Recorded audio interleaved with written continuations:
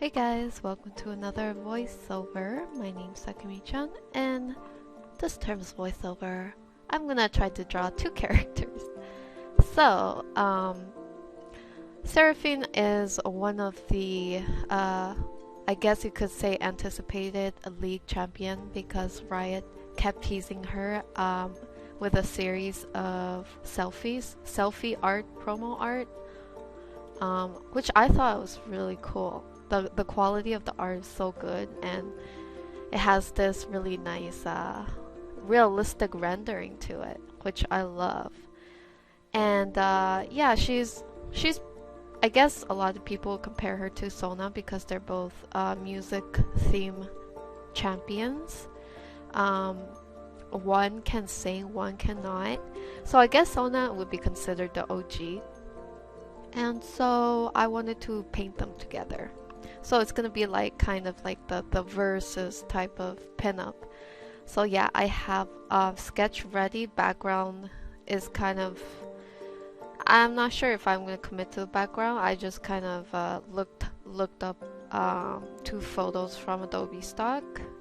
Still got the watermark because I'm not sure if I'm gonna commit to it. So I just use the sample for now. If I like it, I will grab the HD version of the images.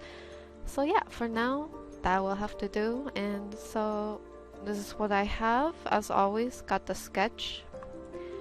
And I have separated different elements of each character into separate layers for just to make it easier in case I have to edit stuff.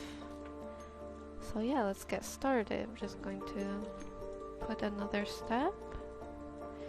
Anyways, I hope you guys are doing well.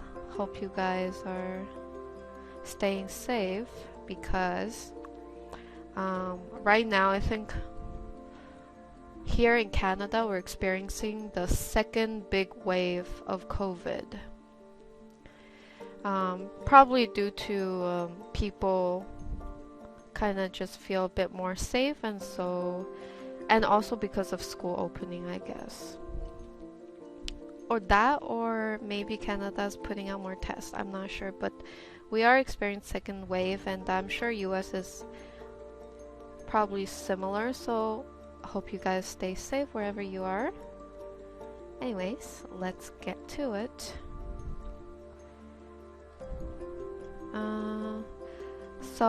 I usually like to start off with the skin. Always starting off with the skin. And for this piece, I'm thinking of I'm gonna try to make it a bit more colorful. Because recently I've been aiming to do more of realistic rendering with duller skin tones, so this time, I don't know. I'm gonna try to see if I can switch it up a bit. Something like that, hopefully. But we'll see how that goes, because I'm a lot of the times I'm kind of indecisive, so I don't know, I end up changing my mind a lot. Hopefully I'll get somewhere good. And to be honest, I don't know if it's just me, but I'm not feeling the Halloween vibes too much, so I haven't been drawing a lot of Halloween themed.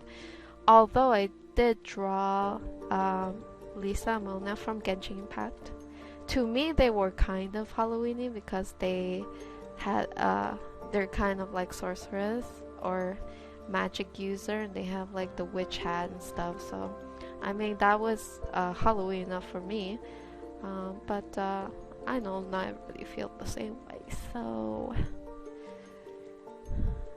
anyhow, so I'm going to base her design off of her, well, Seraphine's design off of her official splash, of course, pinified, you know, kind of an excuse to skip some of the details so that I can paint more skin. So I am using the airbrush, which is a great tool to just kind of layer down very basic colors. And then of course, as we go along, try to refine that up with either solid round brush or just use the lasso tool. So Seraphine is like she is very slim. She's like a stick figure compared to Sona. So that's pretty much the concept in this piece, because I want Sona to be kind of like the more curvy character in my art. I've been trying to draw more slim female characters, but my heart will always be with the more curvy figures. Curve is just a lot more, personally, a bit more dynamic to paint. You can play with the composition a bit more, I guess you could say. Okay. I'm just going to quickly give her hair a basic color. I probably need to redo the head layer. But yeah, this is gonna do for now. And then I believe in different reference for her. The official splash doesn't really she doesn't really have the purple ends, but in a lot of her promo selfie, she's got like purple hair at the tip. So yeah. Okay, let's find Seraphine. Sarah hair. Okay, I'm just going to make sure she's got hair overlapping. I will elaborate on that a bit more later. For now, just put that up.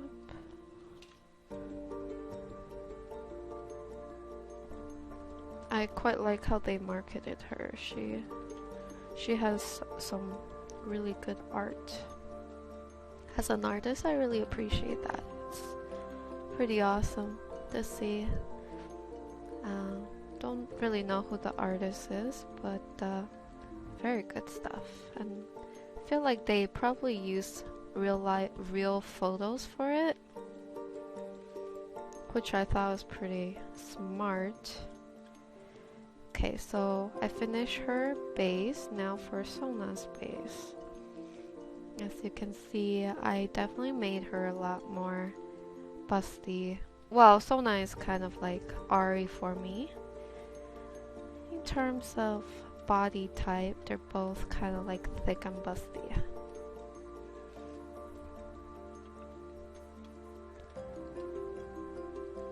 And I am pretty much using what I have done for Seraphine and doing similar color.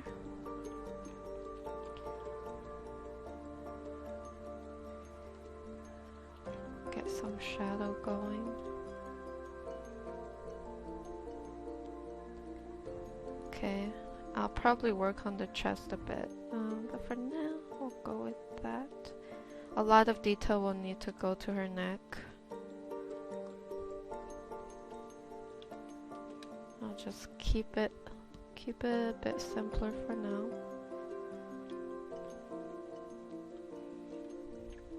Let's go ahead and add a bit of pink underneath.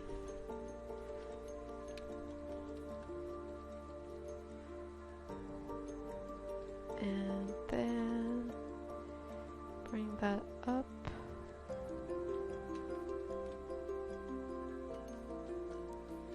Let's test out with that for now.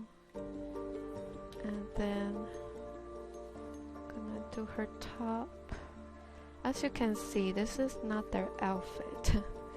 Well, it is not the actual design, but I just wanna paint some leg.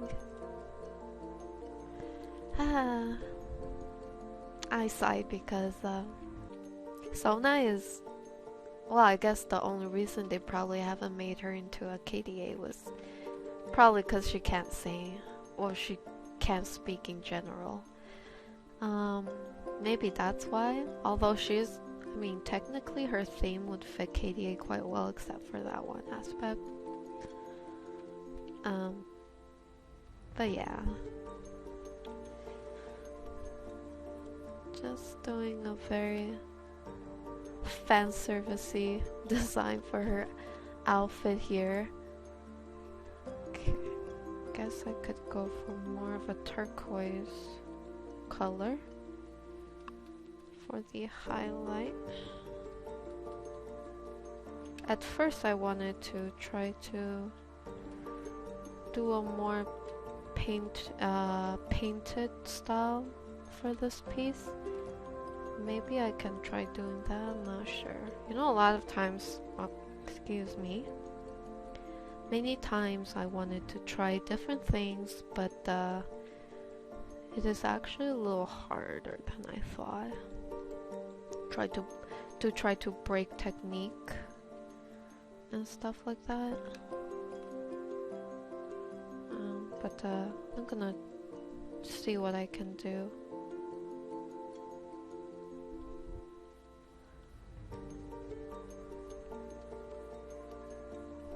Just lining out her design.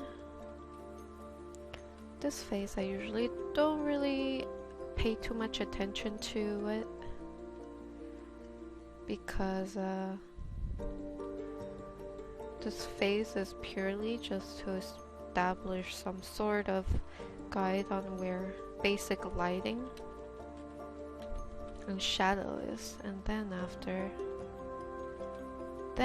I would go in to add more details. So this phase is gonna be as quick as I can get it over with, you could say.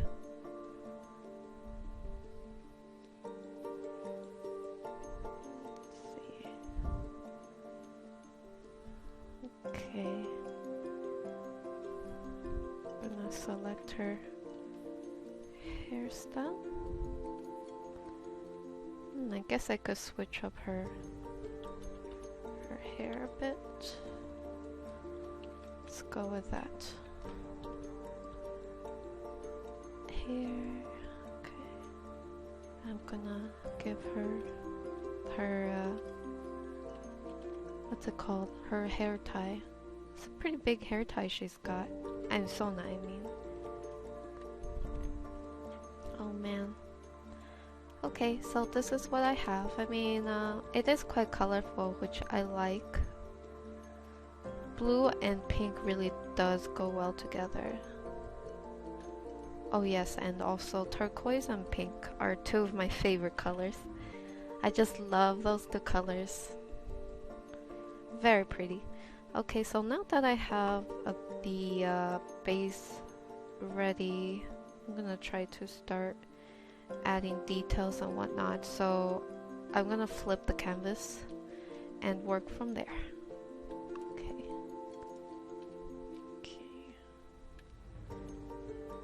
I'm gonna start off with Sona's torso. Usually I like to start off with the center mass of the character, and then I tend to kind of just do a general sweep and then start the face a bit, and then I'll continue from there pretty much. So I'm going to lower the lines.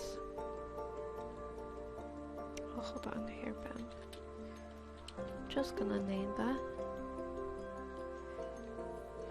And I'm just gonna also, while I'm at it, kind of refine, correct, and whatnot. So I'm gonna go ahead and start to refine the bust a bit.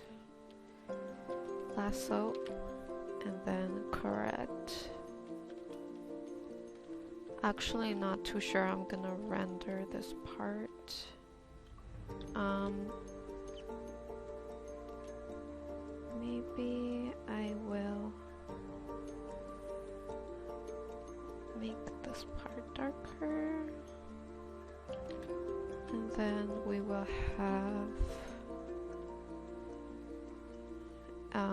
we will have the lighting on the side.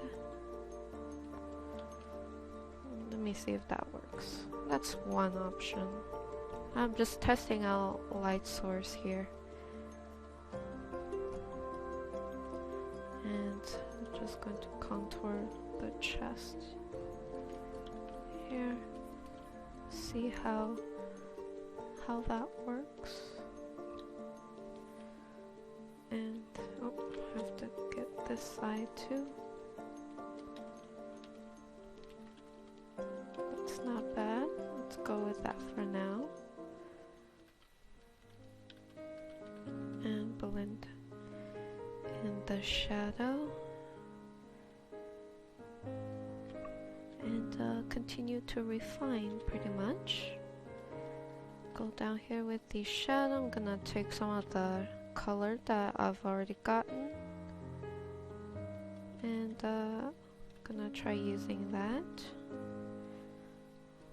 Guess this part should be in shadow.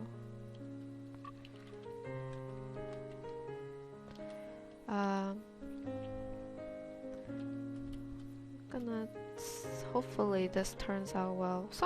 You know how I'm not sure if you guys can relate. I'm sure some of you can, but sometimes, you know, when you really want to try and you try really hard, sometimes it just doesn't turn out too great, and then other times you're just like, oh, I'm just going to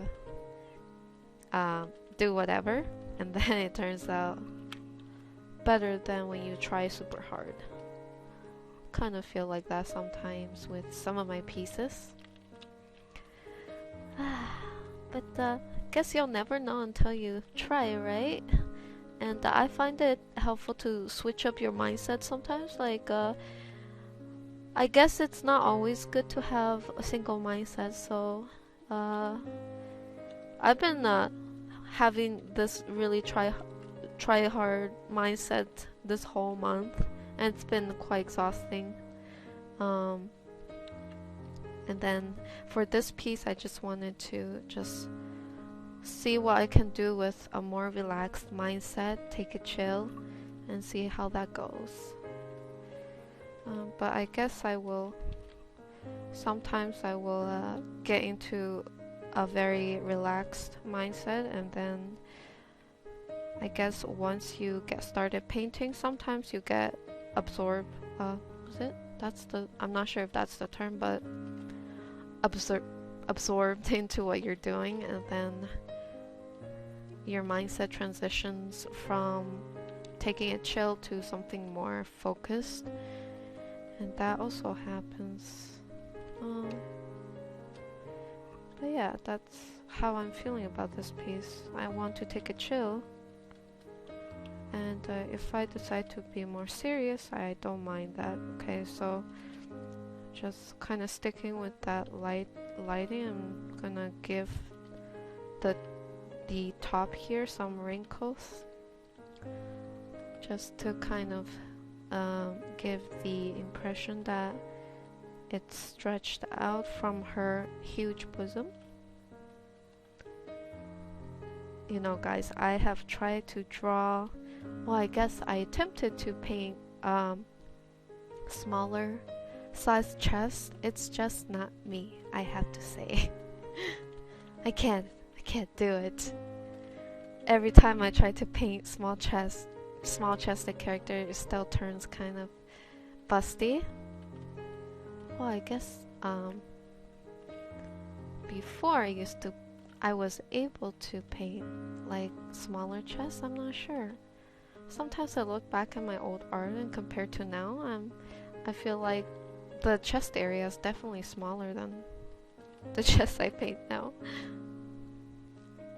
It's kind of funny how I look back, and I can definitely tell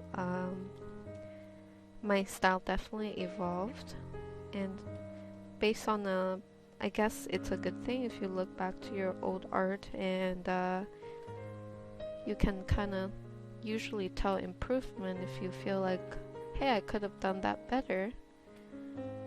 But yeah, I feel like that.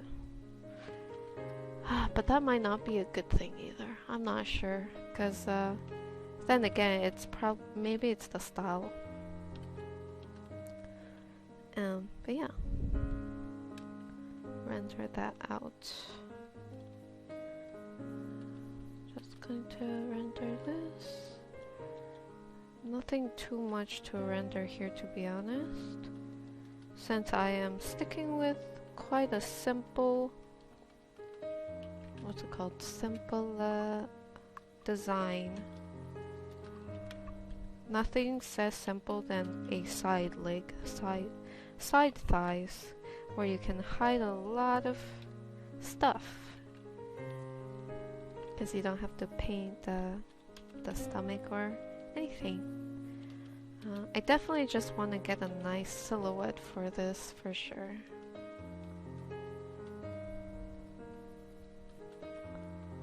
Okay.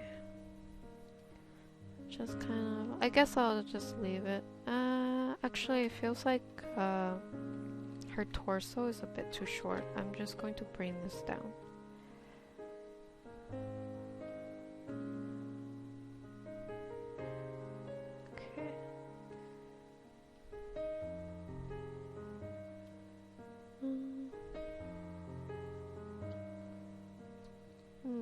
Okay.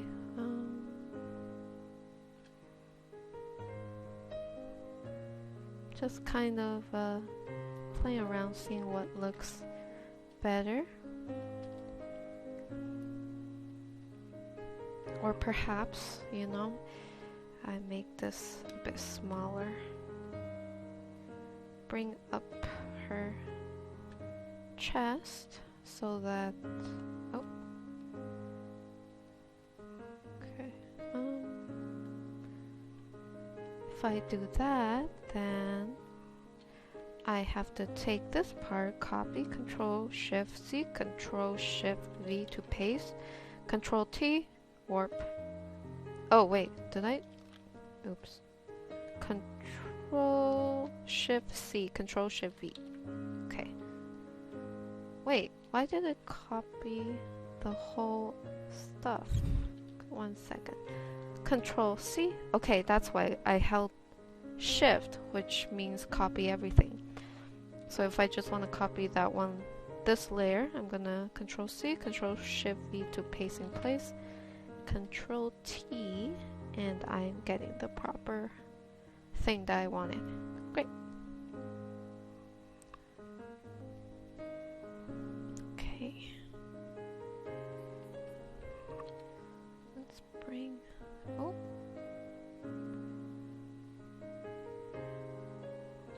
Okay, I will be fixing the anatomy shortly. I'm just going to experiment a bit with this.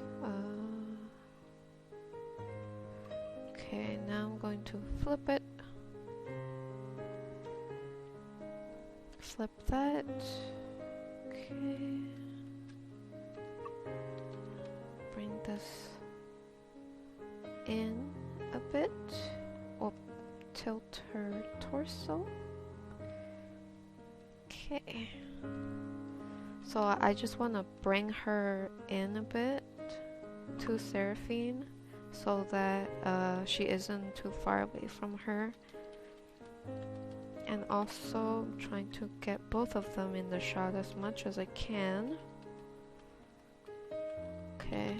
Now this is very exaggerated, but you know what? Sometimes I would just let this slide and then hear all the where's her organ remarks. Okay. I will probably play around with it a bit more.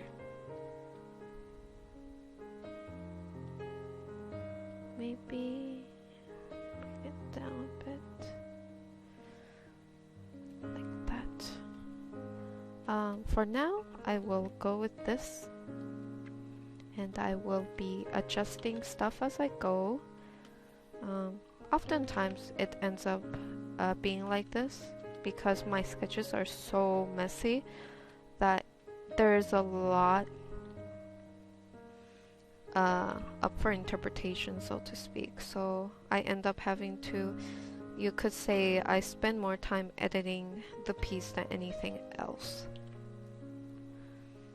Okay, well, at least I got a basic rendering for now. And let's see here. Maybe I will put all of this in shadow. I'm gonna go ahead, select multiply, and select a very light beige tone. Lock the layer down. Oh, I don't like this. Maybe like a purple? Nope. Maybe like a pink? I'm just testing out colors. Let's go with, hold on, go with a bit of a bluish tone. So that's gonna be my, oh, hold on, my shadow part. And within that shadow, I'm gonna use a very warm tone to balance out the grayish tone of the shadow. By balancing it out with a warmer tone, it usually just helps soften the look of things to not make it so dull looking, which is actually, if you want to achieve more realistic look, then duller is the way to go for some instances, not all, but basic rule is real life is a bit more dull than more stylized pieces, you could say. Well, take the example of Pixar and that type of rendering style. It's very colorful, which has their own merits, of course. You know what? I still kind of like that. Maybe I should go for more colorful stuff because I guess you could say my older style had more influences from that type of rendering style from Pixar and stuff. But now I suppose I try to aim for more realistic.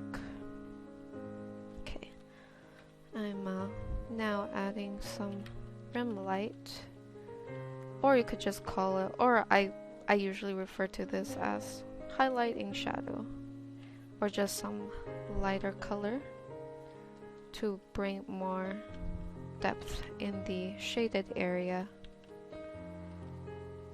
so that it's got multiple light source, which could be a good thing or a bad thing depending on the style we are going for.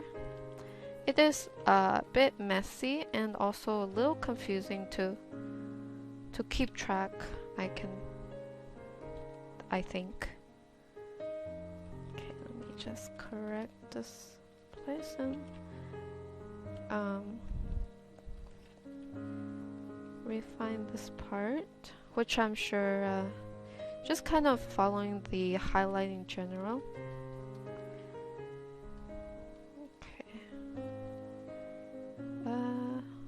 Also, I recently tried to, I guess you could say, experiment with the brushes that I already have.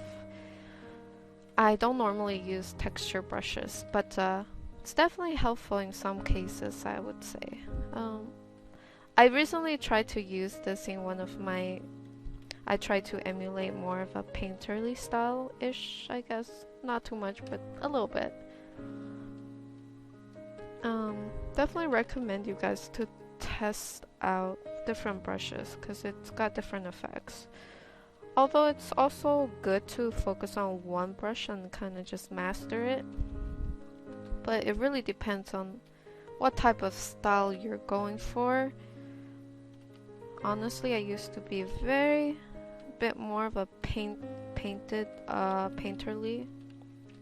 artist. I love painterly stuff. But I since stopped that, but maybe I should go back. That's a possibility, you know? I should keep trying new things. Gotta keep things interesting, you know? Okay. I'm just selecting the head area where I'm gonna make it darker. Okay. So that is the texture brush. And I think this brush is pretty good for hair, at least. And maybe it's good for other stuff, but haven't figured that out yet. So gotta try it out, you know? Always gotta try new things. So that, you know, you never know what you can find. It's like life, you gotta try stuff out. Or actually, no, that's a bad analogy. More like, gotta try out different food. Oh, excuse me. Gotta try out different food, because you never know what you will like. Okay. I mean, you can see that, okay? It's got some nice texture to it. Although kind of scribbly and whatnot. Okay. Now, I'm going to increase the line work and work on Seraphine now. So I will render this out a bit more until I'm happy with the look of it. Feels like I could probably spend a few hours on this.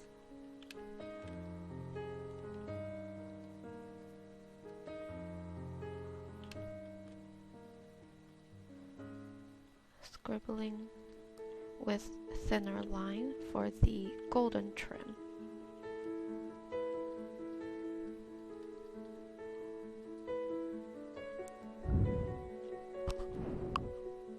Okay, just making sure that my speaker is the correct one. I hope it's not. Okay, it's not this one. I have two speakers. I mean, record microphones, right? One I use for voice acting,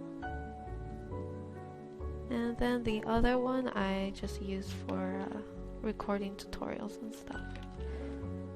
So yeah. Let me check the little preview here. Back at this.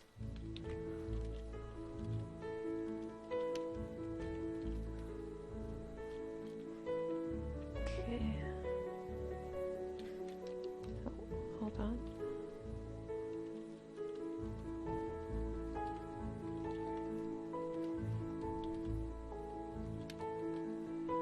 Let's add a tiny bit of yellow.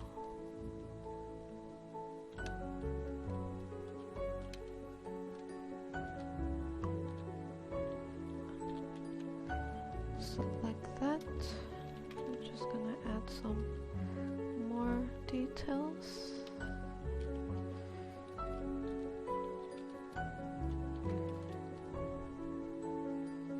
Need more shadow here.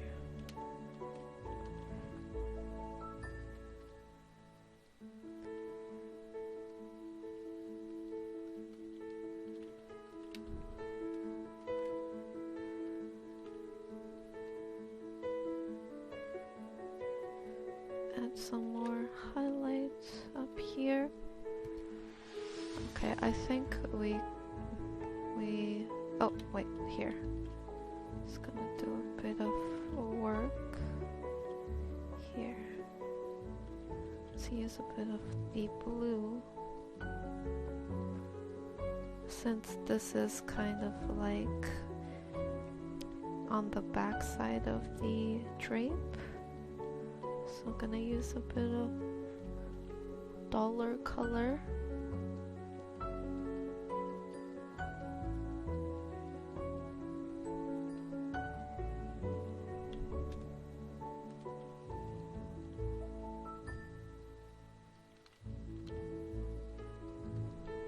Okay.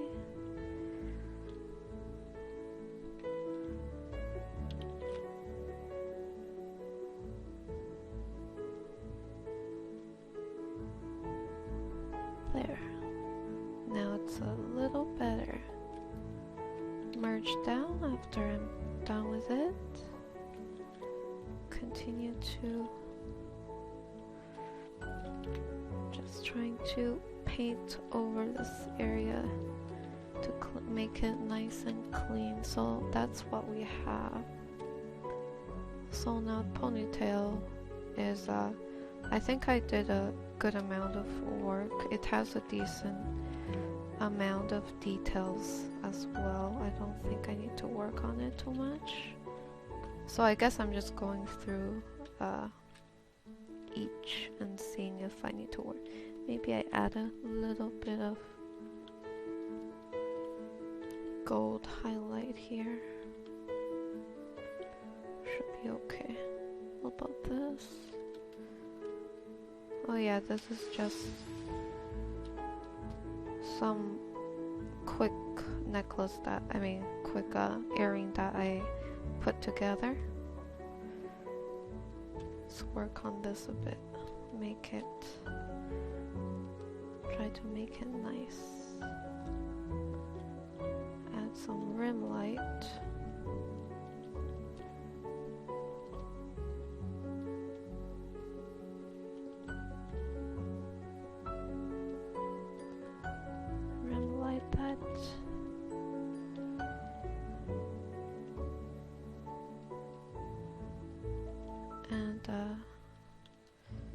Make it a little sharper, sorry.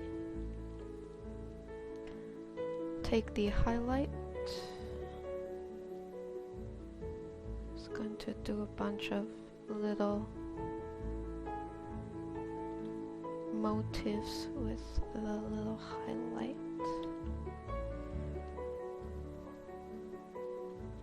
Just to kind of fill up the empty space.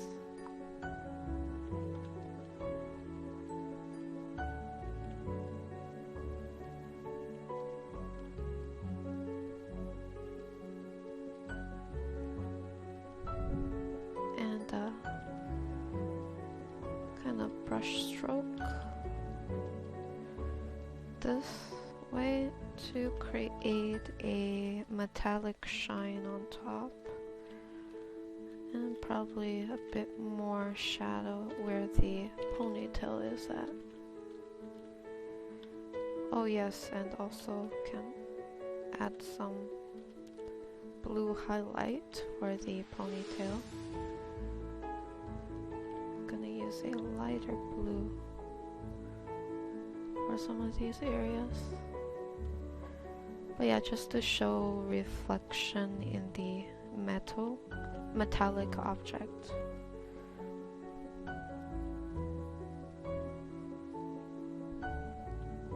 Lock it down.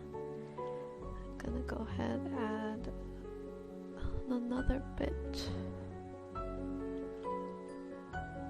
One that's a little shinier.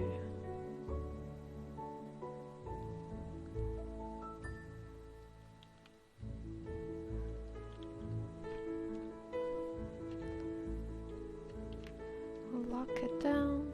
Need to do the rim light. Let's go with overlay. Okay. Hold on. Let me add some more blue on here.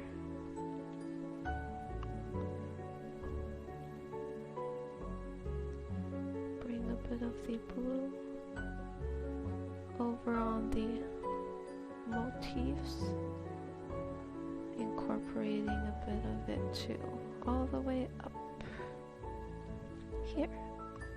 Okay. Now Sona's hair. Oh. Definitely need it here. So I'm just going to sketch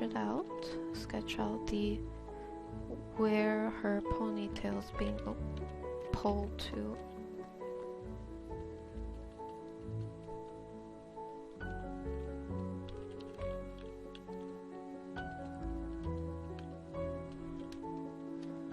So this is her, what's it called, scalp area. Just going to line it with just trying to be subtle with the skin tone, and then after it's kind of about painting the hair line and kind of making sure that it is going to where it needs to. So this side needs to be pulled over here. But first, I'm going to use the lasso tool to help me secure this area. Bring the hair down. I'm gonna select the outside of that, and this side is gonna be pulled towards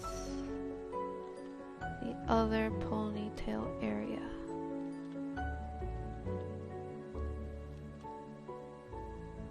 Well, at least I'll try to make it look that way, but really, because this area is so tiny, we just need to, well, I just need to paint the impression that the hair is going that way. Guess it's not too bad if it's not super clear, because of not a lot of room to play with, not a lot of canvas space for that.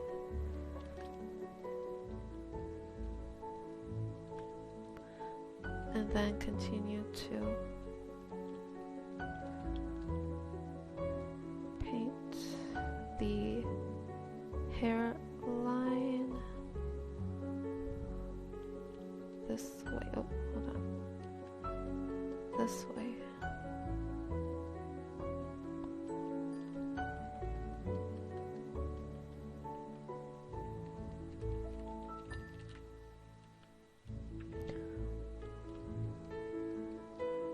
Let's go ahead and cover up the skin tone a bit more.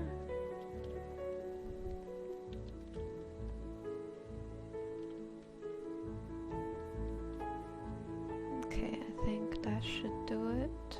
Just going to add some more of the darker color.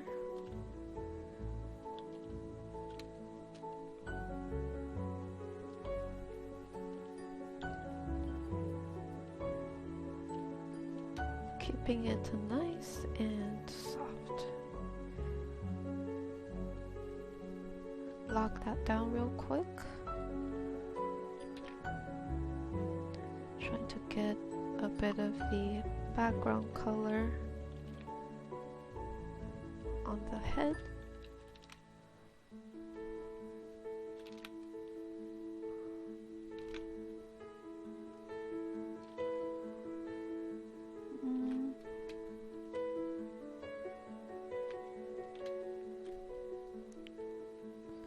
It's not the look that I'm trying to go for.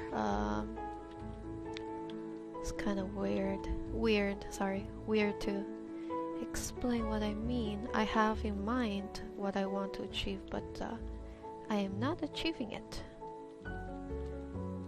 So I will keep working on it until I feel like I have achieved it. I'm gonna select that area. Get a bit more of the background color.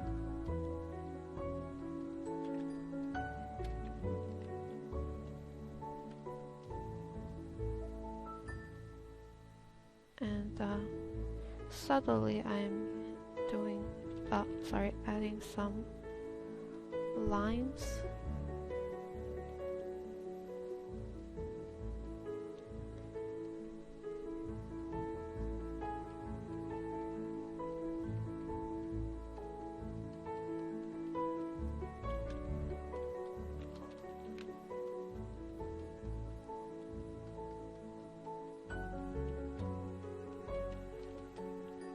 see if I should add a bit of gold. It's alright.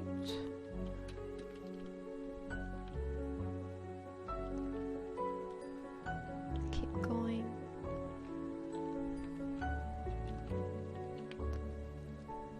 Let's go ahead and use the solid round brush. Graze a little bit of it.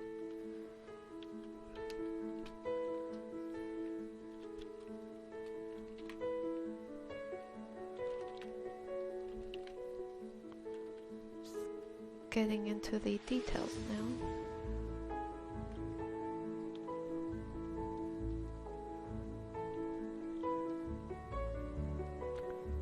So this is just adding some smaller hair strand. Now it's about the details.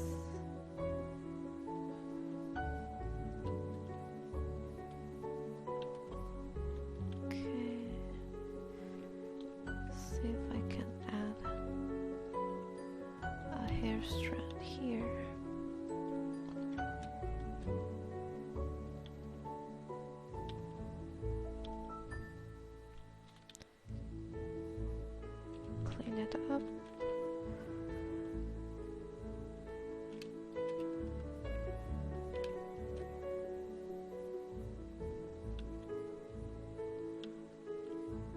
There. Delete. Lock it down so that I can apply a bit of skin tone in here. Skin tone.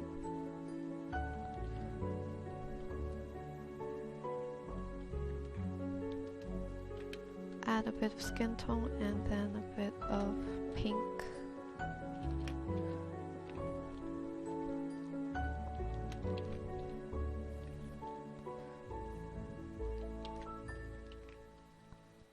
Let's give Sona a bit of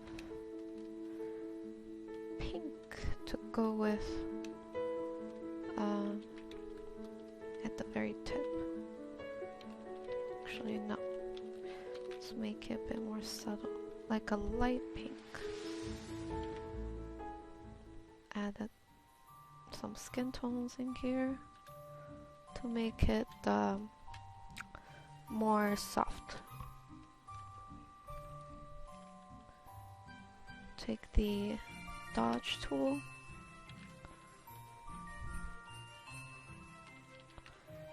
Okay.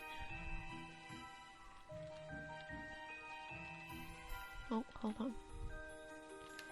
Now go here and gonna see if I can add some highlight towards the end of the hair. Lock it down and gonna erase parts of this. This is to create a translucent look for the hair. And after that, I go back in with a smaller but more prominent highlight. Dot around.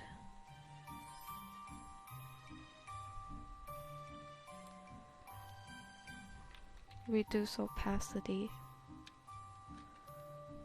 I wonder if I can do that here too.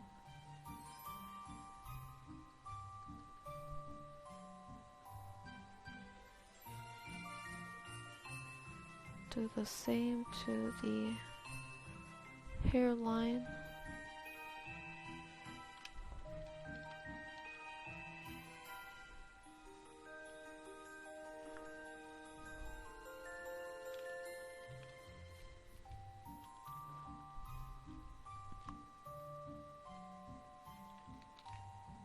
Gonna create another layer. Take a bit of this color. Let's do color. Ooh. It's very bright. I mean, very saturated. That's not bad. Okay, I'm gonna merge down. And then for the hair tips, hold on. Let's see, overlay.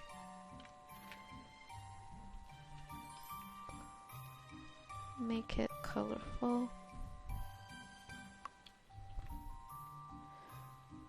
Okay, so that's done. Now for Sona's head. So I did work on it quite a bit. First, it was like this. Then I covered it up, painted over it, color adjustment, painted over that, and then brought it down. So there's actually a lot of phases to this. Also need to fix the ear somehow. Go ahead, add a bit of shadow to it. I need to... oh.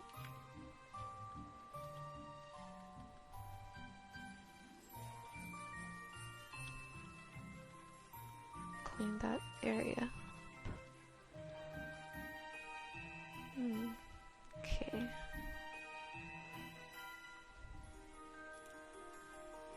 I think I'll just go down the list of layers.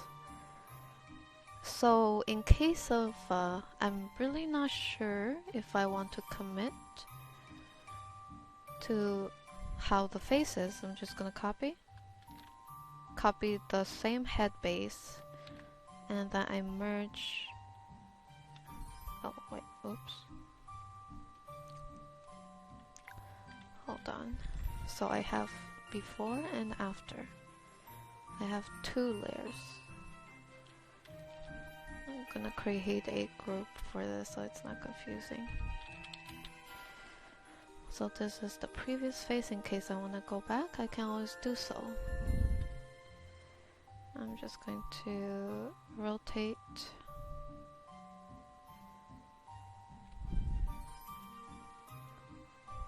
Okay.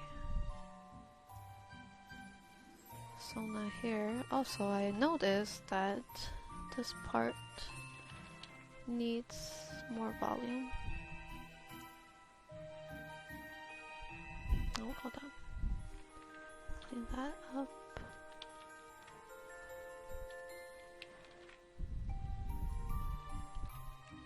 Merge down. What? Brush. Oh my gosh.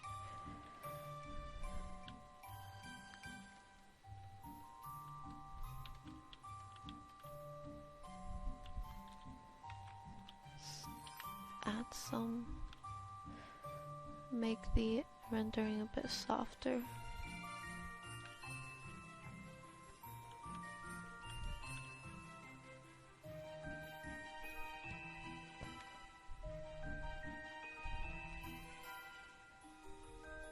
Okay, so this is the layer I have. Going to remove her earrings for now, so that I can see what is going on and stuff. Fix the ear first. Add a bit of shadow where the base of the ear is, and then highlight. Needs more highlight here.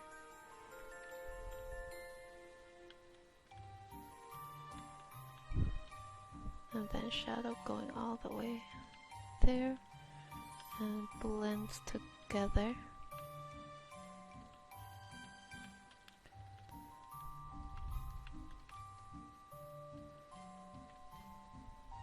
Just painting the hairlines a bit more. Just add a tiny bit of hair. Going down here. And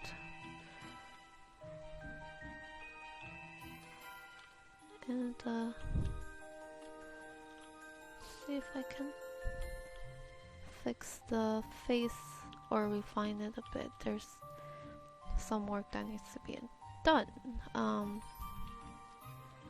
Gonna take this eye and put it on this eye. Hopefully. Oh.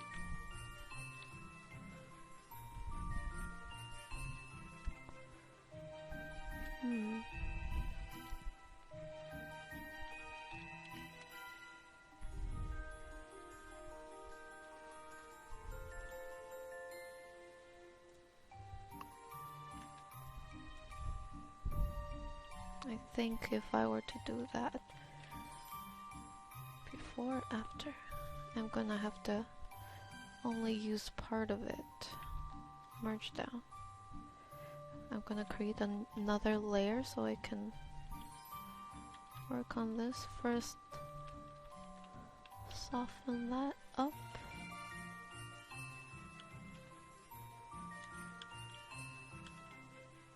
Just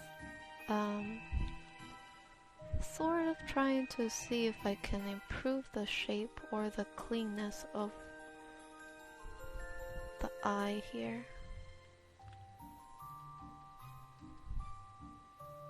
Gonna use a small brush, paint on those eyelashes. It has to be soft, otherwise it will look too sharp.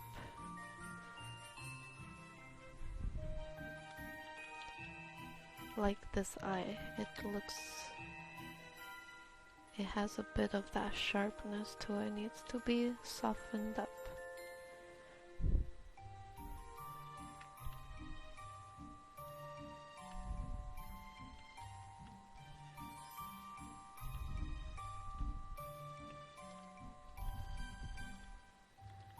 Same with the lips. It needs to be soft, otherwise it will look too sharp. Even, it's kind of hard to tell unless you look at the small preview.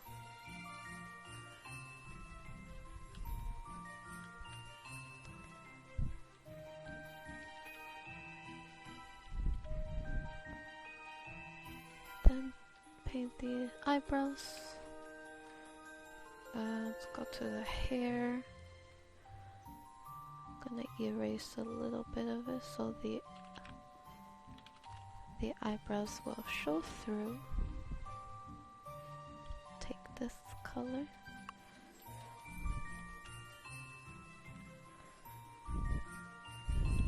Going back to airbrush.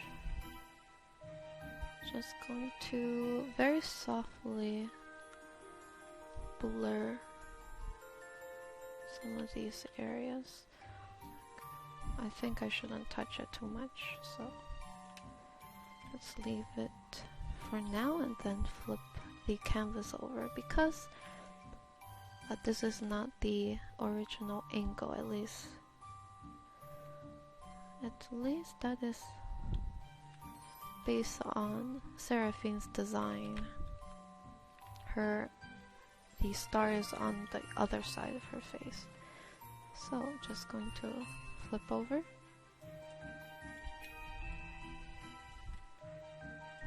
Put back the earrings. Before, after. Just a bit of change.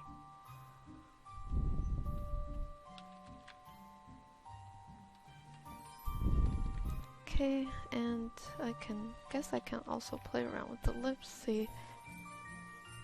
Maybe I can make her lips more red. And perhaps add some shine to it.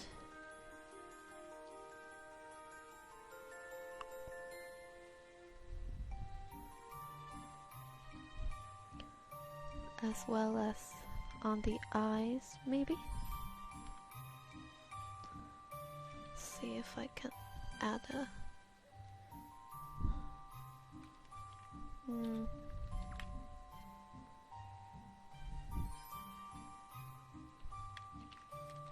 maybe here. Haha, nope. Okay, now let's try the circle. Or, okay, I think the dot is promising. Going back here. Trying to make sure the whites of the eyes is visible enough. Oh.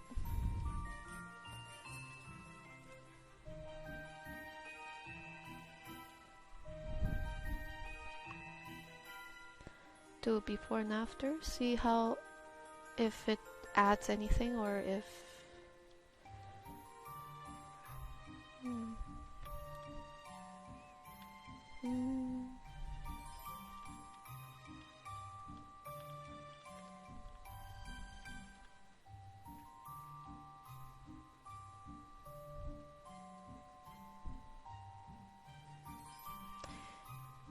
Nope.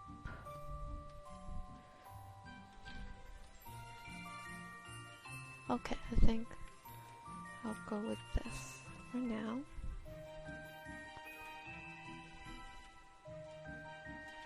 Another layer underneath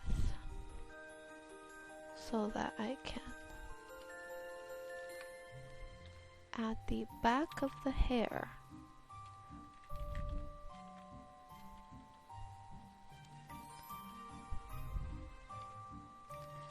So that's for now, I think. Oh wait, hold on.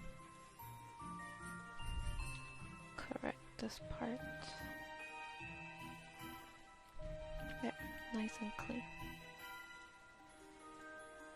Okay, down to her bracelet. So I already edited a little bit. Basically a photo that I played around with.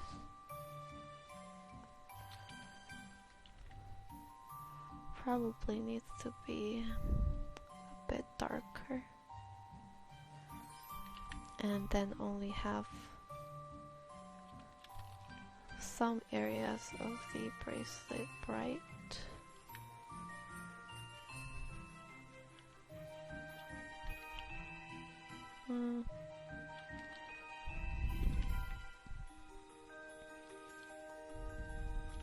Yeah, you can tell it's quite messy. I'm gonna do some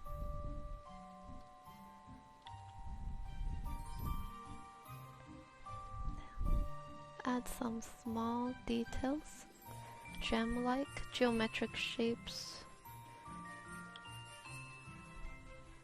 all that jazz.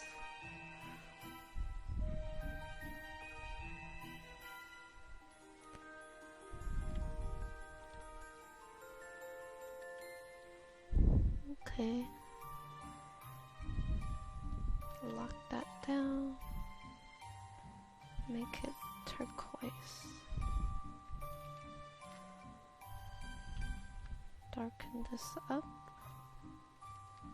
we'll darken it up a little bit.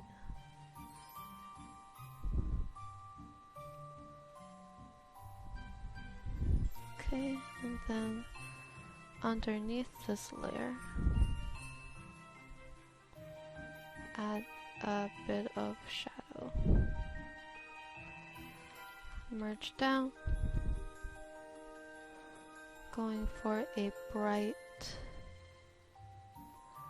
yellow color, and just gonna highlight some of these train areas.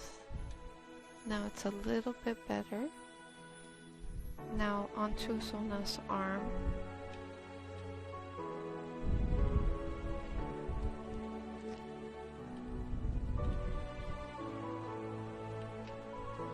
Just gonna blend it.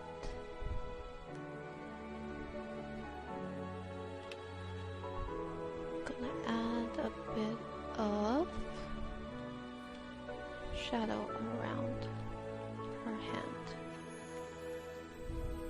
in darker color.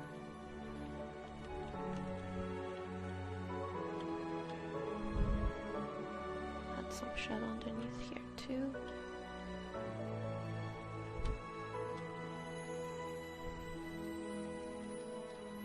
And then gradually blur them together or blend them together.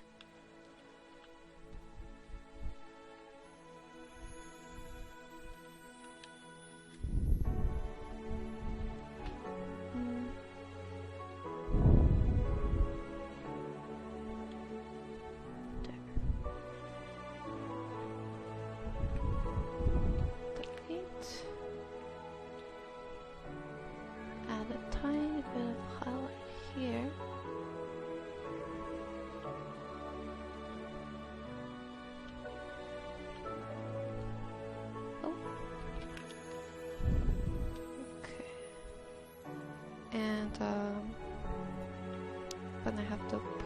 of shadow where her arm is,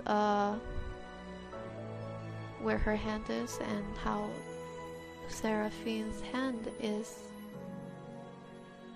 having a bit of shadow on Sona's hand. So just add a bit of shadow where you think there's gonna be shadow, pretty much.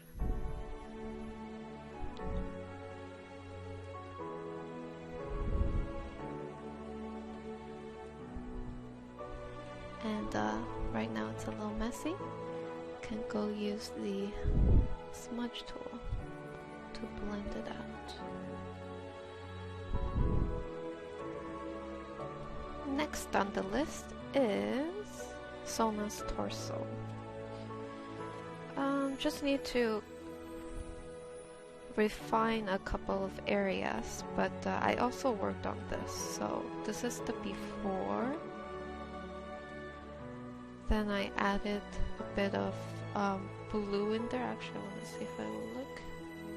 Okay, that's not bad actually. I'm gonna duplicate this layer. Put it on color. Lower the opacity for this.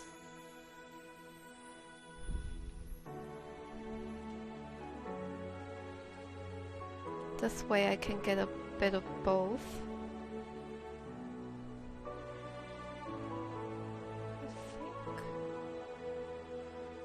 And this is the choker that I did. Hold on a sec. Oh, whoops. Choker, where are you? The choker was actually created with the same texture as this, so I believe this. I copied it. I made it blue. Pretty much use multiply and layered it on with a blue color, and then I went in with the detail brush, a smaller brush, and I did small dots for the highlights. So that is what I did for that. I'm gonna go ahead, lock that in. Oh, hold on, I'm not gonna do constraint for this. So just need to go in, clean up some of these shapes here.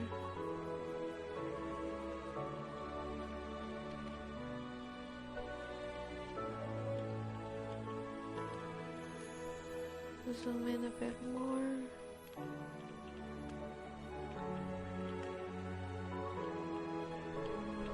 This phase is just on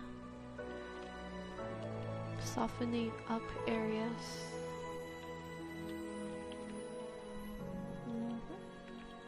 Clean this up.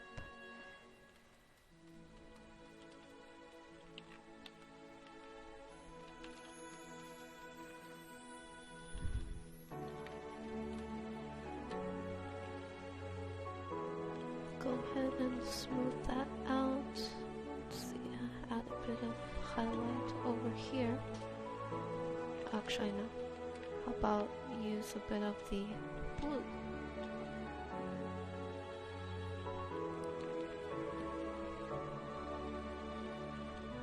Add a bit more highlight here.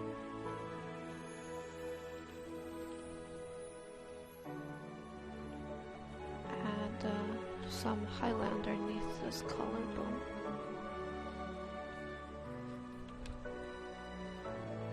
Nice and smooth. Here too, kind of needs a bit of work.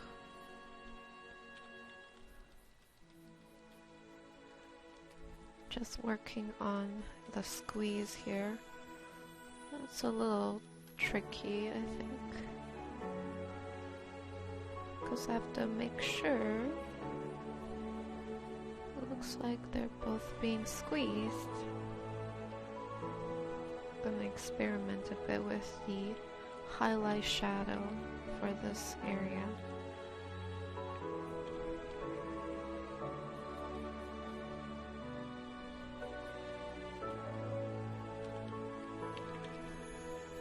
Okay, and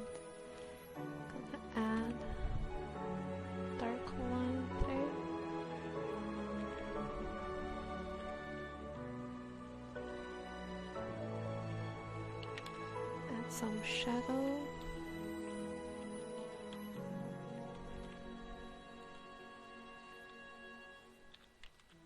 Oh, hold on.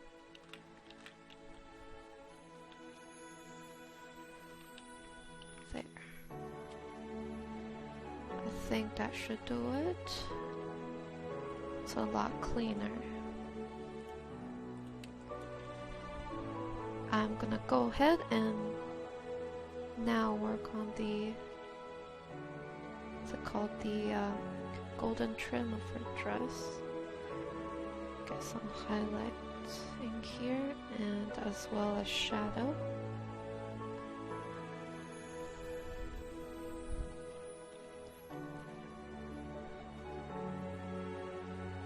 Let's go ahead and line the shadow on the bottom. And of course having the highlight on the top.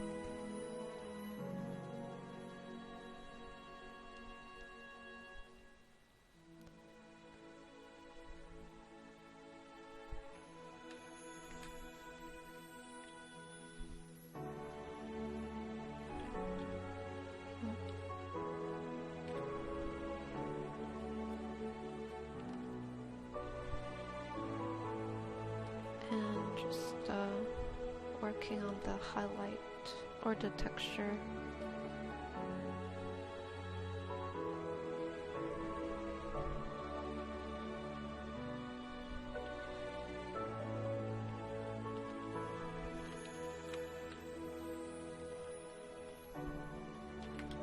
Just blending everything in.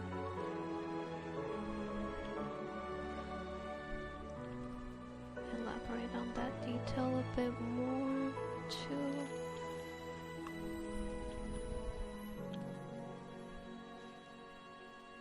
Add some small folding lines. Okay.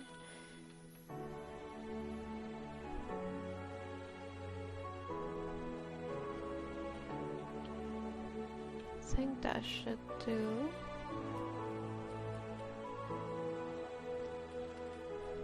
Go ahead and blend that in with the airbrush.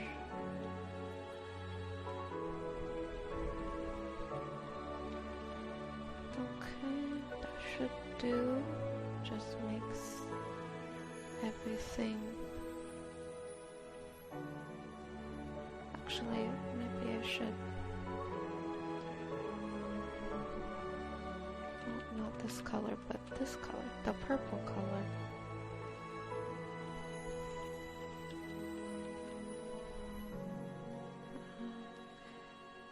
Have it a bit more color reflecting.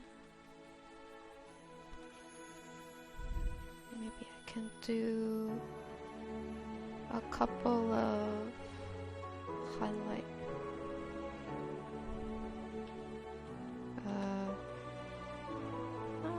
I can try using this again.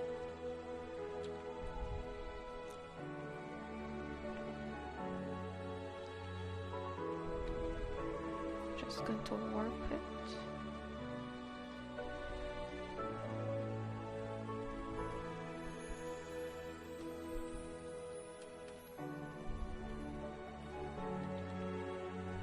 That might work.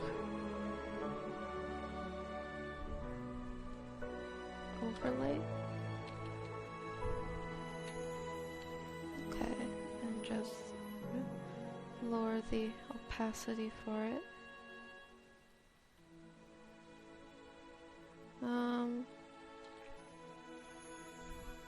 Bring it up.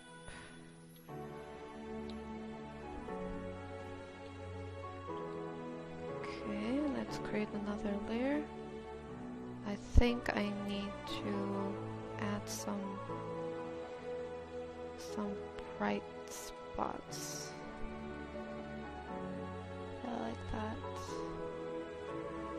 Okay, that should do. Right, hold on.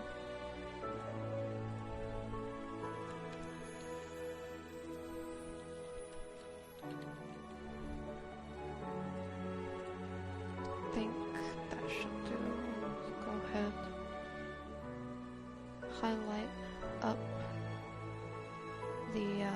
circle trim a bit more. Okay. Seraphine earring. It's okay. Could use more detail though.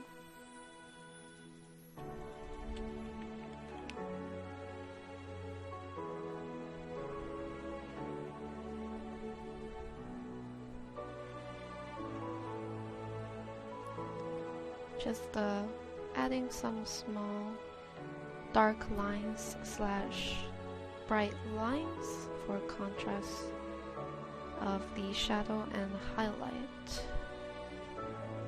Oh, this ear cuff should be here. And the diamond stud there. Okay. That should do. And then Seraphine's head. Create another layer. Let's work on the lips a bit.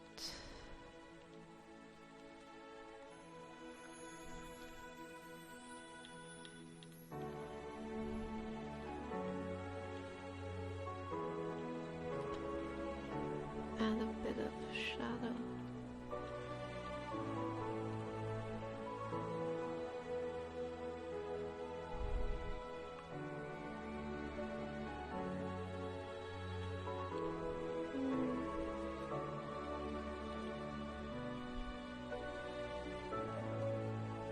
Actually, it was okay the way it was.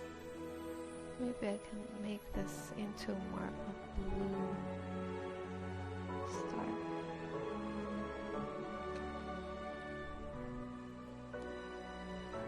So we're highlighting the eye. Let's add some pink up here. I don't know. Just want to contrast it a bit.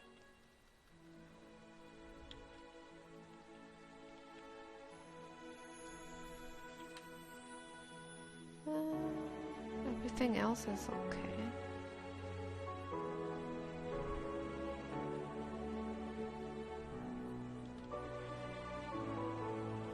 Except changing the eyebrow color.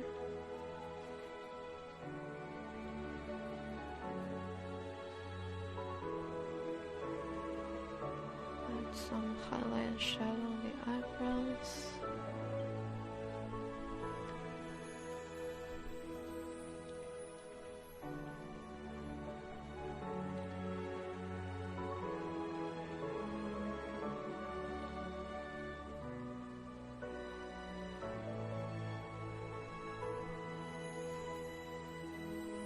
Blur it before, after, nothing too drastic.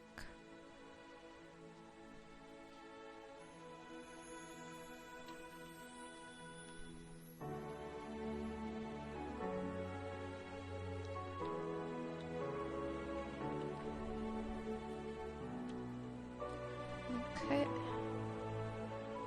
Seraphine's dress needs some work. This part is a little challenging. I'm gonna see if I can reuse some of the textures here. Hold on. Copy, merge, paste.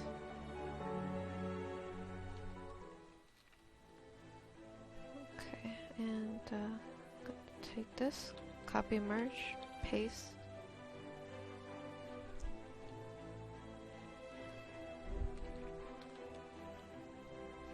Then take some of the, or actually add some sparkles.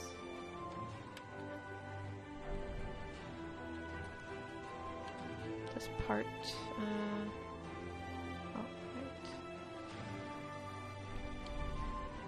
this part needs a bit of work. Let's go ahead, change up the color again.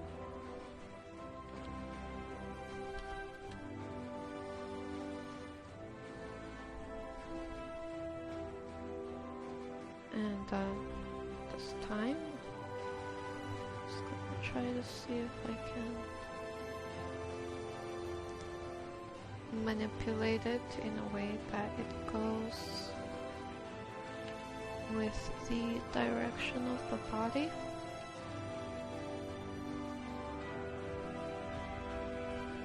Lower the opacity here. Now gotta do this part, which is the challenging bit. Let's see. I'm going to let's go ahead and add some shadow.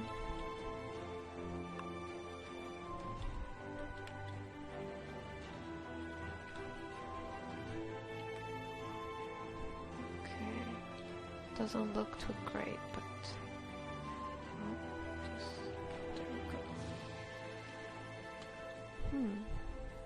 okay, let's see. Let's try using this.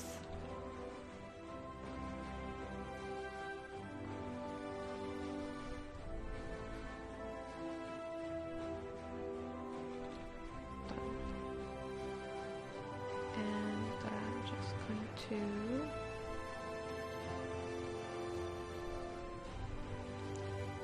layer it in those empty spots. Oh, it's missing some highlight on top. Actually, no. Don't work. Okay. Let's go back to this part. See how that does. Let's do this.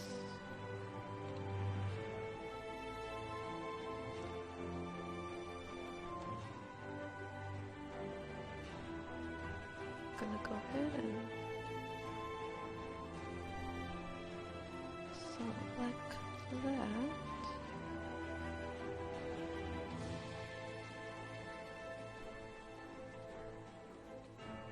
Okay, so it does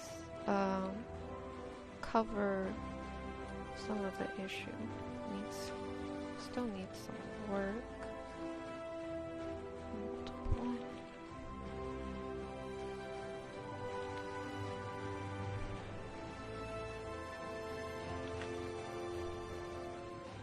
Add these lines for the effect, the pulled effect, and then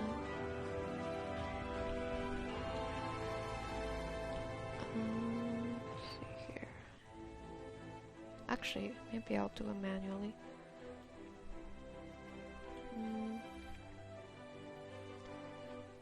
Take this. Oh.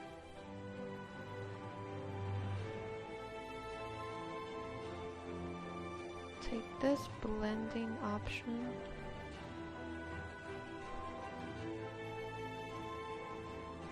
Okay, yes. And then play around with this option, which allows me to intensify certain areas. Same with this, actually. Give me some intense highlight there too. Okay, it's starting to get there. Next is down here. Needs a bit more detail. I'm fairly happy with the result, so I merged it down, and I'll play with the color later. Now it's time for this part.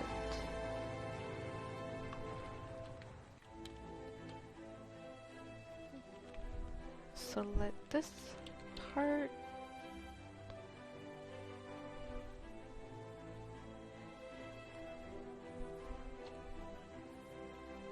And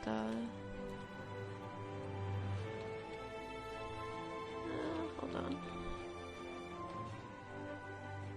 Just trying to kind of have a clear shape of where the leg is going. I might need to redo that.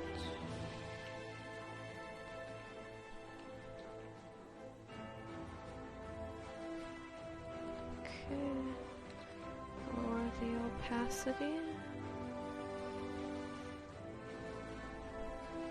Okay, and then change the color. Okay, this texture need to be just a bit bigger, and warping it.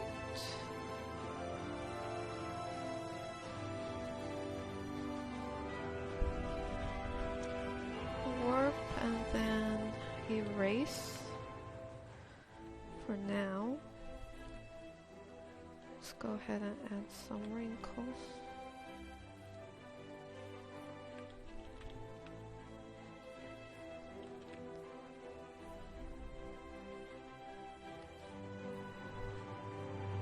Just getting some wrinkles highlighted. I'm gonna have to need another. Okay, this texture is actually different from the other one.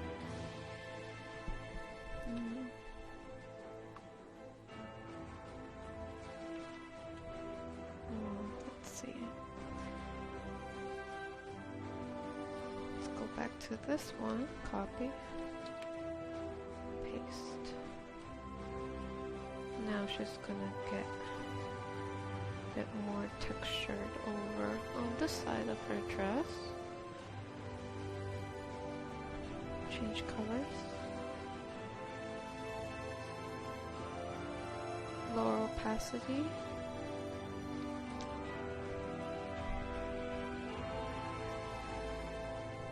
Lower a bit more so I can see here. Time to blend. Erase the texture a bit, blend everything in. Okay. Take all that. Same deal, blending.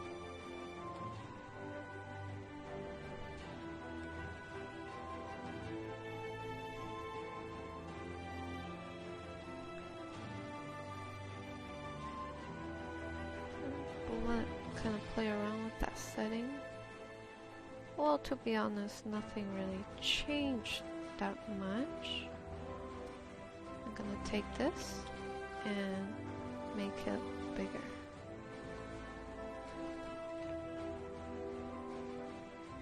Make it brighter.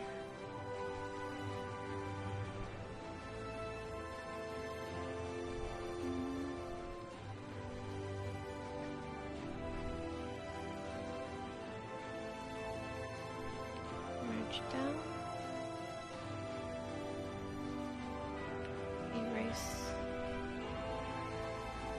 Okay, just playing around with the texture so that I can see if there's anything I can do to make it improve the overall look of the piece. Okay.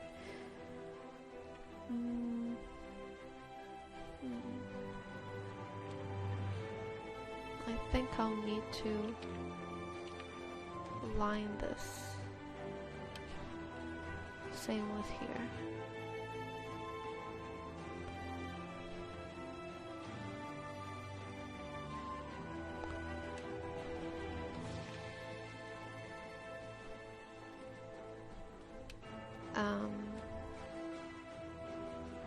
Let's go back to here. Select this, and I'm gonna use it to add a bit of, hold on.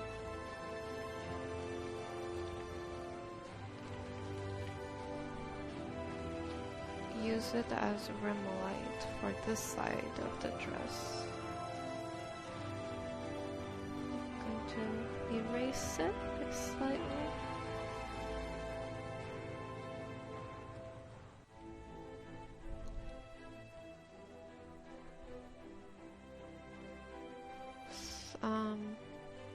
Change the color a bit, and I'm gonna be using this on a few times, but as I use it, I'm gonna also clean up some of these areas.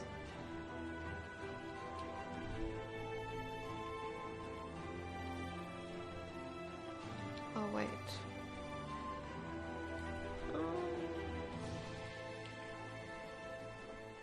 Let's see if I need to change the color of it. Let's go with this color. Overlay.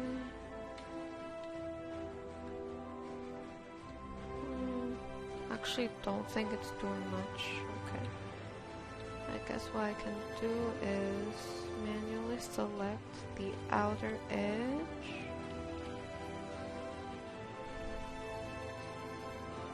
Increase the lighting. And erase some of these areas so that it can be nice and blended in together. I think this works better. And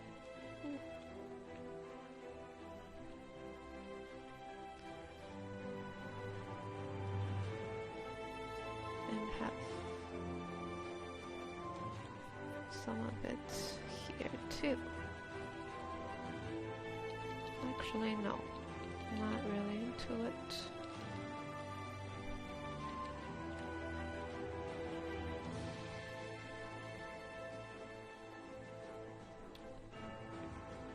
And overall, just cleaning up the silhouette a bit more.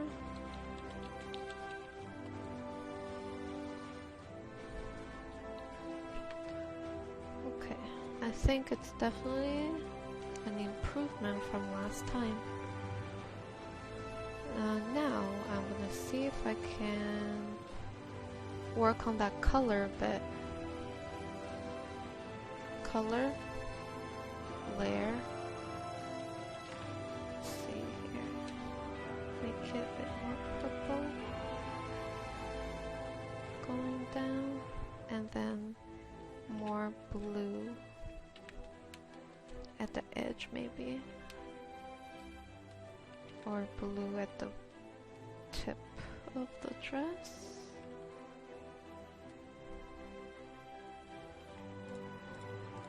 Her main color seems to be purple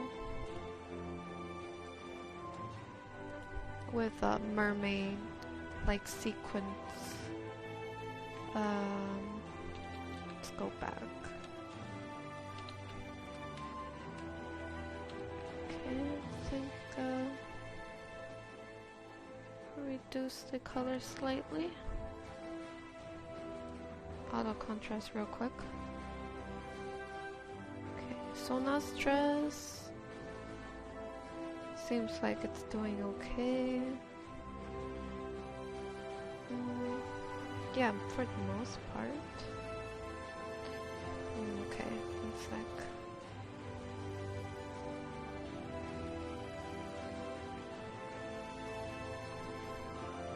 Seraphine's body, clean that up.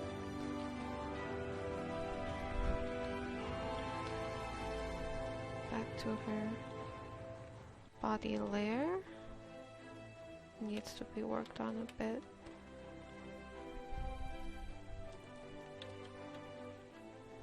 Make sure to add the shadow.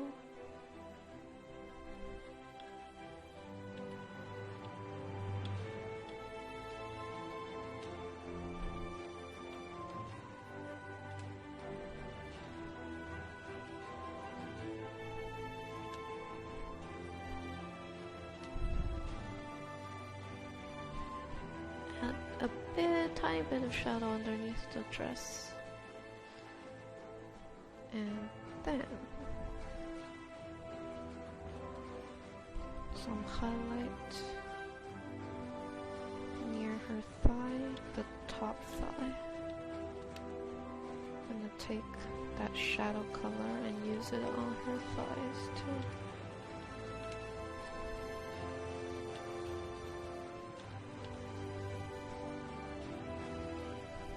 And I'm gonna give her a bit of a rim light here.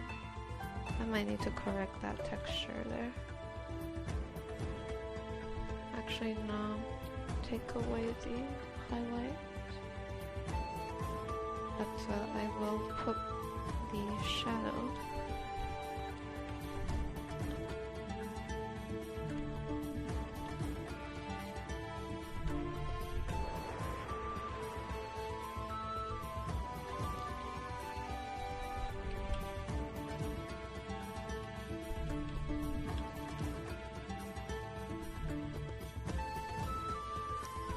Okay, choker.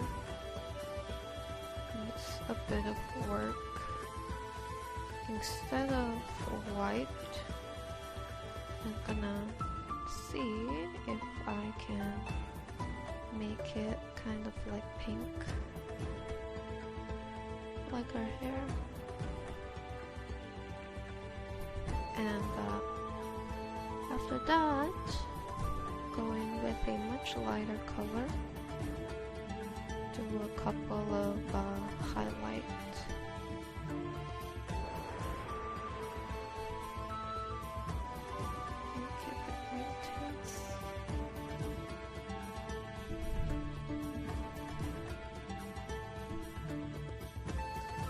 There we go. Okay. Okay, now back to her hair, which needs work. Oh wait, here. It's a bit of work here. Oh, her dress. There is her dress. There. Now, her hair.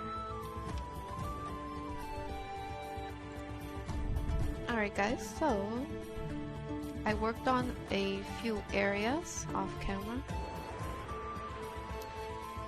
The hair, mostly the hair. So we are nearing the end of this voiceover. Just want to do a bit more rendering over here, and then that'll be it. So yeah, thank you for sticking with me till now. Hopefully you guys find this somewhat useful. I tried to show you guys a bit more how I render small details and stuff like that. So yeah, let's get this started. One more push. So this has been around 5 hours or 6 hours or so. This has probably been one of the longer voiceovers that I've done in a while. The last time I did it was a few months ago. So interesting. But yeah, this piece definitely took a lot longer because of 2 characters. So it's been a little challenging. So for the hair, I'm going to sort of half blend it into the background slightly. Use a bit of airbrush and solid brown brush. Oh yes, also working on this on a separate layer, just in case.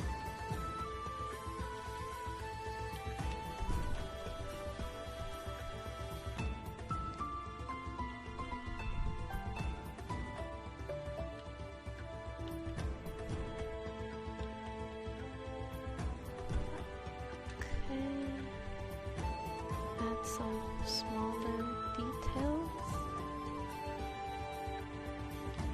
I'm gonna keep the main shadow in the center, and then take a bit of this and have highlight on both sides. Bring this up here.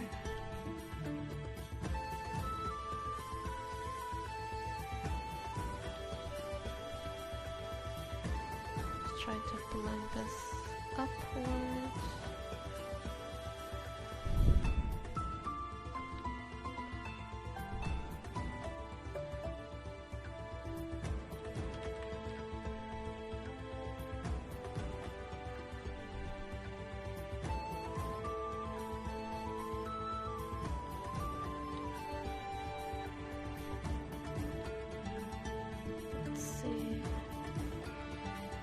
just looking at the small preview so that I can get an idea of how it's going.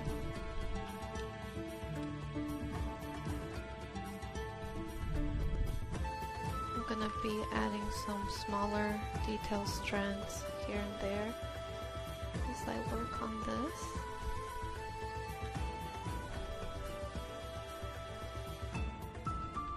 Add some highlight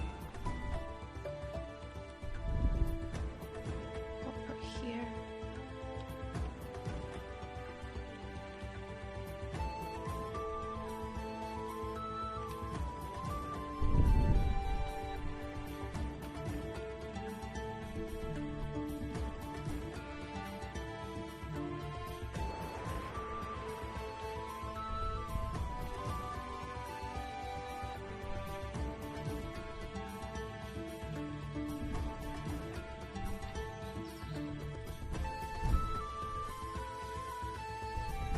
Before, after. Let's remove this a bit. Okay, I guess that should be it.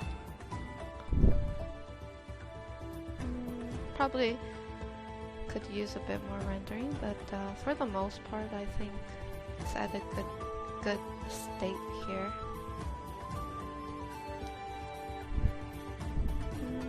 Just looking.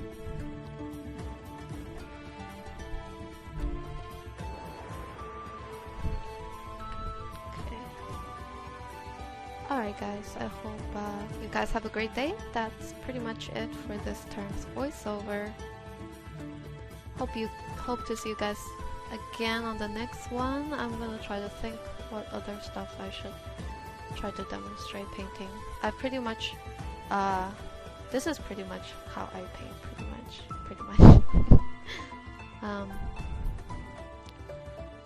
Yeah, it's about trial and error, a lot of experimenting, trying out stuff.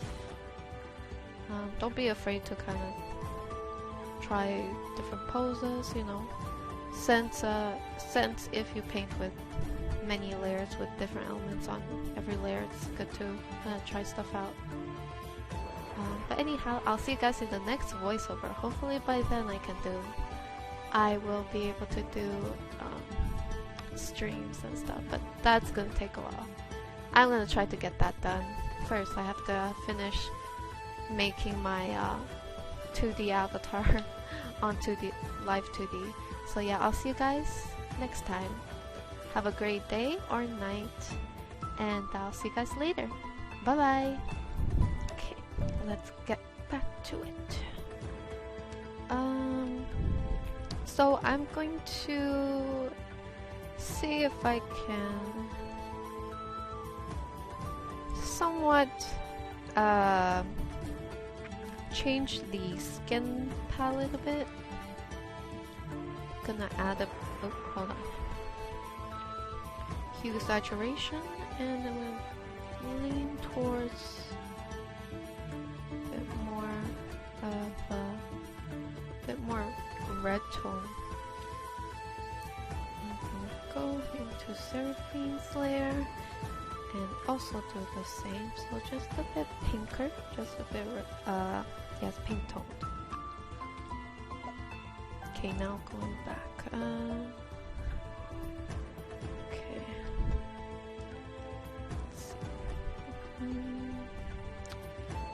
Let's try to use the chalk brush, which one of my old-time favorites.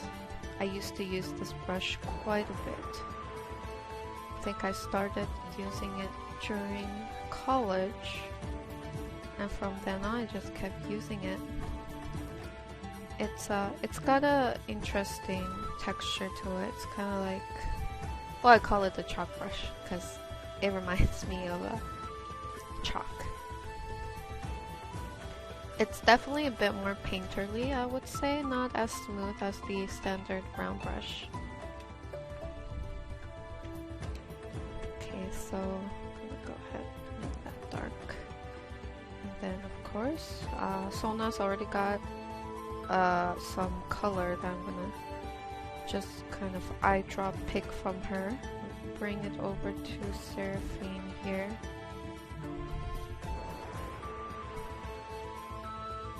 Okay, so I'm gonna have a goal of trying to make sure that the squeeze is good. So all these lines are very distracting. I'm gonna try to turn it off and then try to get something going with the boob squeeze, which is the core concept of this piece. So I did get this idea because I was like, oh, well, people have been pitting them together kind of deal. And also it reminded me of the Mai and Chun-Li piece. It's like a very, very old piece of art, but it's still very nice. So I'm sure some of you know which piece I'm talking about. But yeah, I'm using it as inspiration. It's where they're like up against each other and stuff. And yeah, I'm just using that as inspiration. Okay, I'm going to go ahead and paint a bit of shadow for her chest. And then here, I'm gonna go ahead and add some shadow for that.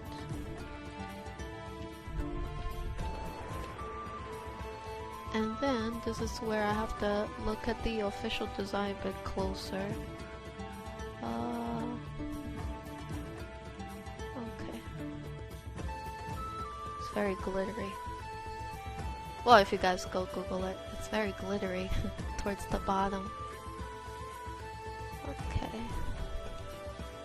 It's definitely a bit less it's a lot less risque than my version.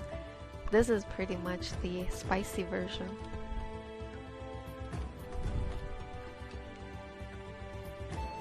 And I'm gonna try to make it a bit more interesting with some okay, it's got some, oh, actually, you know what?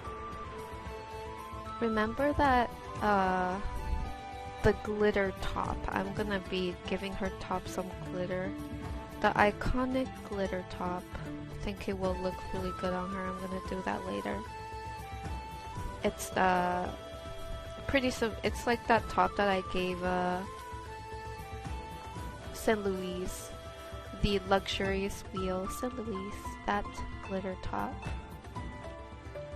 I think it's called a halter top with a lot of sequin. I did not know what it was called. I had to do some research, but the more you know.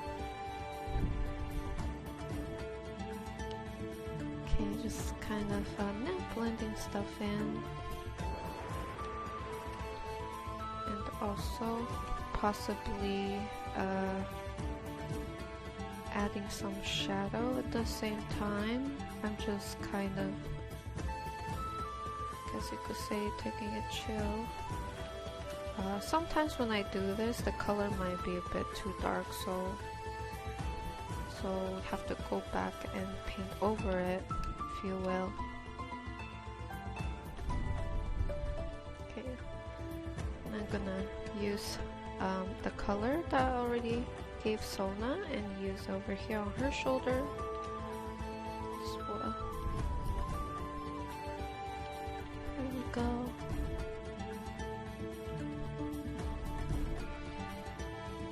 I guess you could say I have a thing for anime girls. What's it called? Colorful hair. Yes, their colorful hair. It's fun to paint.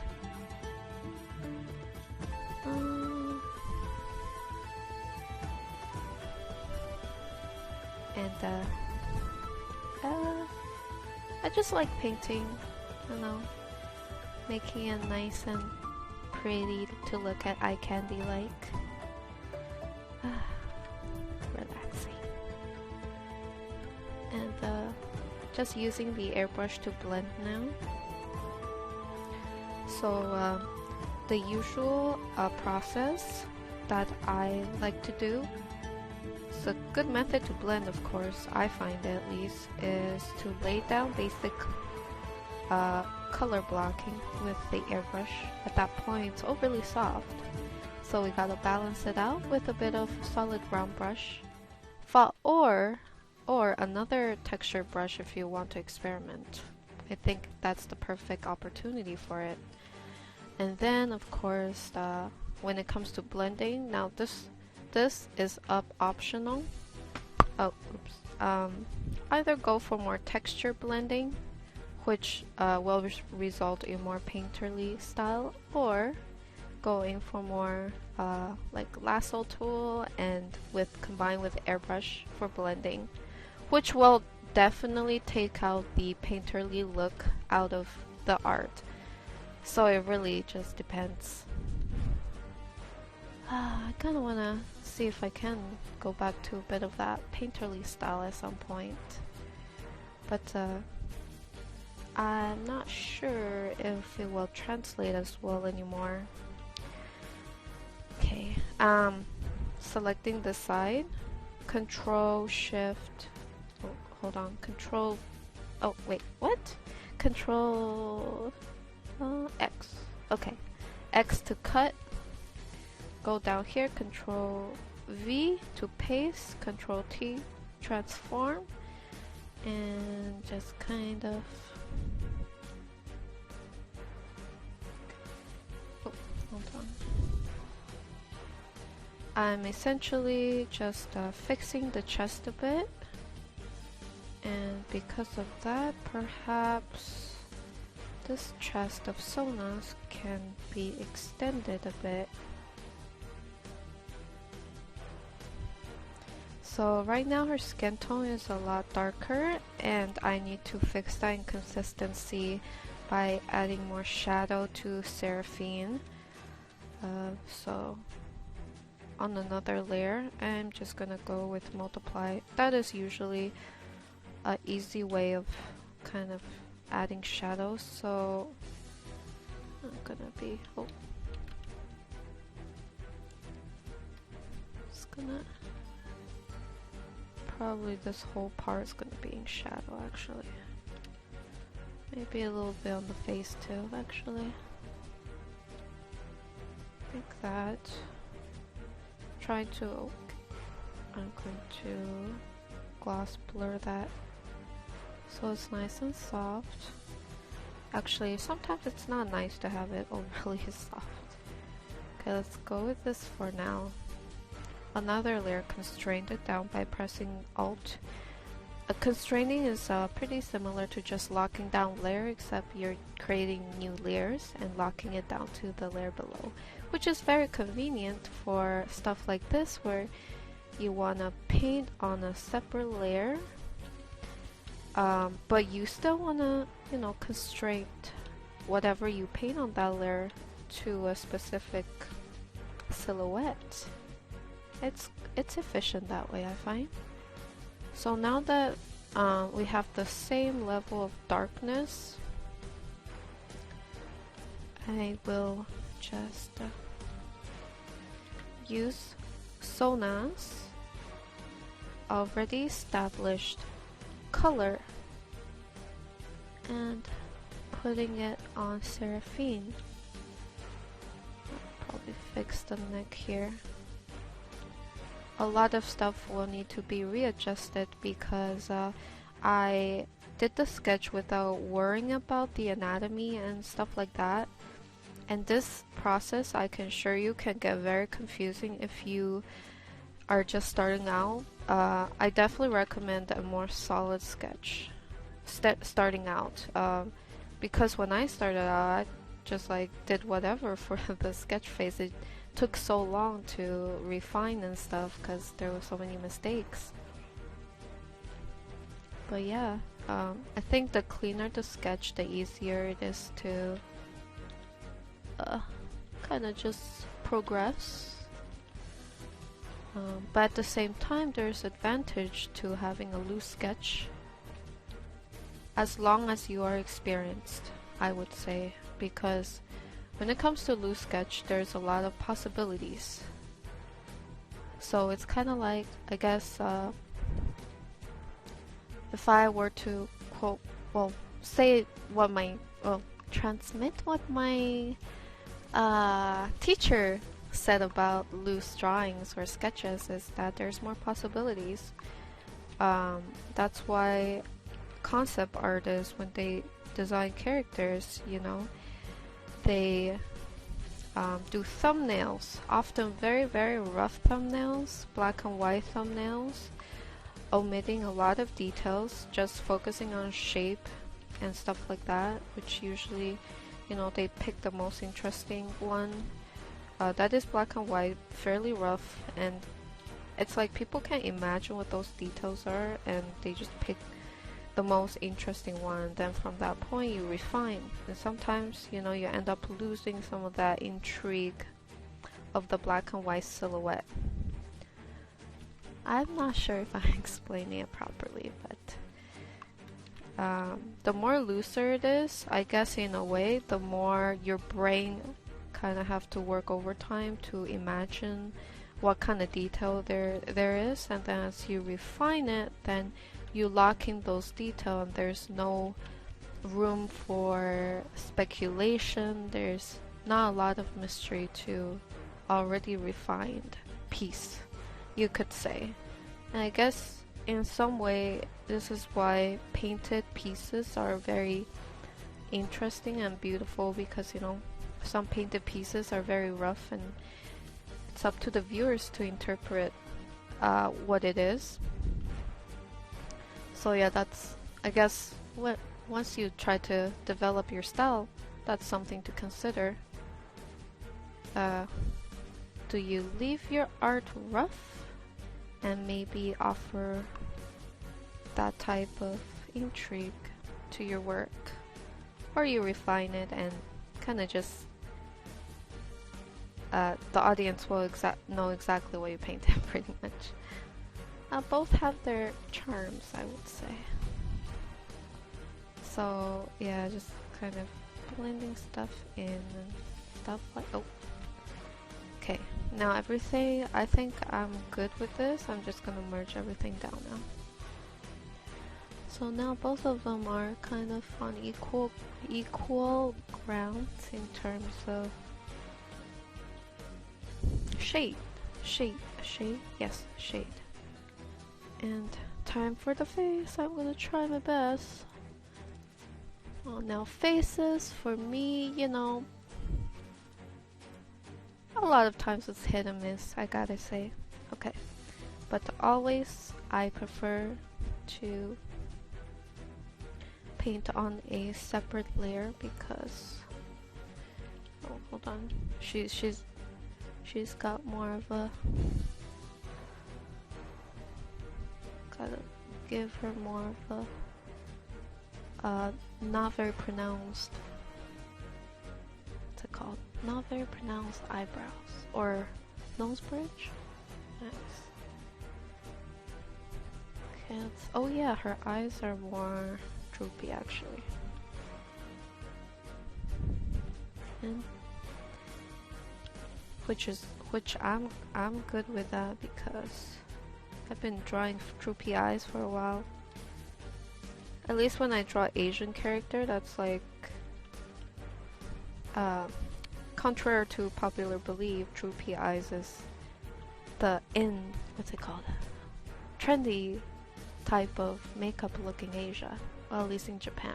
I know that. And a little bit in Korea, maybe. But I see it more in Japan. Which I feel like, you know, when it comes to drawing eyes, if you do a little research on like makeup, I feel like that really helps. I guess being a girl, I played around with makeup, and after that I'm like, okay, I kind of get why certain eye look is popular and stuff, and you know, what eye look is popular in which country.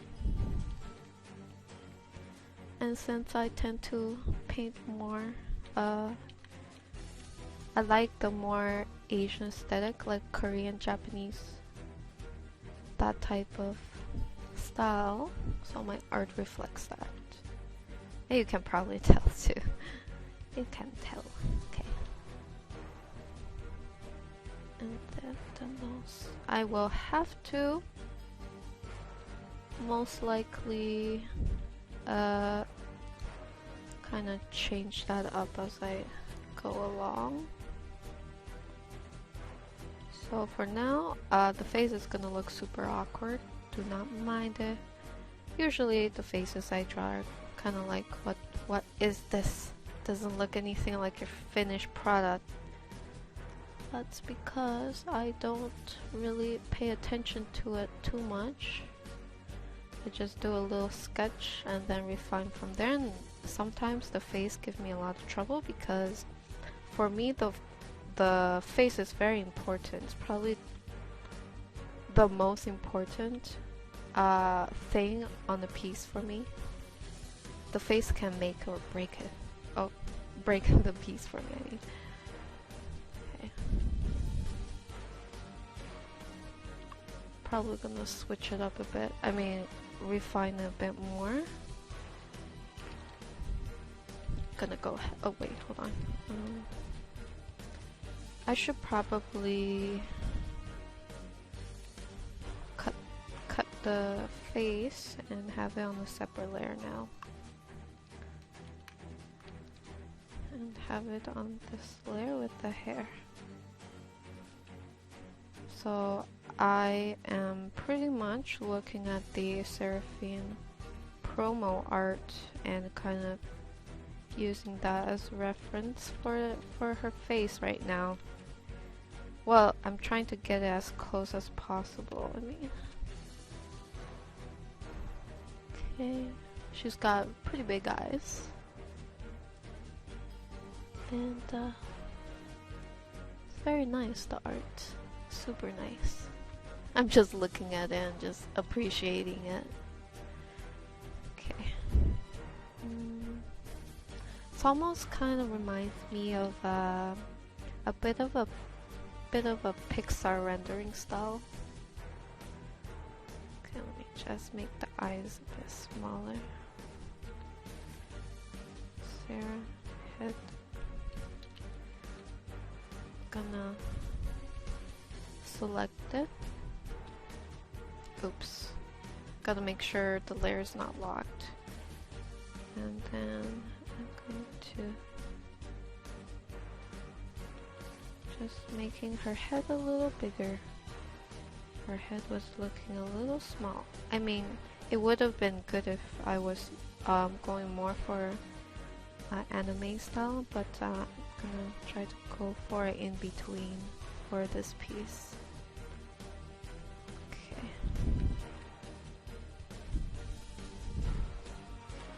Oh, forgot. Okay, never mind.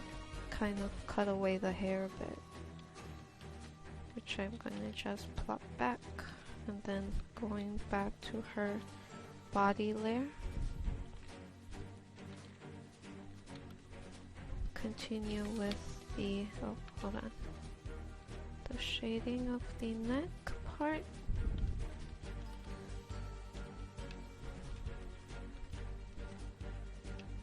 Oh man. Yeah, it's definitely nice. Feels like they definitely use photos for it. Photos or 3D? I'm not sure which one, but it looks great. Now for any of you that are saying using photos is cheating, it is not. It is being smart. Especially when it comes to industry. A lot of the concept is using photos and 3D renders done by the 3D artist. That saves time and makes it look a lot better. So if you are a 3D artist, you already got, well, if you know how to use 3D, you already have an advantage in the industry. At least I think so. Because then you can do realistic rendering a lot easier, and it's kind of like an extension of your skill to do 3D and then use your 2D skill to paint over and make it look even better. There we go. Okay, it's pretty funny. I remember back when I used to work for the game company, I think they got in trouble for using a stock photo and editing it and putting it in the game, and people were like, hold up, that is not even concept art, that's just a photo edit. Well, the context is not there basically. The photo was of a very anticipated face reveal of a character. And the fans were not happy that they didn't put a lot of imagination into it. Instead, they just used a stock photo and painted over it, pretty much. That is, I guess that's the most context I can give.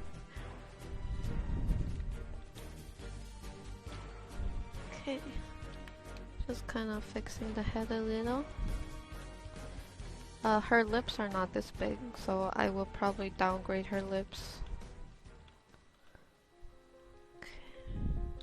And perhaps the eyes, I bring it over here a bit. Okay, and the hairline. Gotta fix that hairline now. To be honest, if I could, I would use 3D for my art. It will make it a lot faster. I would definitely use 3D. I gotta learn though. I mean, I have some experience, but it's not a lot. Maybe I should go back to it and just try to learn a bit. Which is good. I mean, always good to pick up a new skill. Okay. Now, bring it down. I'm just kind of looking at the reference here. She's got very nice fluffy hair. I'm going to lock that in and make it a little dark. And I'm gonna use this color right here. And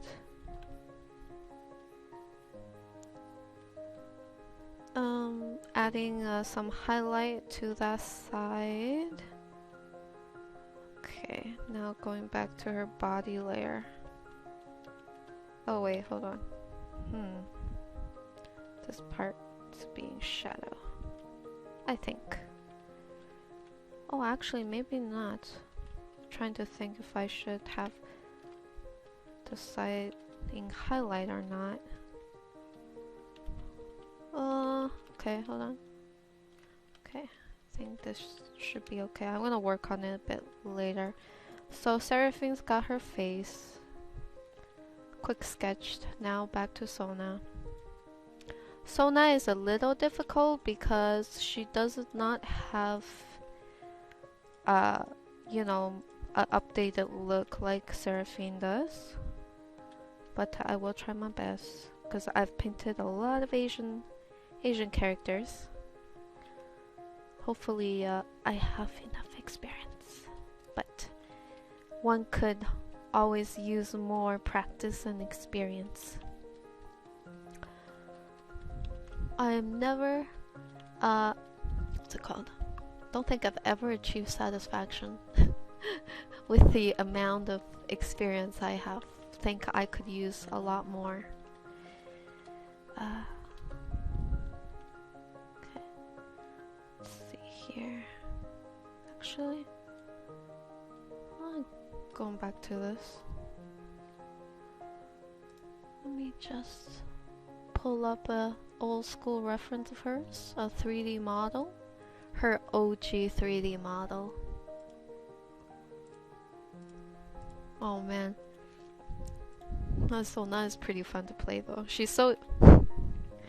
I guess if you have the reflex, she is quite easy to play. It's just Well, you have to aim well too, I guess. But she's definitely a lot of fun to play. Really depends on your team too. Well, you guys would know. Yeah, she's definitely a fun character. Okay. Now I'm going to... You know what? I should just look at Seraphine's concept and kind of use that to help me paint Sona. Because they're basically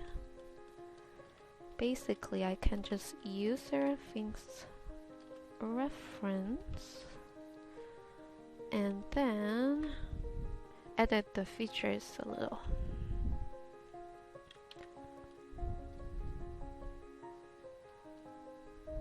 Hold on. Okay. And okay, let's go ahead and do that.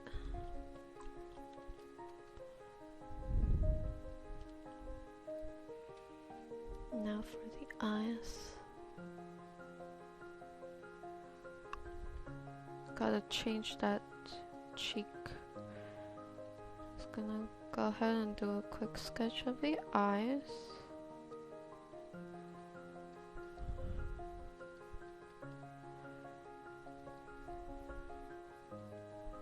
Oh, definitely the face shape needs to be probably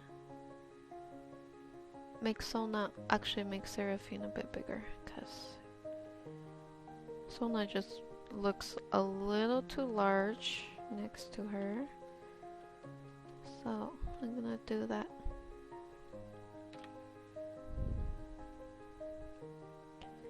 And of course, lower that lid. We wanna give Sona a sultry look.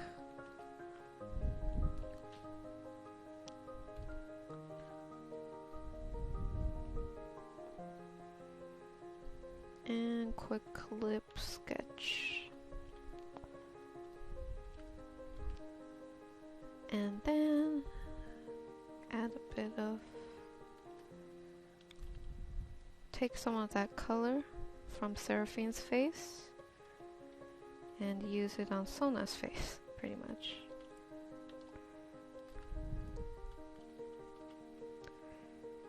Take a bit of this.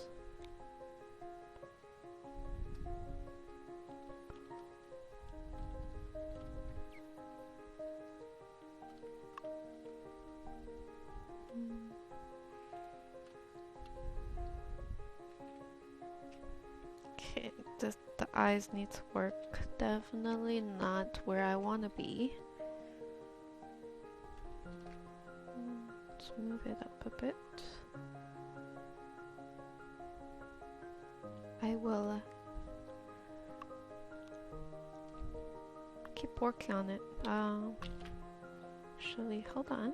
I'm going to paint her hair on a separate layer so that I can have her face properly. Well, I could keep the other eye for now. And let's make Seraphine a bit bigger because she's looking a lot smaller compared to Sona.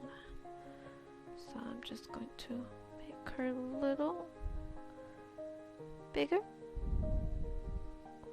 Well, she is a lot bustier than her concept for sure, even though Sona is still way bustier. Okay, I think that's a good size, hopefully. And as for Sona's face, just going to tweak it a bit.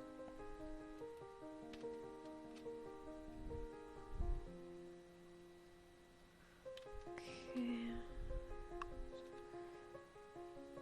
Let me...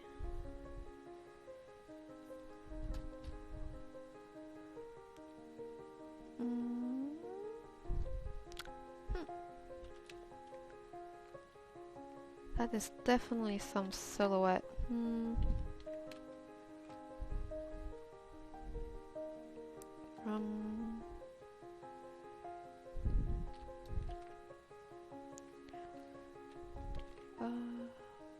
Gotta find something to fill the space here.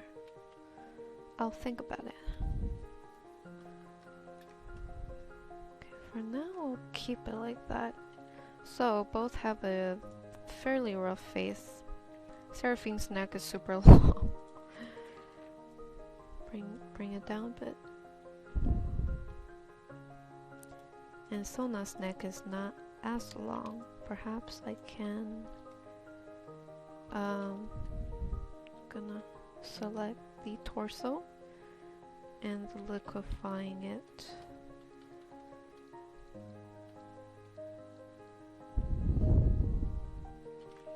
Just giving Sona a bit of neck, bit more neck length, of course. Going for the hair now. There.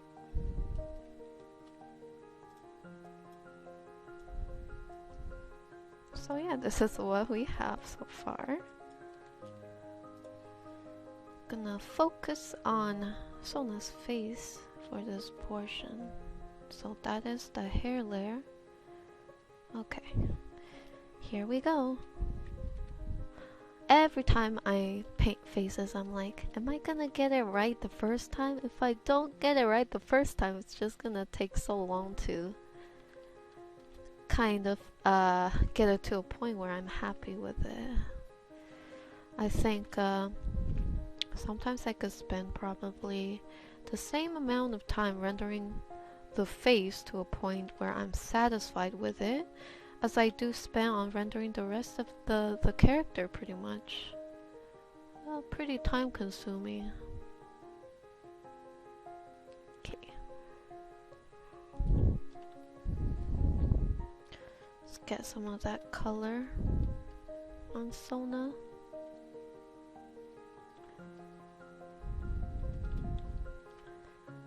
Just using the color that I have used for Seraphine on Sona. And also changing the shape of her eyes. Hopefully you can't hear my cat. He's so loud right now. Okay, and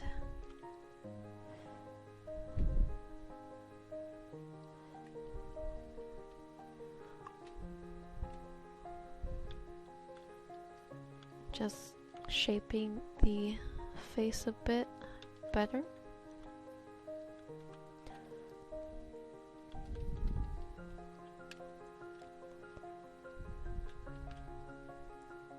Time for the lips.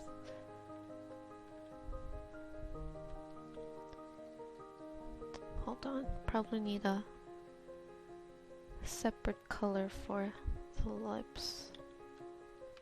This color should be on the bottom, and for the one on the top, just gonna be just a little bit darker.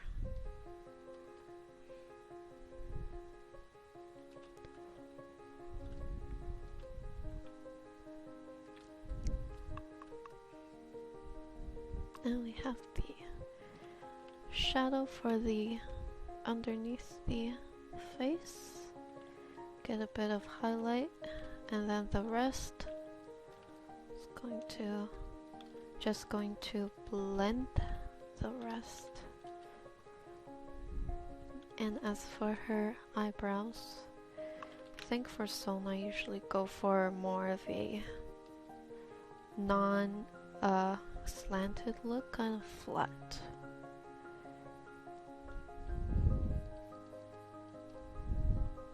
Now that I've done that, gonna give her a bit of, what's it called, poof underneath the eyes. That's always an Asian thing to do. Well, the look, I mean, it's pretty popular. Even when I do my makeup, I tend to emphasize that part. It's just part of the look. Then add the eyelashes. And copy, play around with the shape of the eyes a bit, maybe.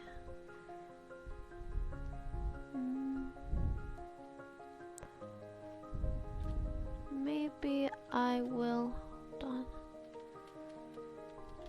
reduce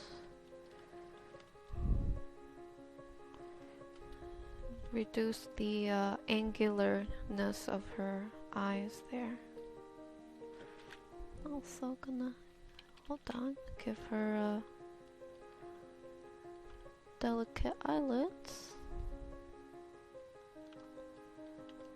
Add a bit of highlight there and underneath the eyebrows too. Same for this side.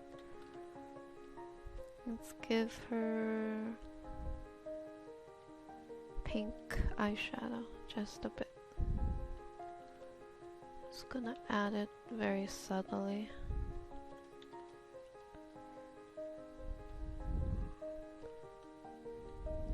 And then just blend that.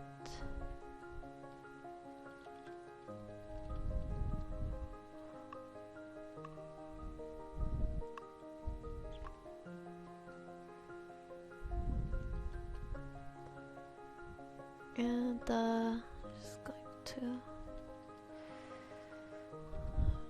refine the pupils a bit.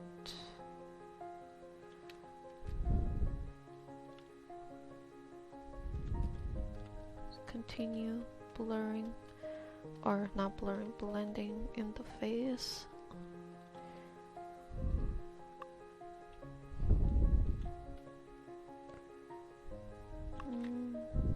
Need to change the eyes a bit. Nope. Oh, hold on.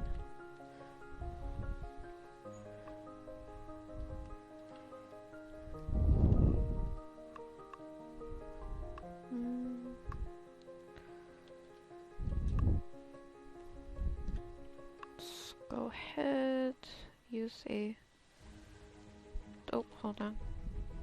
Oh wait, this color right here.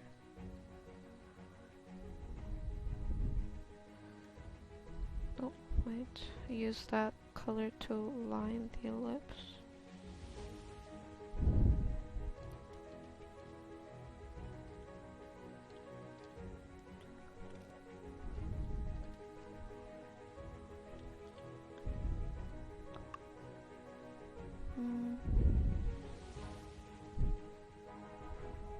Trying to figure out what look suits her. Gonna add a bit of highlight on the side right here.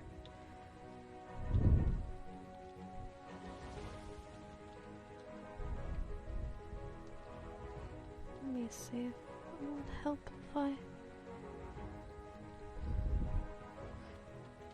aim the eye up, well, the eyelashes upward. Also give Sona, bring her, how do you say, eyebrows up a bit. Now for the hair that I overlapped. Okay. Going back down here. Not sure if I will give her a bigger lip. Let's try it. Thicker lips. Although I do know that thicker lips is not, I guess it's not very mainstream in at least I know in China it's not mainstream type of look. Usually they prefer thin lips over there. At least the last time I remember was like that. But I like thick lips, personally. Let's see if it would fit Sona.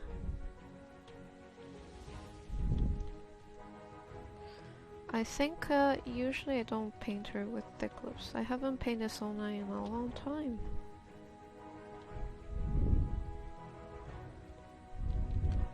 Let's go.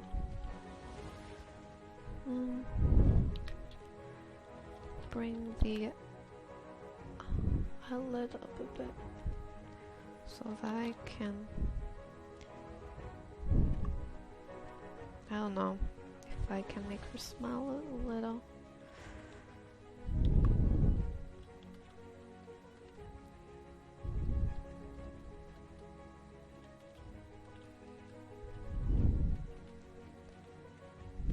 Okay, now select that part.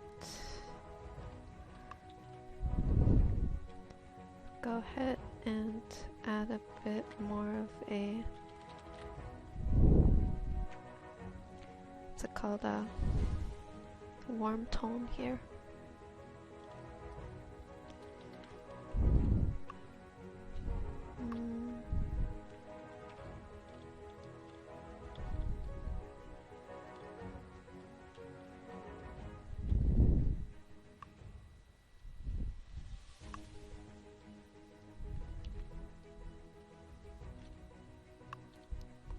If that doesn't work, usually I just try to, it was kind of awkward, so I'm just going to copy that section of the eyes and make it darker underneath it, so she'll look more, her eye look will look more sultry, and then I can go ahead and kind of make it softer.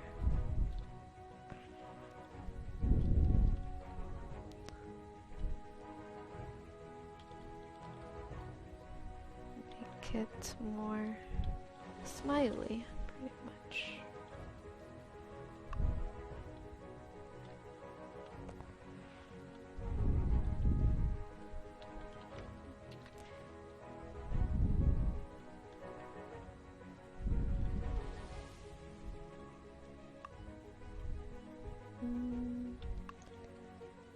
Play around with the pupil placement.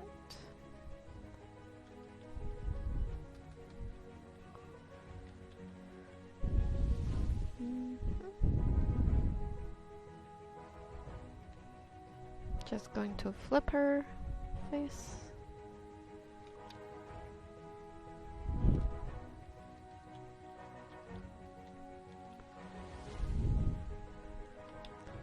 So once I flip it, I can get a new outlook to the progress, and then I can make changes as I see fit. This face needs work. Turn that, erase the head a bit more.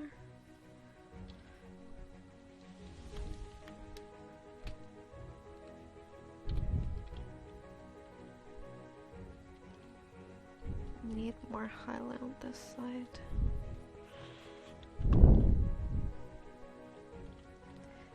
I'm going to add a darker, warmer tone and put it near here.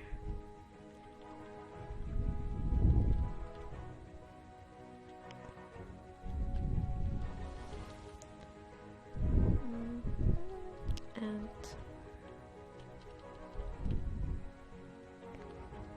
work on that a bit. Oh, hold on. And working on that jawline. And then ear, of course. So copy the ear, bring it up a bit.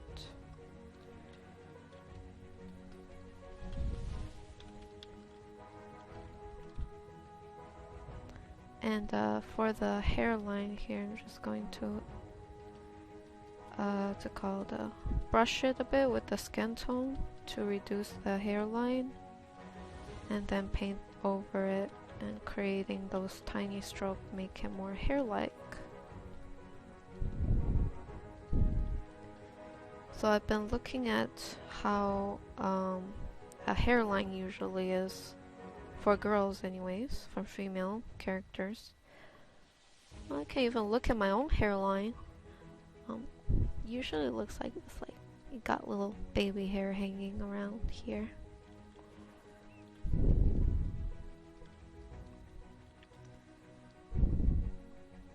Just cleaning that up. And even, hold on.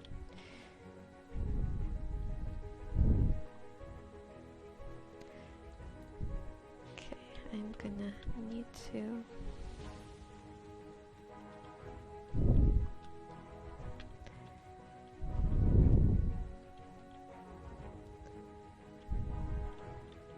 let's go ahead, add a bit more highlight underneath.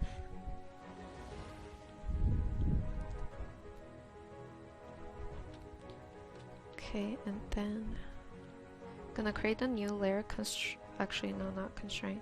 Create a new layer so that I can experiment with the neck part here. And just kind of testing out a new color for the neck over here. See how it will look if I went ahead and make it darker underneath here. Okay, now what I will do, reduce that,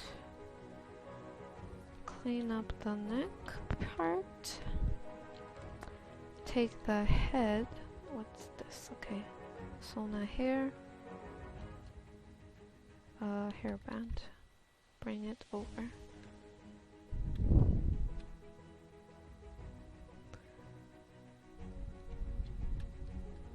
There. So I'm giving Sona a slight update on her hairstyle, making it a little more, you know, those Japanese styles. After that, I'm gonna try to render it out sort of like the Seraphine render. It's not gonna be as good, but I will try my best to make it as fitting as possible. So, get some ponytail, making very distinct difference between the highlight and the shadow. As you can see, you can clearly tell. I'm working on rough batches, very rough details. I mean, no details, sorry, no details for now. And then slowly I will incorporate more details. So now that I have a general base going, I go in, layer on more shadow to the hair. And in this case, it would be just hair, what's it called, hair strand detail, just a little bit more. Let's go here.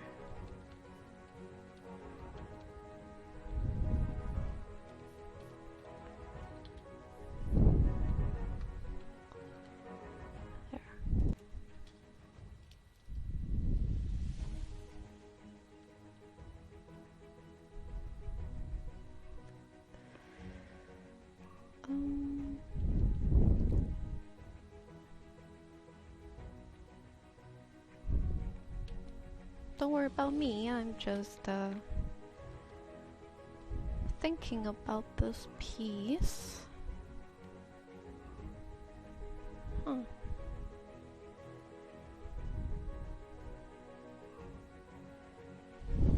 think usually Sona's hair is pretty pretty thick. I'm thinking about like what type of silhouette I should give her hair, you could say.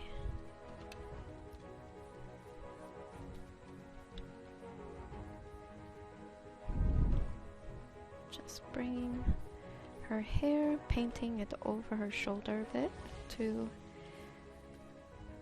in a way,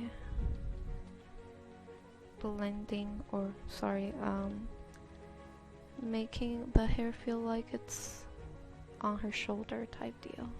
Okay. Now that I've done that, going back to the hair piece,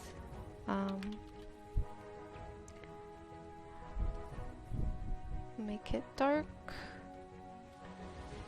and then with a even darker color I am just making some basic design and then align it a bit more, and then I will darken the selection here. So it just basically fast way to establish some sort of shadow stuff like that. And of course, quickly blend that in. Okay. Going back to Sona's hair, add some shadow now.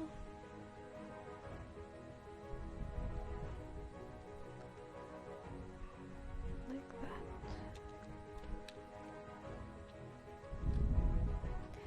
And of course, I'm going to multiply, make this part a bit darker.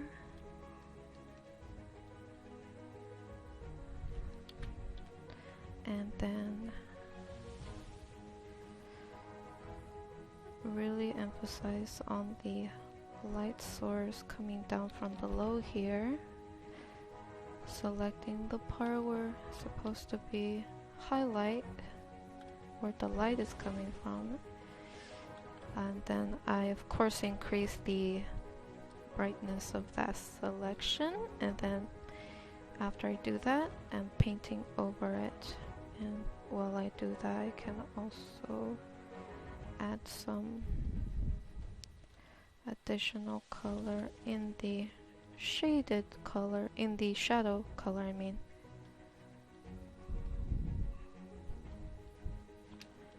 Gonna add a bit of beige.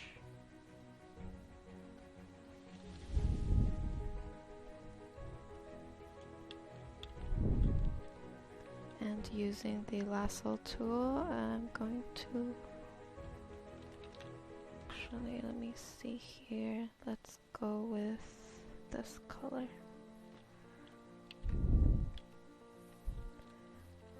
Just grazing it with a nice soft blue tone that is slightly different than the hair.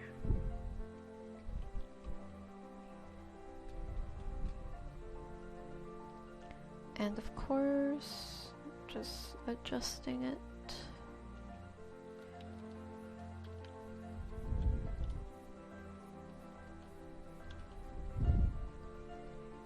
Let's go ahead and continue to blend this in. Add a bit of beige.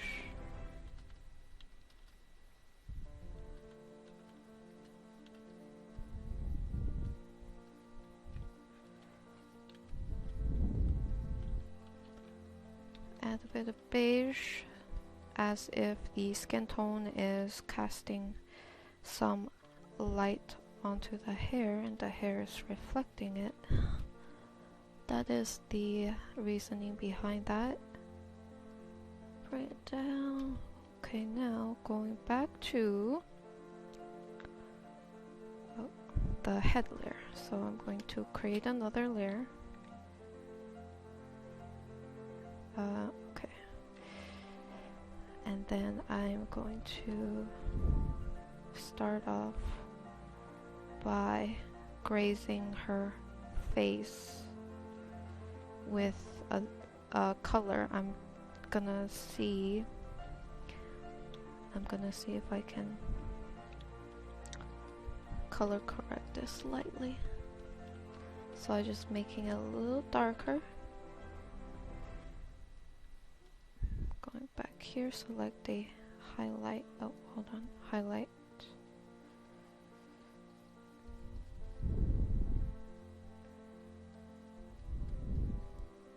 And just placing it on the bottom here.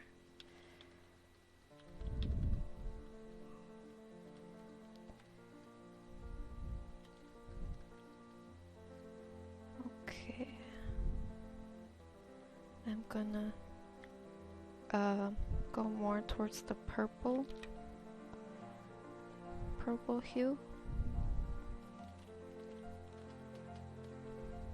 for a more of a bluish tone on this side. Let's go ahead and sort of replace the color a bit. And okay, so we have intense lighting coming from here, so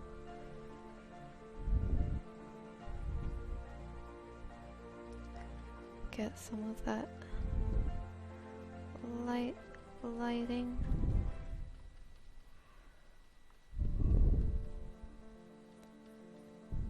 Okay, so the hair, thankfully we have that on a separate layer. I can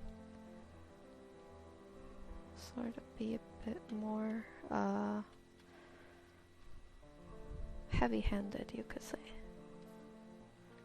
Okay, I'm going to rotate. Try to figure this out actually.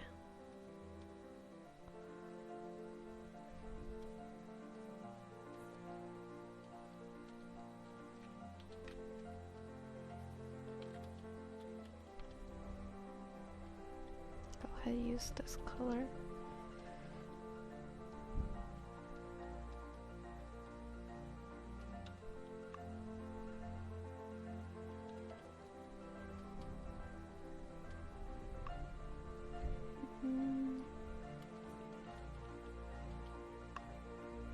Lower the opacity.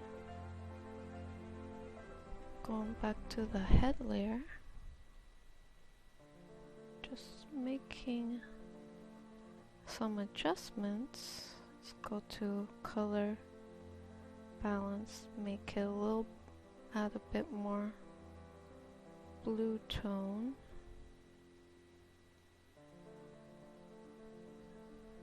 Oh, hold on.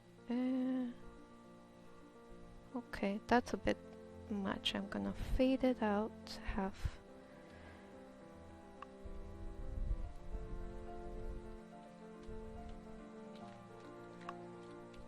Add some highlight to that side.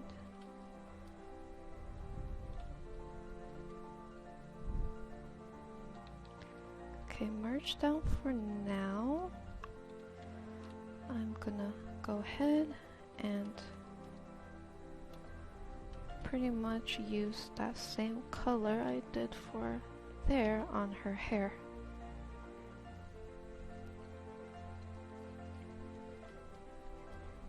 It's a bit too solid. I'm just going to slightly erase it. Remove that.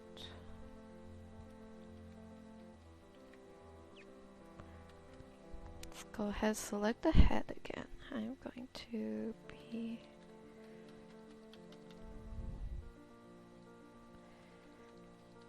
just adjusting her head a bit.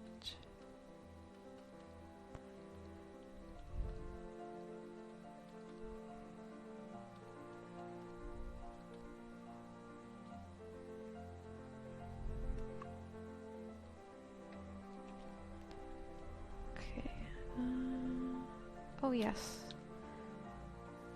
So gotta put that shadow on her head.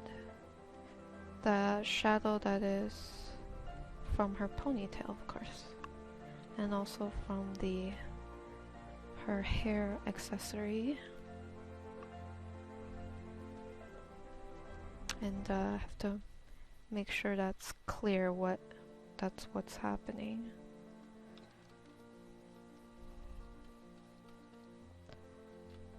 And let's go down here with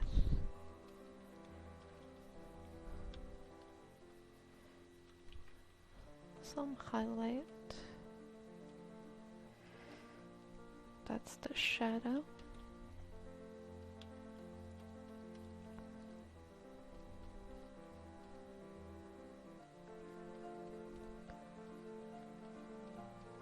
Then just adding some more refining detail.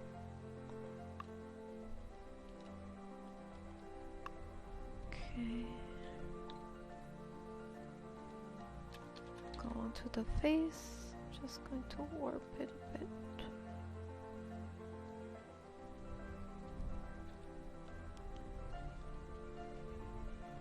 And gonna try to see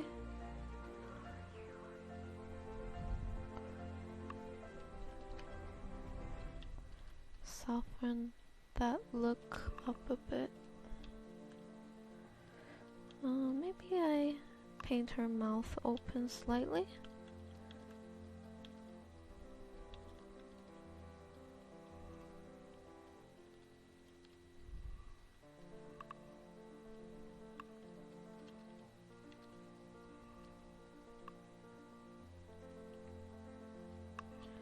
Back to this eye real quick.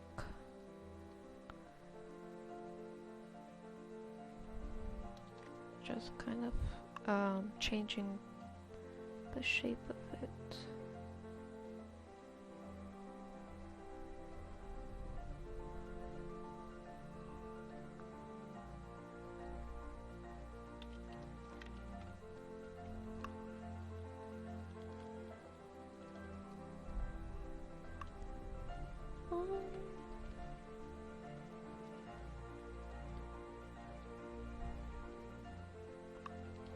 Let's go ahead, bring the face down a bit more.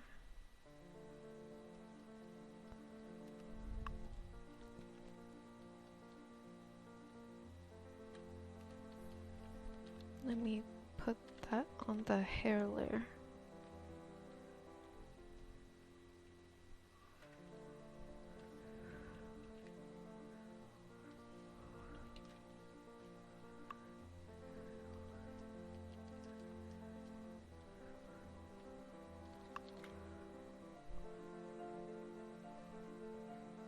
Playing around with the face a bit, or the placement of the face.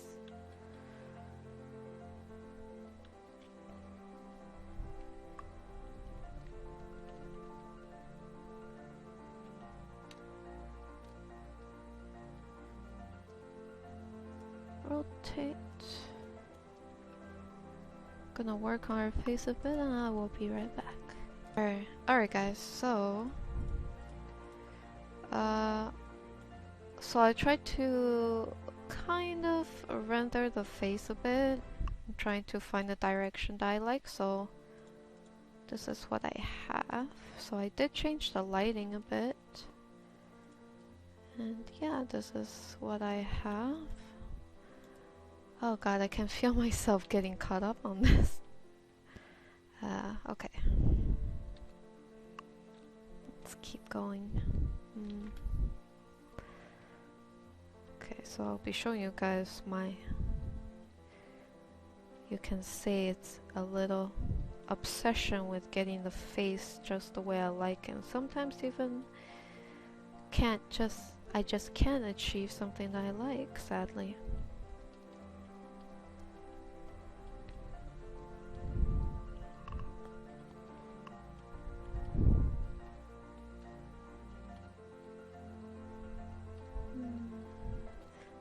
So I'm trying something. Okay, nope.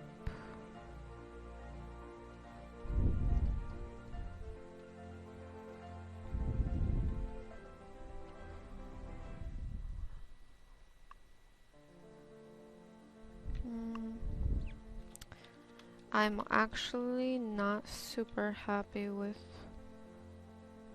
the look. So oh, but I do like this brush, the effect that this brush brings. I believe it's this one right here. So at least I can kind of have a bit of that on the hair. Just going to copy, merge, and bring that up here. Merge down.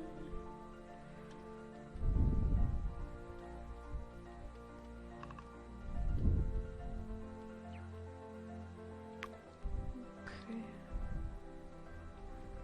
I'm gonna have to do some detailed job on this.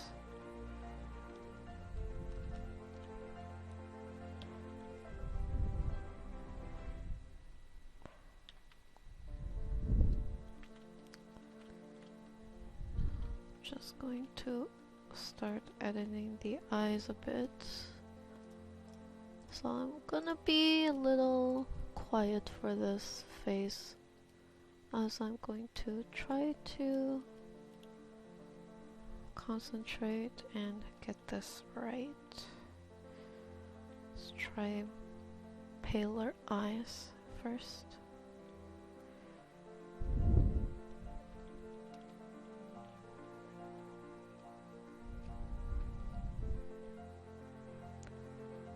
Get the eye lid, make it nice and clear, and then gonna add some eyeshadow underneath that eye at the very edge. This is also a I would say a makeup technique for usually Asian makeup. I see this a lot when I think Chinese, those viral Chinese makeup transformations. This is a popular technique. They put eyeshadow underneath here especially, which actually helps extend the eye. So if you have small eyes, that's a way to make your eyes bigger with the power of makeup.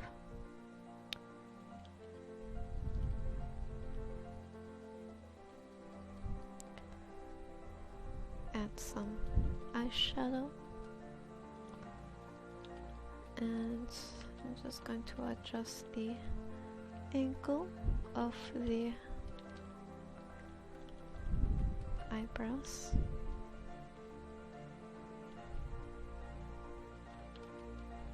Have a soft look.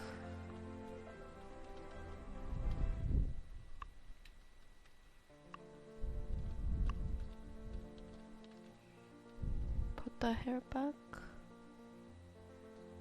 Yeah, it's starting to look have that Sona vibe that I like, which is docile and, I wouldn't say docile, but like serene looking. Gentle? Yes, that's the word, gentle. I was trying to find the right word to describe her.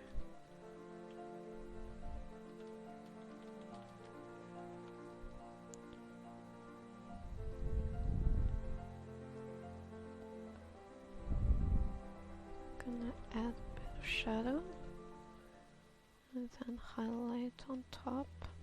Actually a bit of highlight on this eyelid too.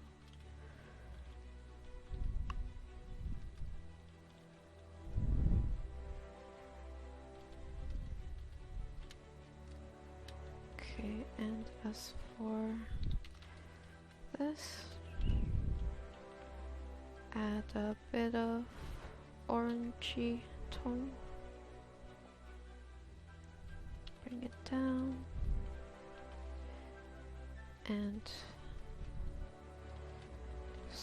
subtly blend it in here. use the lasso. Oh, hold on. Lasso it up.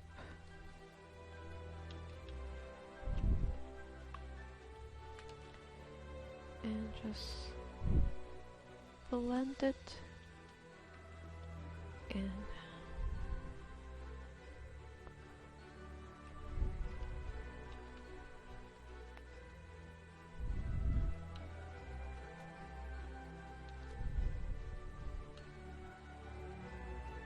Add a bit of highlight underneath the lip.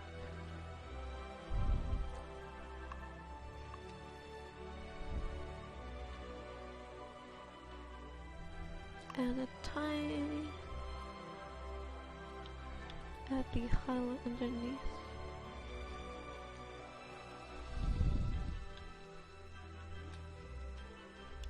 Bit of highlight underneath. And then I'm just gonna edit the shape of the eyes a bit. Well, hopefully I'm gonna be happy with this, because if not, I'm gonna have to keep working on it until I am happy. And this is how I can fall into pretty much just focusing focusing on the face only, which is bad.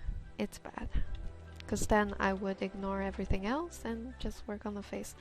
And I think that's actually one of the issues when you, I guess like me, who is very hyper focused on making sure the face is good by our standards, you know? And this would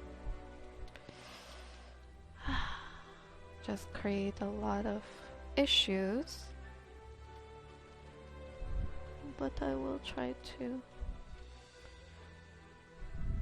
get this done. Okay, so on here I'm going to use this color.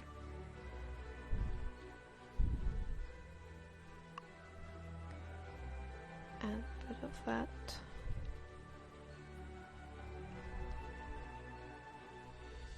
Soft color to dilute.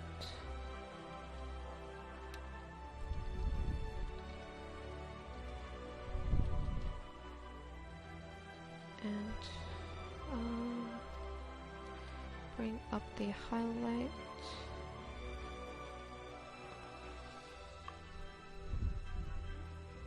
Add a bit of blush.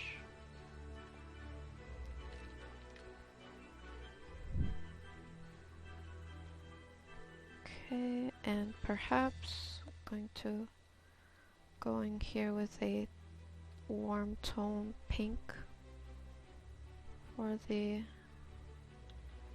just add a bit of that at the very edge of her eyes for that look, makeup look.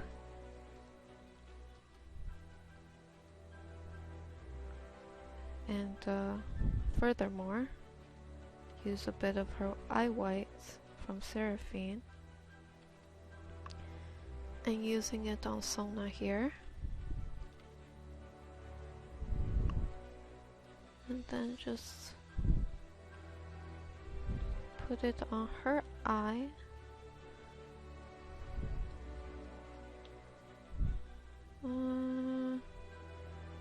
Okay, after that I'm going to paint back the eyelashes first.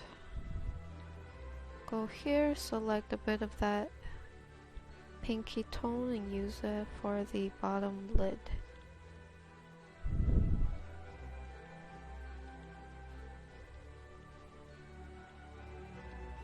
Okay, and then I'm going to do a bit of scribbling. I want to test this out. Scribble. Going there. And paint some eyelashes.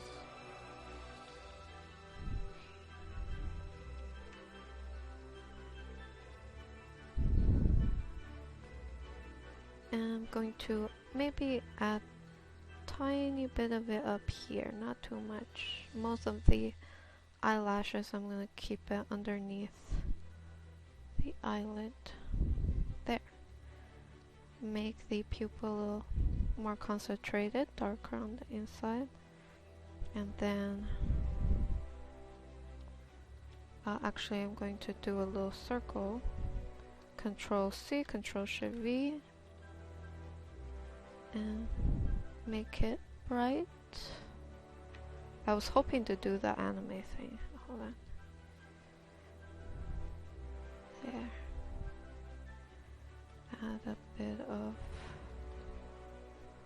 blue on the side there. And I can even take a bit of the old version. Oh, old version, bring it up to the new version. Reduce the opacity and place it up there, kind of for, I guess you could say, a bit of detailing. I'm going to select the entire eye, make it brighter.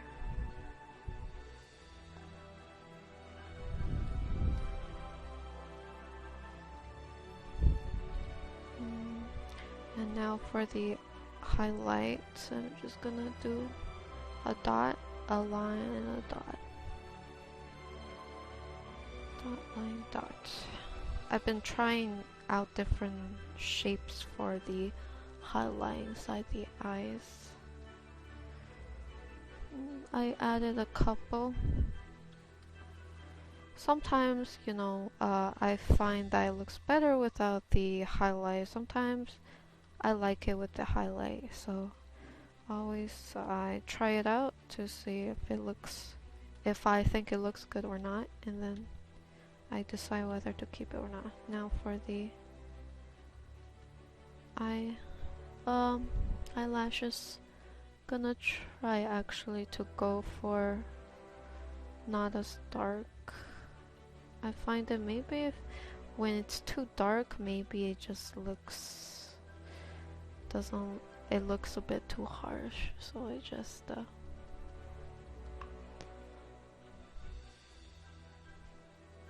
and I'm concentrating most of it on the outer corner. Again, it's in makeup, it's a trick to kind of make your eye bigger by putting more eyeshadow underneath the side of the eyes. It's pretty interesting what you can learn by, you know, just watching makeup tutorials on YouTube. Because sometimes the technique you can bring into your art, especially for just rendering eyes in general. And just subtly. Actually, maybe I can make her eyebrows a bit more subtle. There. And just bring her hair back. Definitely I want to stick to a look where you can see, what's it called? Oh, hold on. Okay, so I'm seeing that this eye might be a bit too big for that eye. So I'm going to copy this eye and just kind of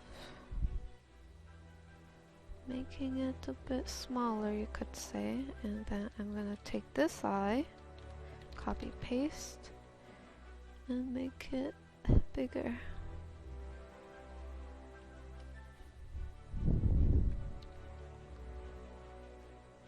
Okay, maybe that's a bit too big. Let me adjust it a bit more.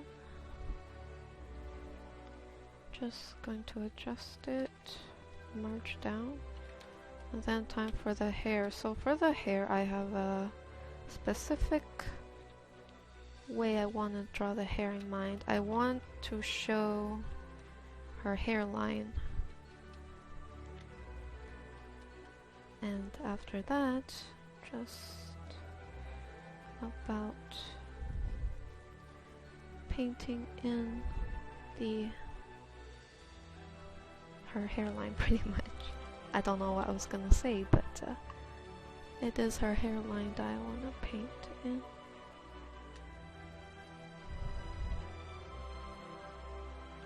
Actually, I'm gonna try using this brush.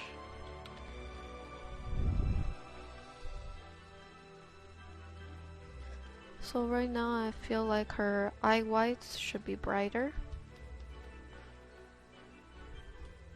But as for the hair, it's kind of cool that it's textured. I think it just adds a bit more interest in.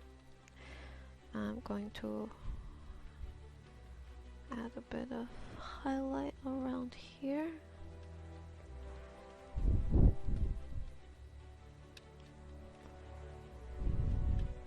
And of course, copy paste, eye white, make it a little brighter so that her eye don't look, I don't know, it was looking a little too dark. Merge down, go back to normal, going back to the standard round brush, remove the hair. Gotta have a proper look here, so I'm gonna paint the proper shadow highlight. So have the highlight here, highlight her eye, underneath her eye, and then a tiny bit of the highlight is gonna go right there. And bring this highlight over it like that. And now, and then add a bit more skin here.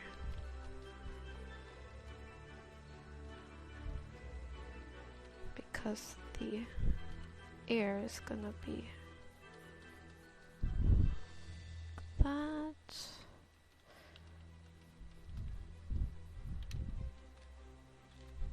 Okay, now for the ear. So the ear is probably not something that I'm very good at painting. It's one of my enemies. Well, my thing that I have the most trouble with. Okay, but I'm going to make sure I get this right. I'm just gonna rotate this real quick. Oh, you see that? Once I rotate it, I could immediately tell that this eye needs to be bigger. Down, okay. So, fix the ear. Or at least use a bit of this color. I'm going to use the lasso tool to help me bring a bit of this rosy color. Actually, it needs to be a bit more vibrant like that, so that I can do the, what's it called, the translucent effect. Always the ear could use a bit of warm tone, usually pink,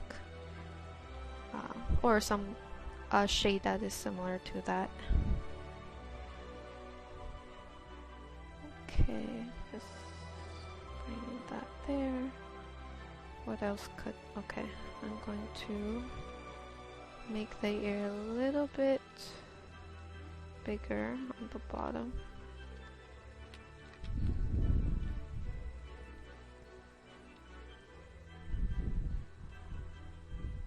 And after that, actually bring the highlight over and then continue with my hairline. So I'm just gonna continue to sketch the hairline all the way down and then paint some little strand pretty much hanging from her, where her ear ends. Just going to continue, add some more hair strand, and around here I just line section for her hairline.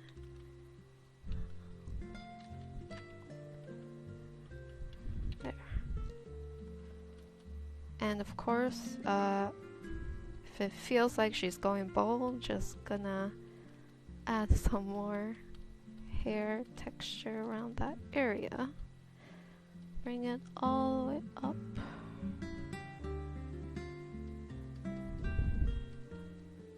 There. Now put the hair down. Okay. Oh. So I think this is pretty good progress. So I just blend it down, and again I'm gonna select that portion, hue saturation, turn down the light, and then I will erase the center of this, as well as gradually erase the outer edge of this to create a nice smooth transition.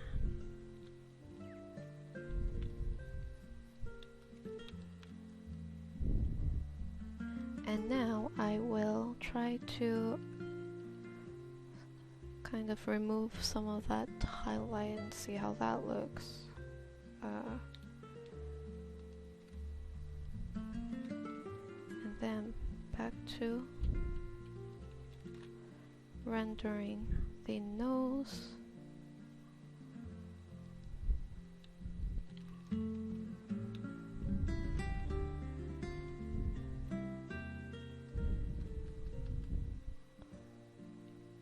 Okay, I'm just looking back and forth there. Okay, now going to select this area. I'm going to really emphasize on that highlight there. After I do that, going back, same technique, so I will be erasing bits of it. Of course I would need some area that is still dark, so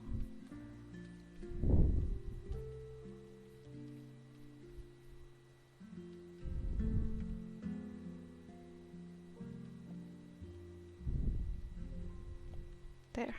Okay, now I will go adjustment, color balance, and I can play around with this, actually play around with this part in particular.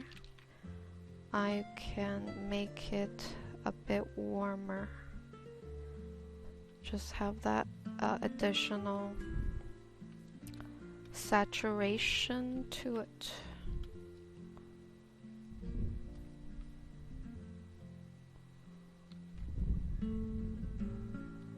Actually, if I do that, I need more highlight on this side, like that. Let's go ahead, color balance. Okay, let's go with that. And as for the hair, same principle. This part will need to be quite intense. Well,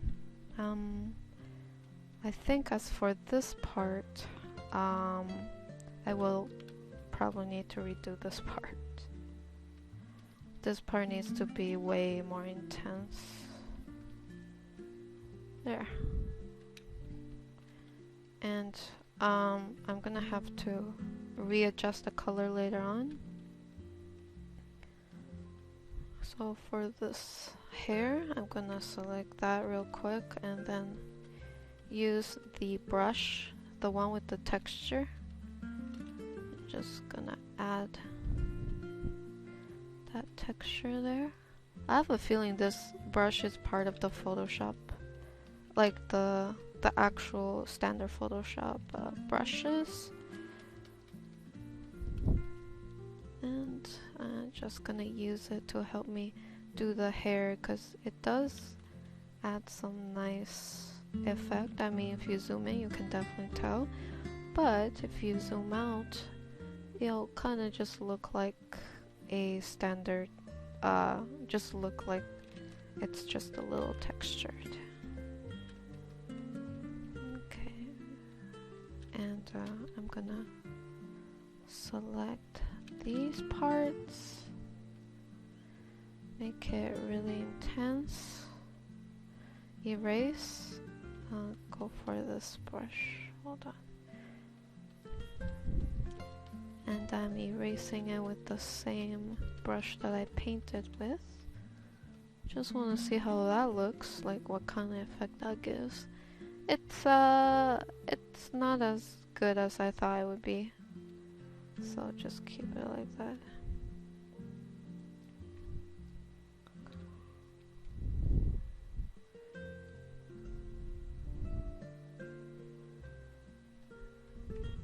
Okay, lock that in. I'm gonna use a bit of this. Back to the standard round brush.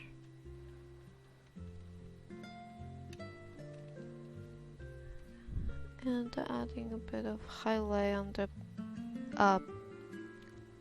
the hair as a highlight. And at the same time clean that up. Okay, I think that I did I feel like that's enough render for that. I have to hold on.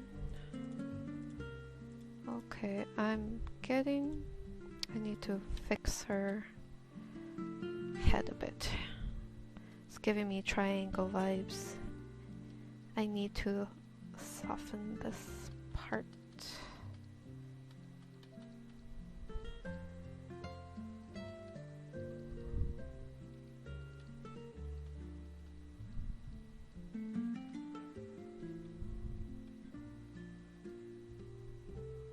Just going to make it a bit more flat.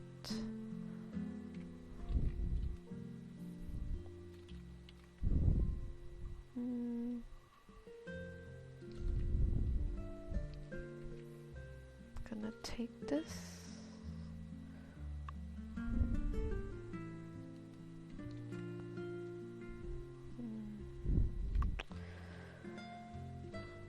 Might consider,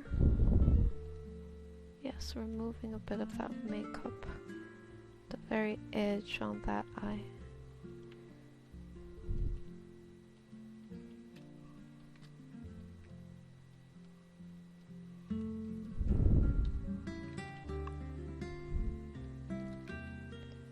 Let's kind of switch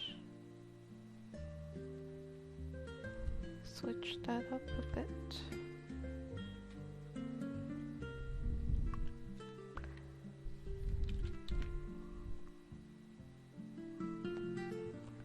Maybe it can make her lips a bit thinner. Okay, back to the normal brush for eraser.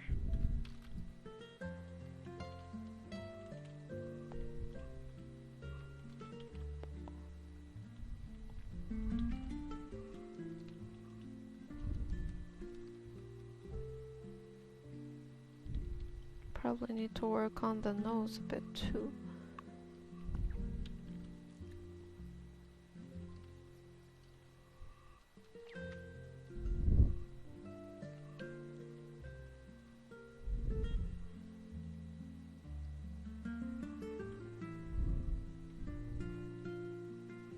Let's go ahead, add a bit more color to the lips.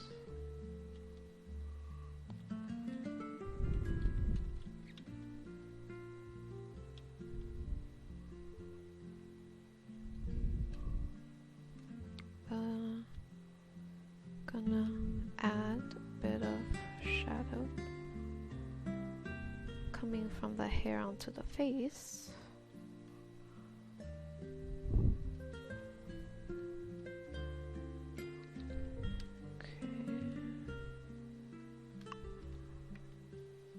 Onto the body layer.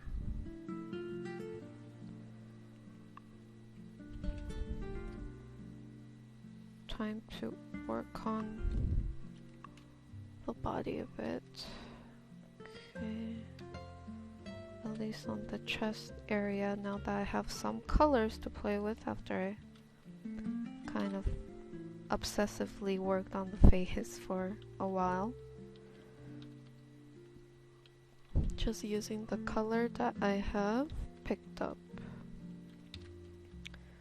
Add some highlight underneath here.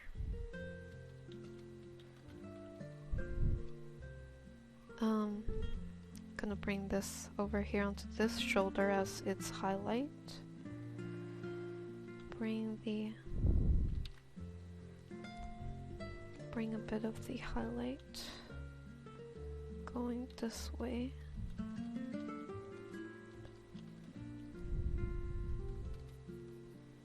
Gonna go with the airbrush now.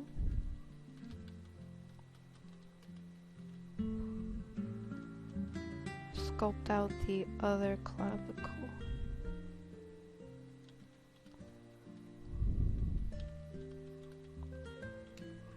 And softly blend it down.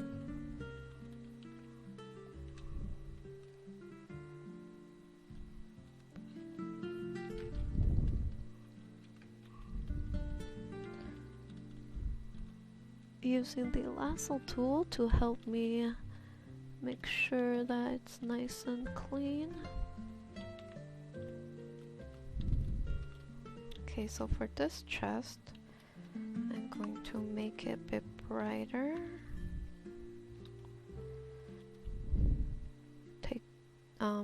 Take this color.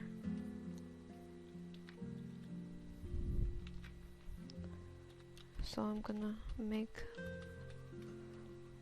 that side of the boob a bit brighter, and then the other side is gonna be a little darker, and this side needs to be cleaned up.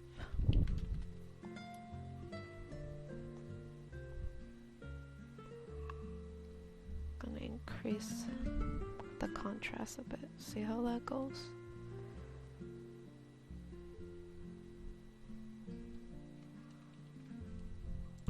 Hey guys, so I did some work off camera. So I did work on Sona's face a bit, mostly on the nose and a bit on the mouth. And oh yeah, I was testing out whether smaller eyes would be better, so I'm still not sure about it. I'll just keep the layer.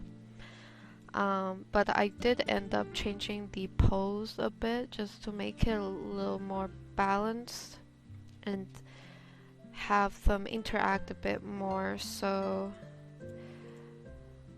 I added a arm here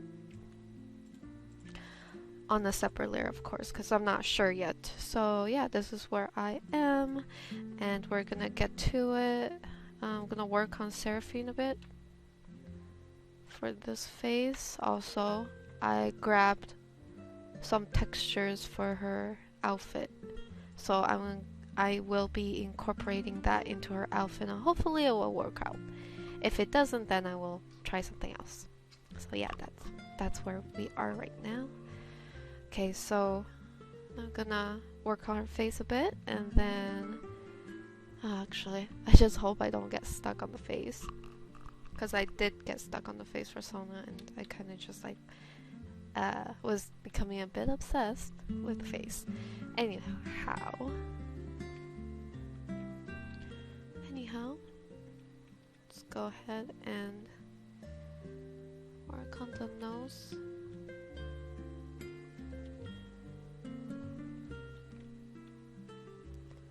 Nostril.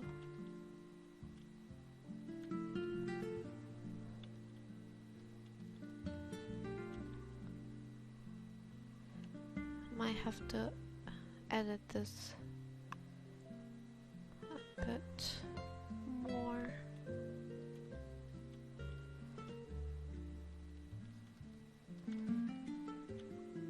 But first, just adding changing the lighting for her face a bit, or adding a bit of shadow contouring her face.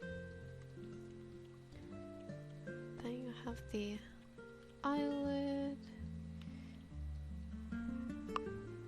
and looking back and forth at the small monitor, I mean the small preview here, to make sure what I'm doing is looking right on both the bigger resolution and the smaller resolution, which is important because we don't want, because it might look good up close but it might not look as good from afar, so we have to make sure both looks good.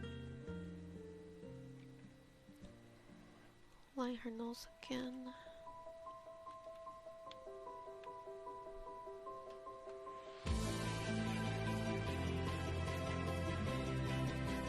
Toggle on and off. I like to toggle on and off the before and after just to get a feel of the progress for the face. And since I did spend a bit more time on Sona's face and I kind of rendered it out a bit more, I will be using whatever color that is on Sona's face on Seraphine's face as well. It kind of just saves time, you could say, because I already have a color palette going, so I will just be using that. So I'm just using the eyedrop tool, picking up the color that I've already put on Sona's face, and I am recycling it, and I'm doing this with the airbrush.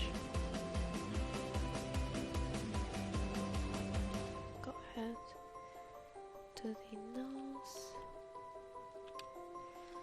and I'm gonna see if I can put a bit of rim light.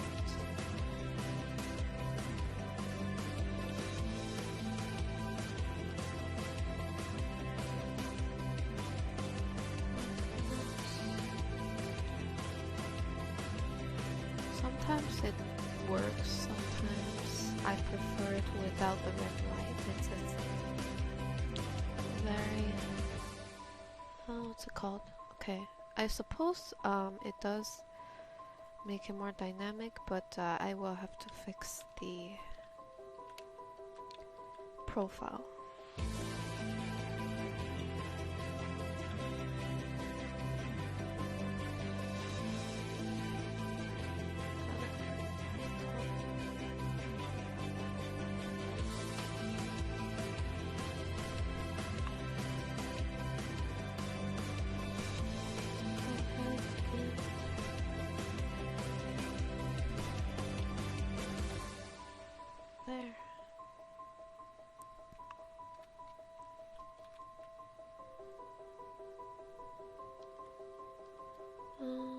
Take a bit of that color.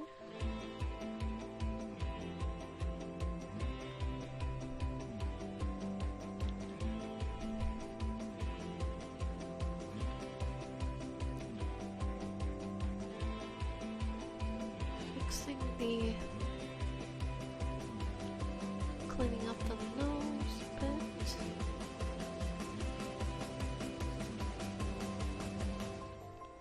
And then the lips, so I'm probably not going to use the same color palette as Sona. Seraphine seems more like the pink lip type.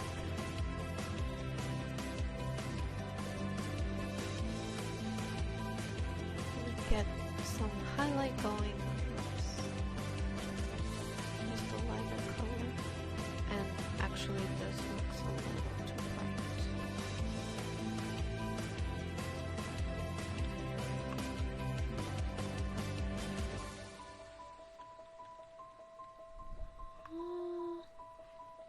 Not too sure about this. Wait, let's keep going with it.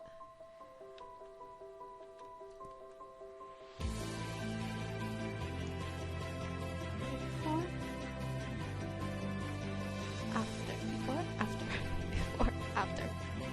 Okay, just toggling on and off, just to get an idea of the progress and whether or not I like it or not. Gonna give her a bit of a blush.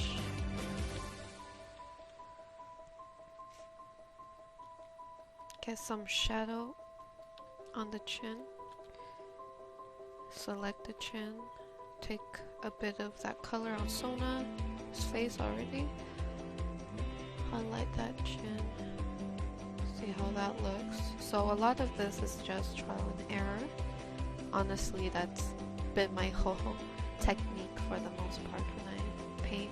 Kind of just trying things out. Well, I guess I already have a specific style that I want to aim for, like the look. And I just try a bunch of stuff.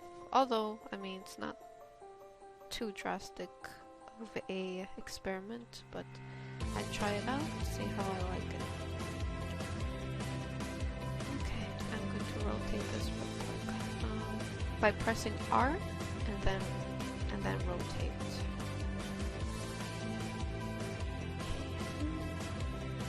Okay, I guess I will go with that for now, and then I will select the face, go to liquify. Oh, hold on. Should never have this on when you liquefy, or there's gonna be stuff happening that you don't want. So, yeah, just going into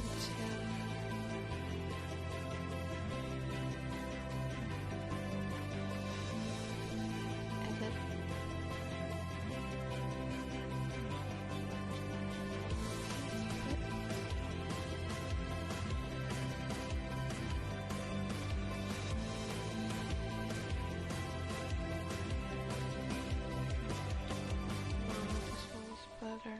But I think what I'll do is move the eye. Wait, hold on. Copy the whole eye, make it bigger.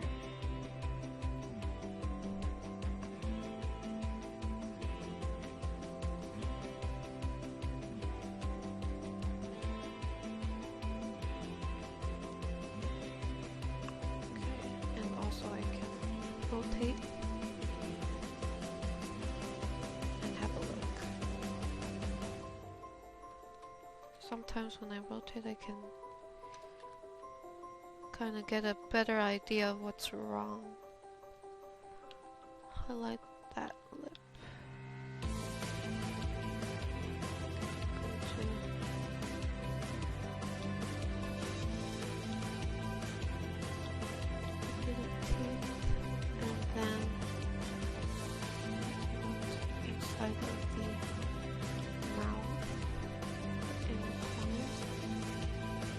Go ahead, select a super dark red tone.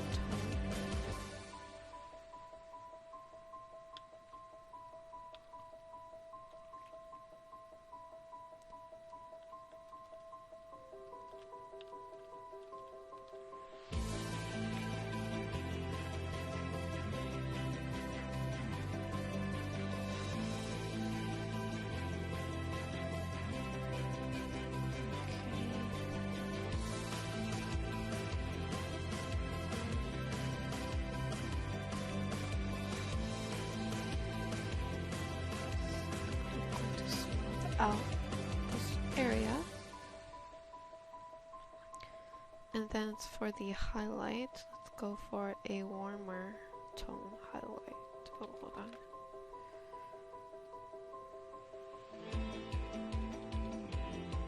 Maybe not that bright.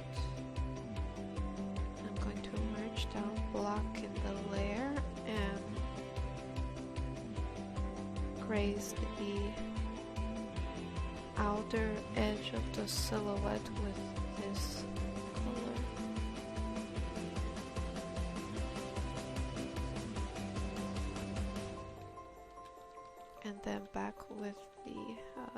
jawline here. Just gonna work on that a bit.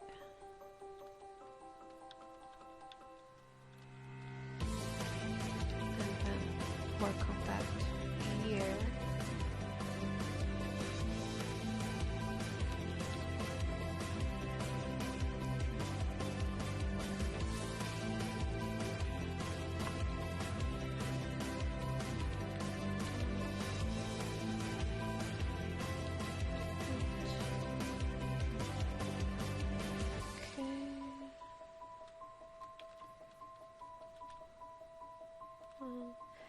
I guess I will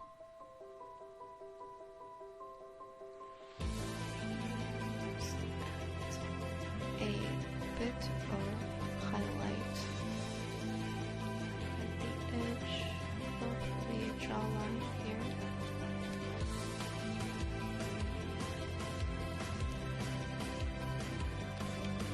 And then work on that hairline. So I'm gonna basically do what I did to Sona's hairline. I'm gonna start off by clearing area for her skin, and then we have, and then I will work on the ear. I'm trying this new thing out, where I clear a path a bit with her skin exposed, then paint the ear in. So after that I take a much darker color. I'm gonna line it to act as a guide.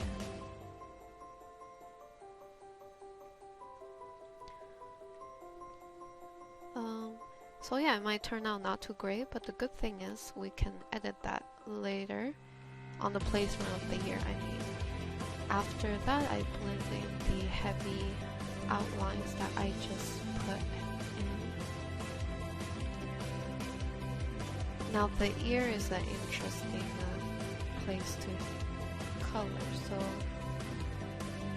after I guess I wasn't the best in painting ear, but after looking at a lot of reference, sometimes there's like a little highlight here, and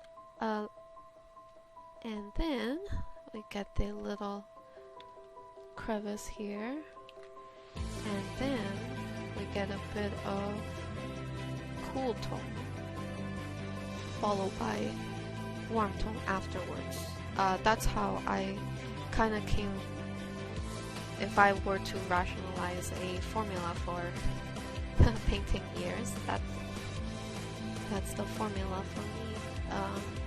Again, I'm not the best in painting ear. I think the best thing you could do is actually to use a reference for it, which I did after a while. I guess I didn't want to look at reference, but I had to because like I didn't know.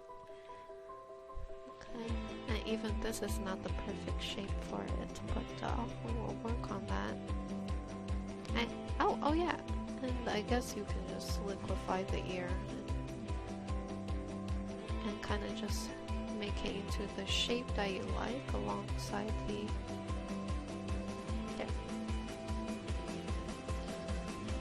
and after that, actually this part looks better if it was in shadow. Sometimes it's better if there's a highlight there in that area, depending on the lighting, I suppose.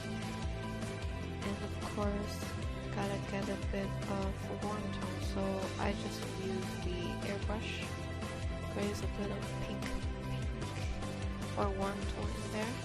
That's it. And after I finish the ear, I'm gonna contour the ear and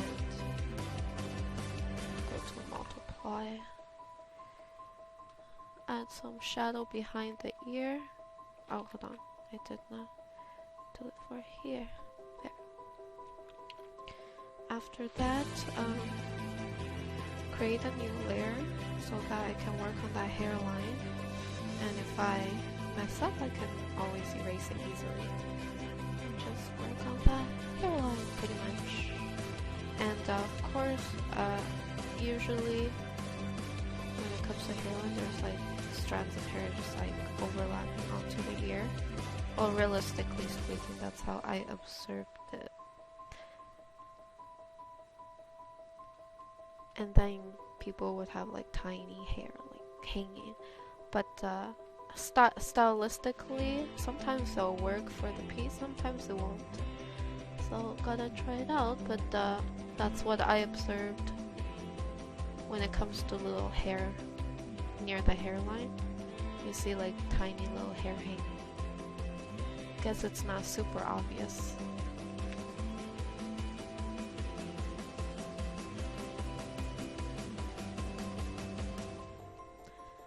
But it does add a bit of an extra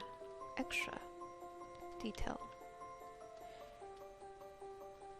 And onto the rest of the hair. Let's go and do a little sweep. And then just using the color that's right there.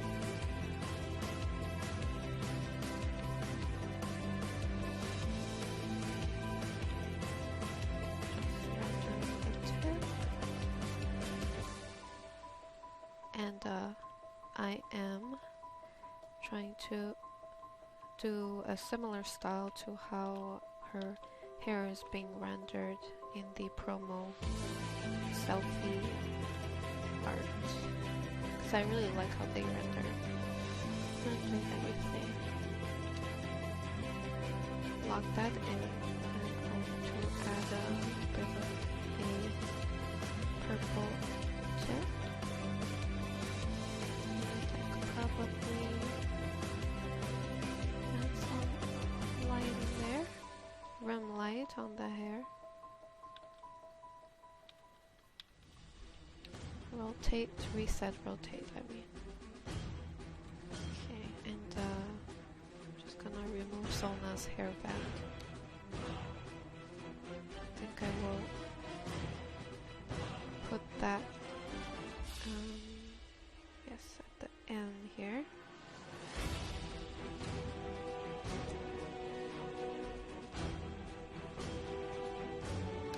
Oops. Guess I could quickly do something for Sona's hairband. So for Sona's hairband, let's start off with a dark color. There's a few ways of doing this. You can either start off with a light base or a dark base or a neutral base, which is not the shadow nor the highlight, and then I will do the highlight now, and I'm gonna try to emulate that design. So it's not gonna be exact, however, just to get that extra little detail in there to make it look like that's what I'm trying to do.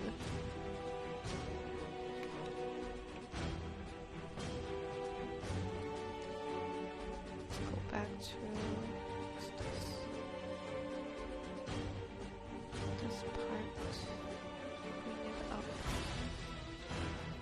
Also needs to be re-rendered.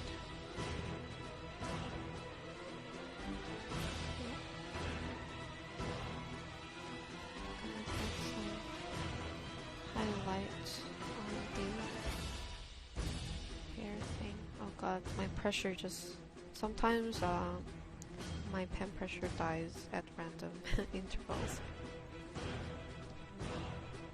Oh boy. Anyways,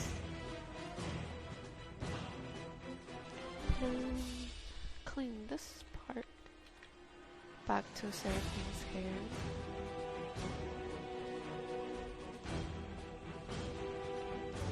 So yeah, this is a version of it.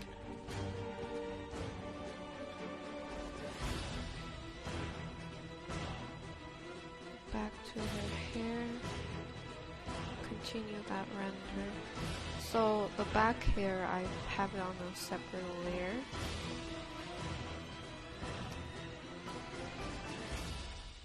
Okay. Gonna go for a different shape for her hair. And I am also making sure to paint the rim light for the hair as well. This part in. I'm gonna lock it down.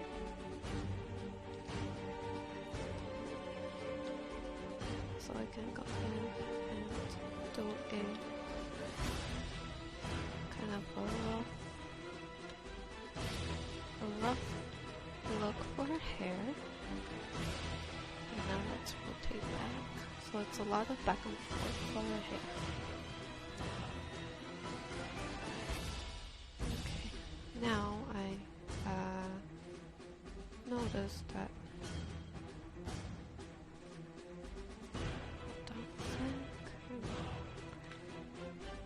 remove this part. I'm gonna merge down. Her head might be a bit too big. Just gonna resize it. Have to make sure that it matches Sona's head. Okay. Going back to this layer to adjust it.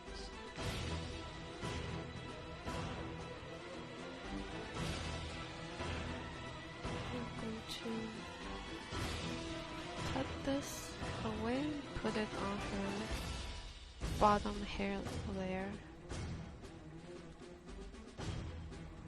and second,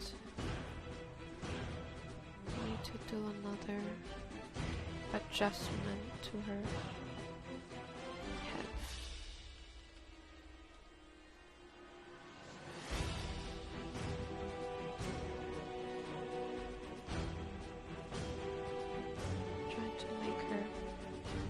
A bit, because it felt like her eyes might have been a bit too big. I mean, her eye was big for the rest of her face. So if I want to make her eyes bigger, I have to make sure that the other parts of her face was a little bigger to go with her eyes. Okay, let's go with that for now and work on the body.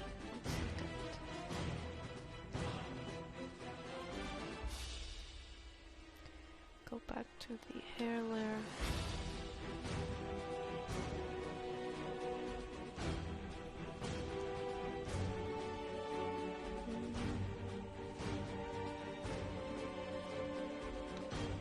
Let me try to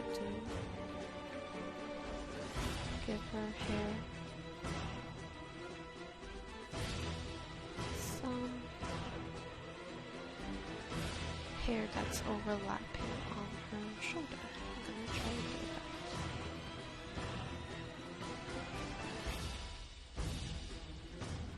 Add some shadow.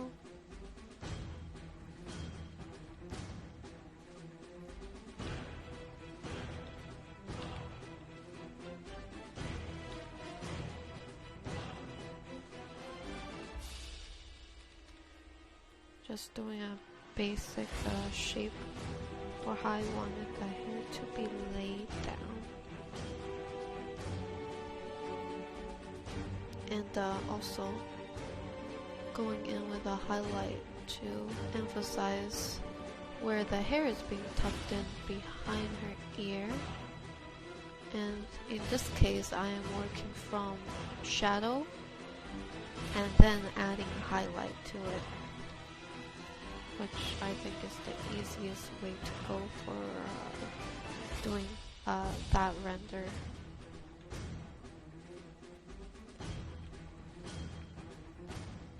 Let's go ahead and add a bit of highlight, and then adding the part. Sometimes I guess if the hair color, her hair color was like a darker color, like black or brown, I would have went and looked for a photo to help me. But since her hair is very colorful, and I doubt that a photo texture would be able to convey this sort of style, this will be painted manually. But if I could, I'd probably use a photo for this part, just to add some texture, especially for the part. But you can also do it manually, it's just a bit more time consuming. So we start off with some smaller details, just layering on details at this point.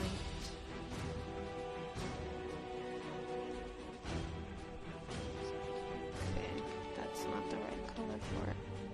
And at the same time, have to make sure that the color is correct.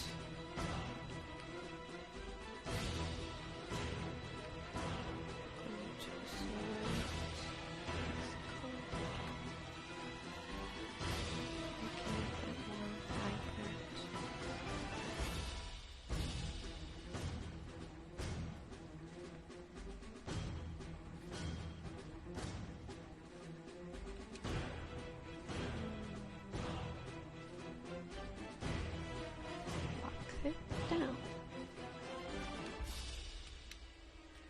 And then for here, let's go ahead and use a bit of highlight, or this, I'm not sure if this color will do. Let's try a warmer color.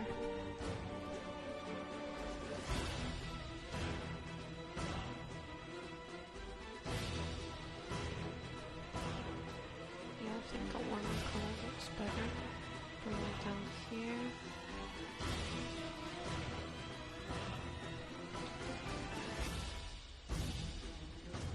After that,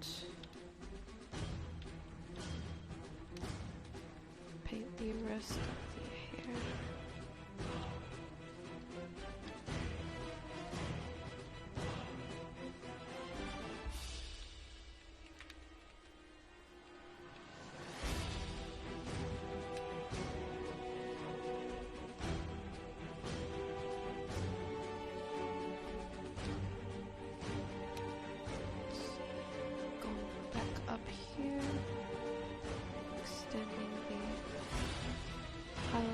Shadow a few times, trying to keep her hair fairly, not trying to use too much of a darker color for the shadow of the hair.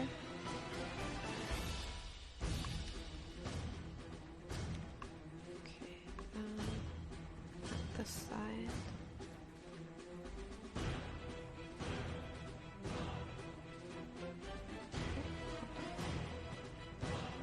Select the rim of, the side for the hair. Let's go for color balance. I'm feeling purple. This color. Just make it slightly brighter.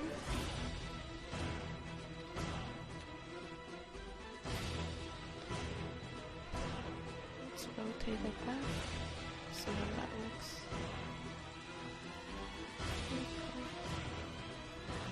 Seraphine's so tiny compared to how I paint Sona. Okay, let me select all of Seraphine's layers. Just gonna make her a little bigger so that feels like their size are properly done. Hey guys, I'm back. So I did do some rendering off camera just to speed things up. I touched up the bust area as well as worked on the face. I added a bit more refinement to her face.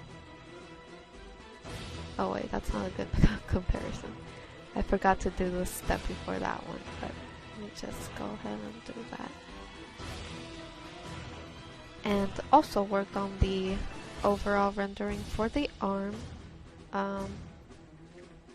But yeah, that's what I did. So this phase, I'm going to tackle her outfit. Probably need to work on that bust too, because need to really make sure that that it looks like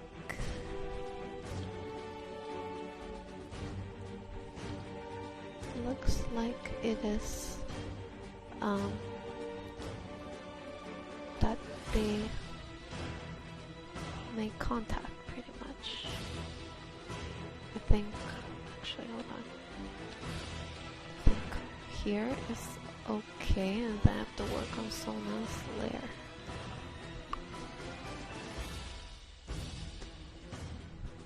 Gonna add some shadow here and add a bit of highlight here.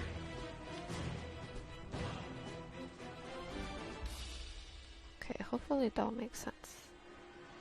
But I think this part will be worked on and off for a while.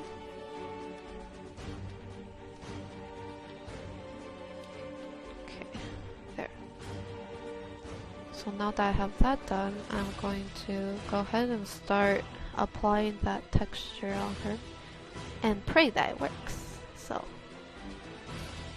I'm going to test it out first. First part test.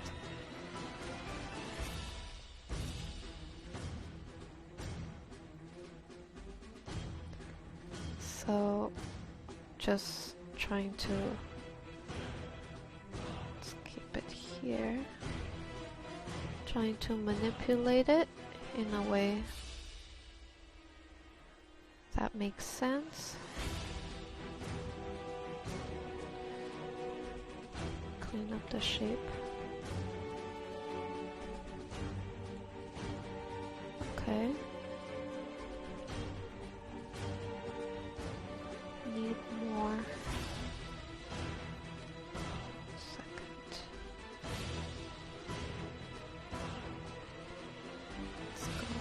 And hopefully I can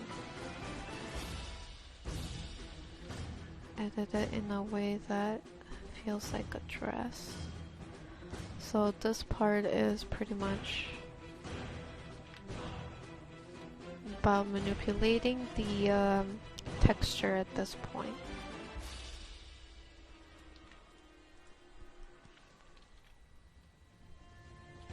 Gonna remove the hand real quick.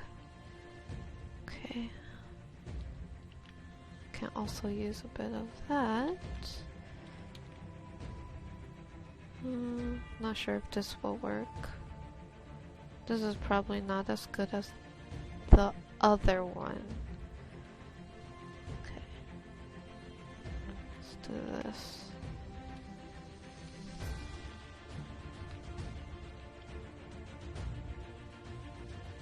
I want this wrinkle part.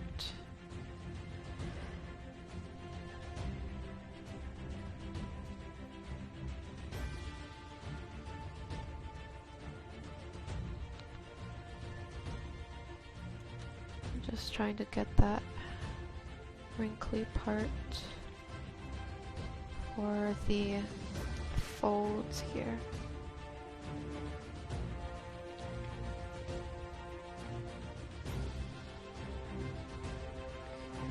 This part needs to be edited because if not, it will look like a copy and paste.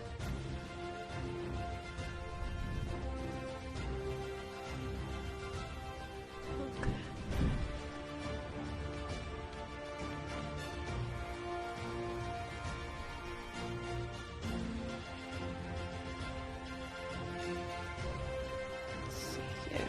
See what else.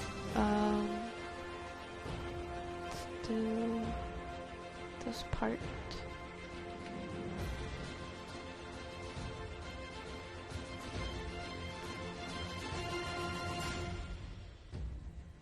So first phase, I'm thinking I'm just going to do a base, get it as close as I want to the shape that I'm going for, and then comes the editing of the texture itself. I don't even know if this works. I don't know. Put that as a base. Get this again.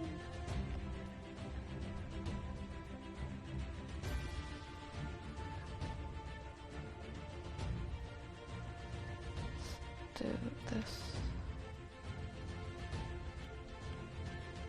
Drape that. Erase.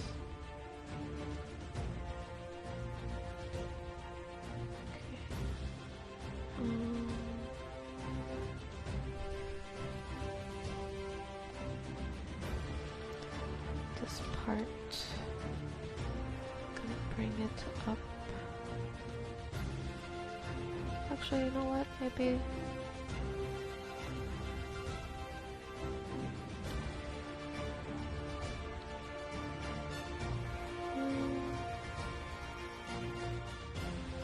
Oh, whoops.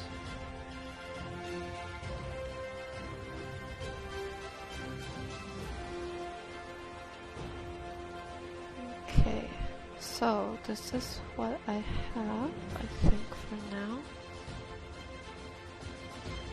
And, let's see. Of course, gotta make it purple. That's like her iconic color. Just gonna adjust it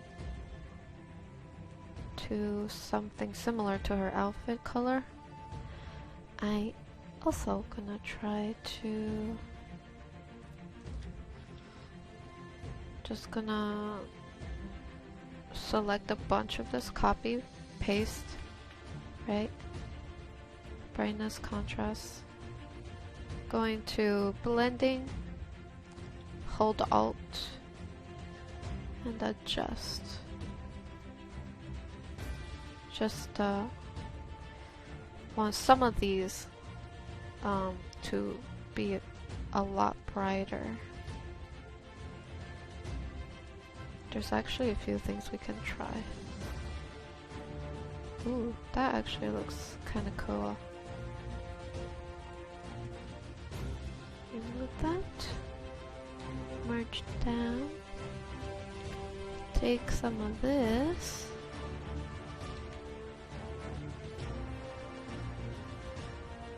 Let's test it on ooh. Testing it on several layer mode. This is kind of cool. Makes it look like a mermaid. And play around with the color.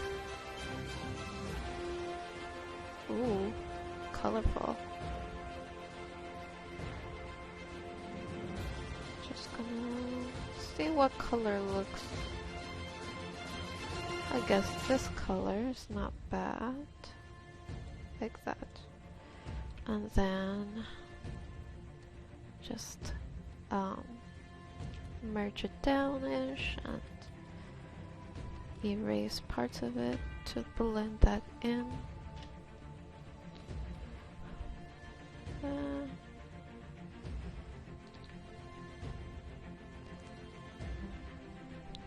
Then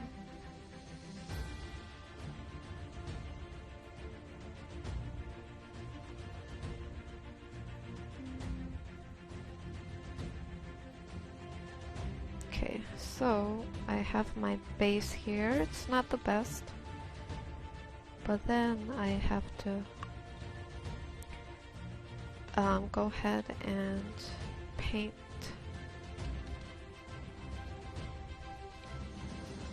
the rest. Okay, this part needs to be a bit more elegant.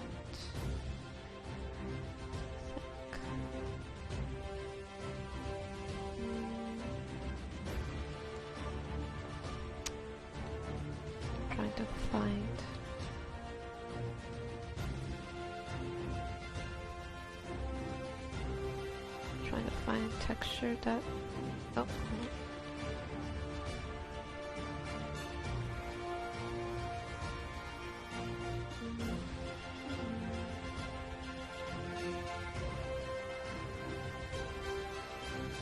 This is gonna take a lot of work. Okay. Go with that.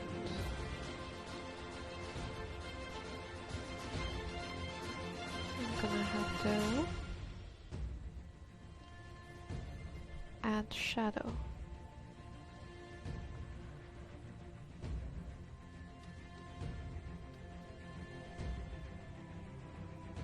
Even then, the color's not the greatest.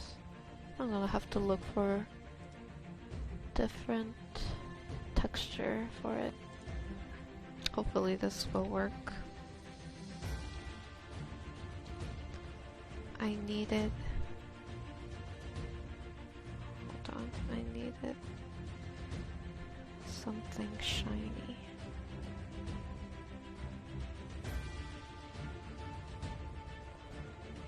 And of course, gotta adjust the color.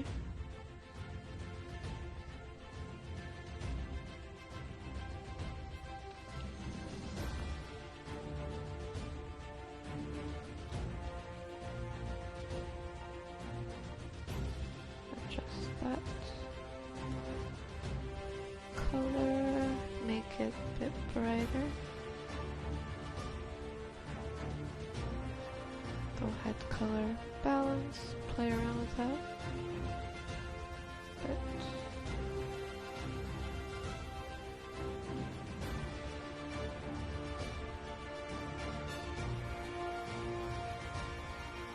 then duplicate this. Again, bring it up here.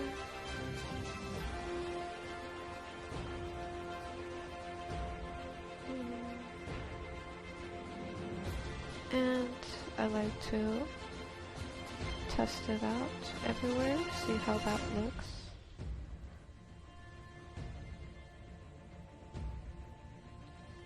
Okay, just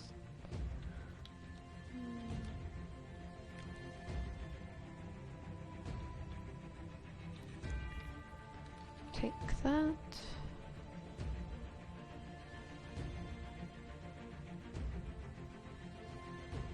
Then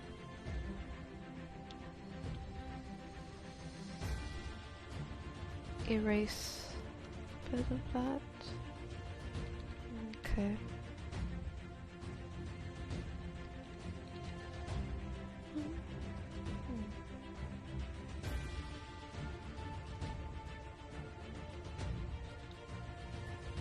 This is definitely not what I had in mind. But I will work towards what I have in mind. I'm going to go ahead and remove some of these areas on this layer with the help of the mask.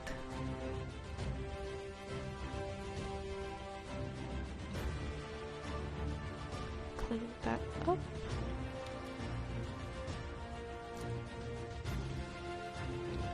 At the same time, I'm gonna be working on the skin.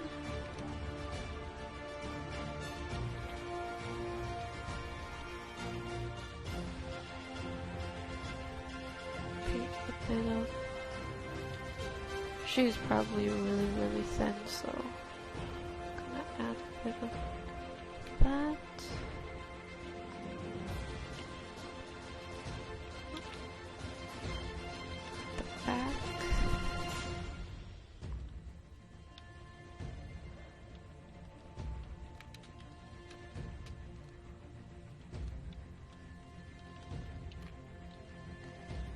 And then the leg part. Well, at least we get some sort of contrast with their different body types. One is a bit more curvy.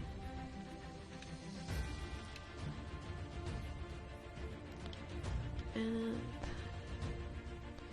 just gonna darken that up. Okay, so now I'm gonna work on this now. So I'm actually not too sure where I'm gonna go with this. So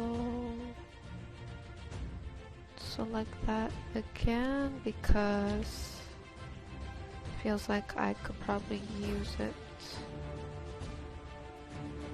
on the rest of the outfit. Just need to switch color.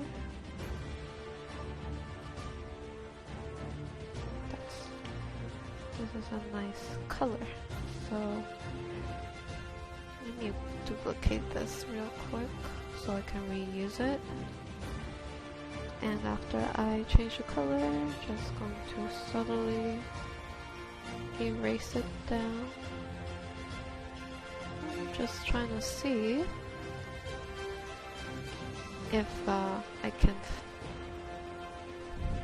if I should keep it shiny, have the highlight there or not. Okay, going back to the skin layer. Gonna use my lasso tool. So since there's a lot of highlight there, gonna select some highlight.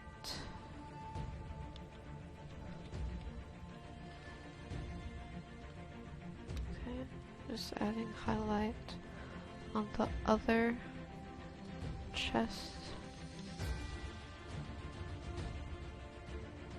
And then overall just, oh wait, shouldn't.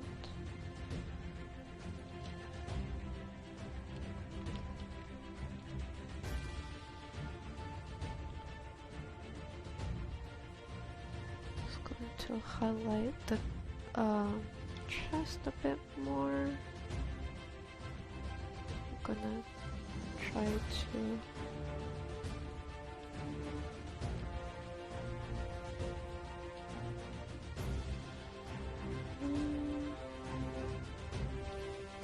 testing out different placement for the highlight.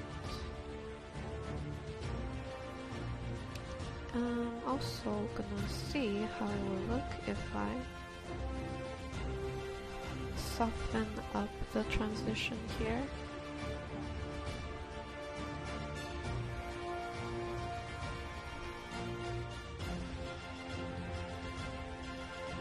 Soften the transition of shadow to light.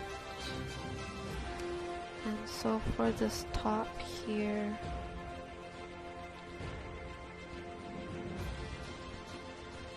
go ahead, give it a spaghetti strap. Or actually, or do this.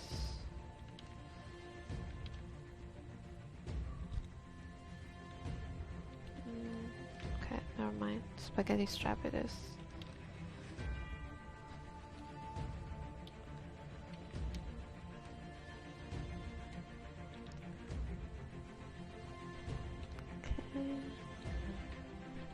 Gonna go a bit lower.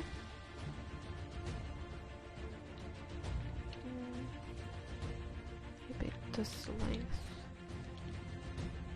Once I have that length,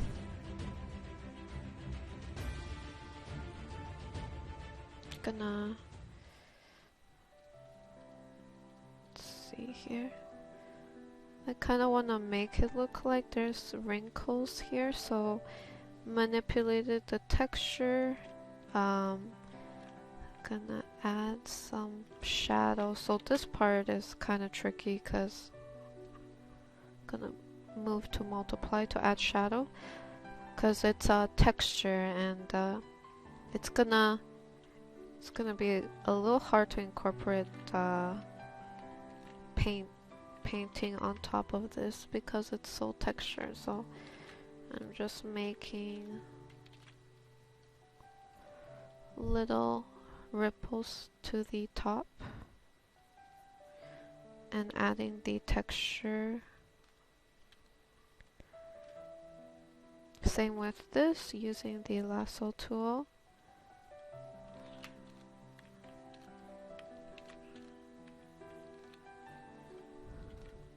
I can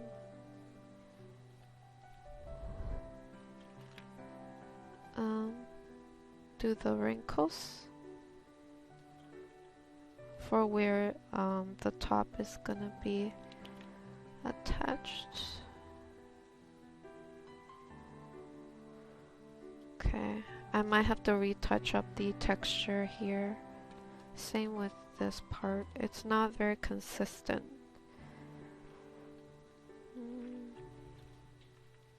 I'm going to change the silhouette here a bit to be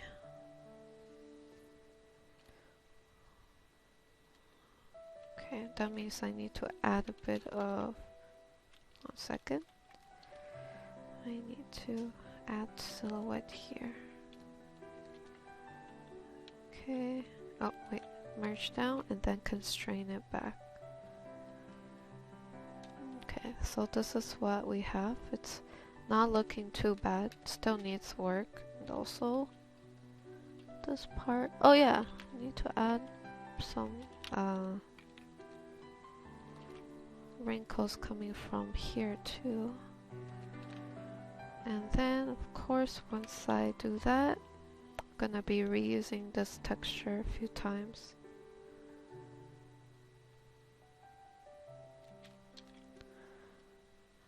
Gonna reuse it here.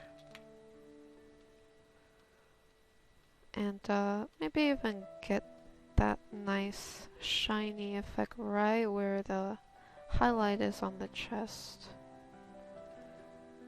And again, changing the color. I guess I could play around with that a bit.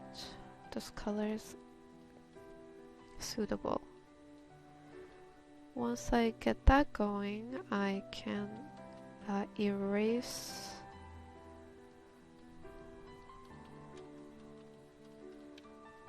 it, and I'm gonna see if I can reuse this somehow. I'm not sure. Nope. Okay. I guess this is where I will take it, and then let's see if I can use that part. Oh, that part of the texture. Maybe like that. Once again, hue saturation, change the saturation.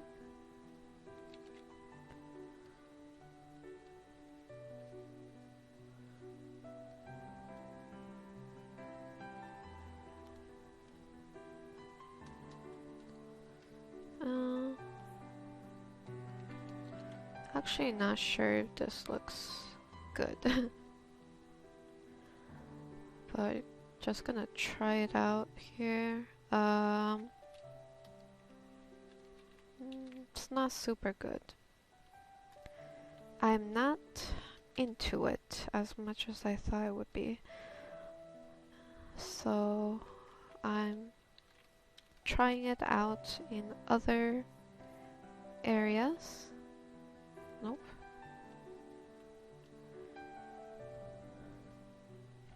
Nah, okay. I guess I'll go with that. And then copy the bottom half of the dress, paste, and I will play around with the saturation so that it kind of fits. I'm gonna go with the blue so I can do a gradient. So as you can see, it's purple here. I want it to be more blue, and the bottom half I'm going to transition to be a bit more purple. And of course, duplicate the dress again so that I can, oh, it's very colorful, so that I can figure out another color.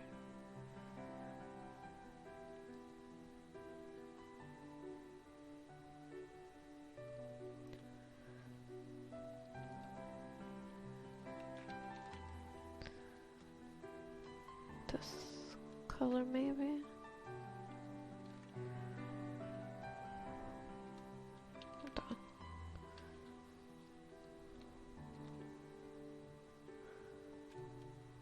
Okay, let's see.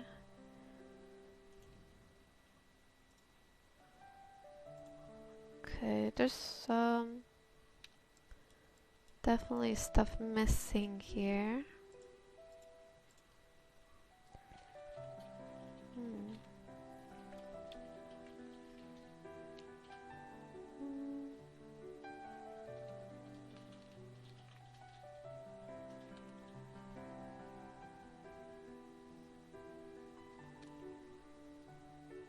Let me see. Let me see. Gonna see if I can find some inspiration. Okay, let's keep it for now. Just gonna clean up the silhouette bit.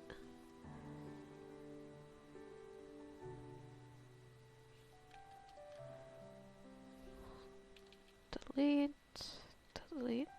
Oh, hold on. There.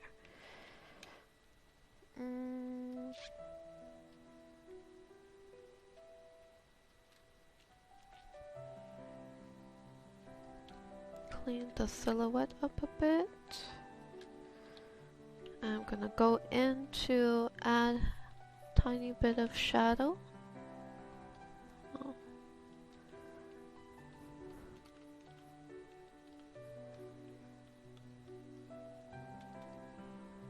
Just maybe not too much shadow actually.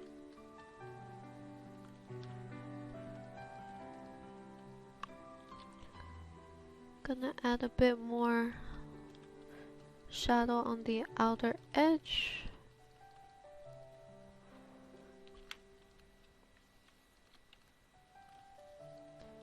Oh, whoops. And now I gotta work on the dress to make it look a bit more fancy. So in her official splash, she's got some gold ornament, so gonna see if I can make her dress have some nice little gold details.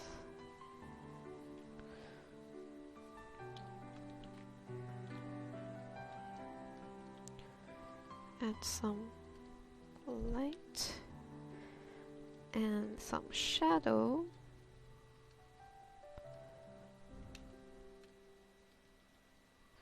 Or alternatively, I could have went and looked for a gold chain texture and just plop it. Or I could do this. If it's not super detailed, but it gets the point across. Let's do a little hook here.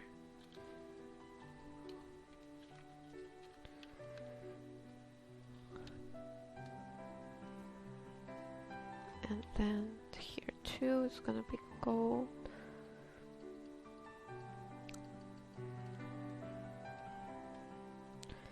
Layering on shadow, midtone, and highlight.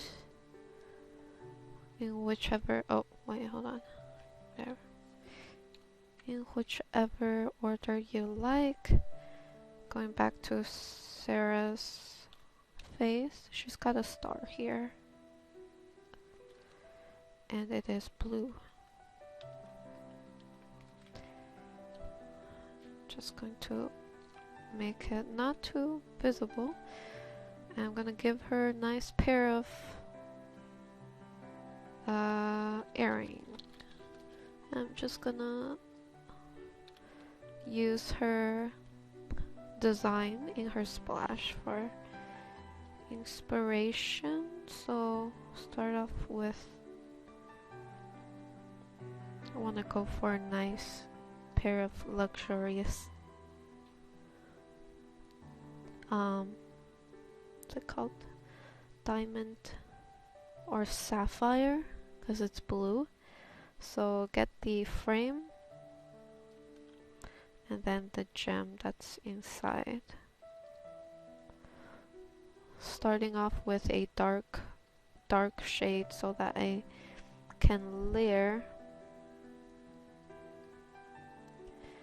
highlight on top.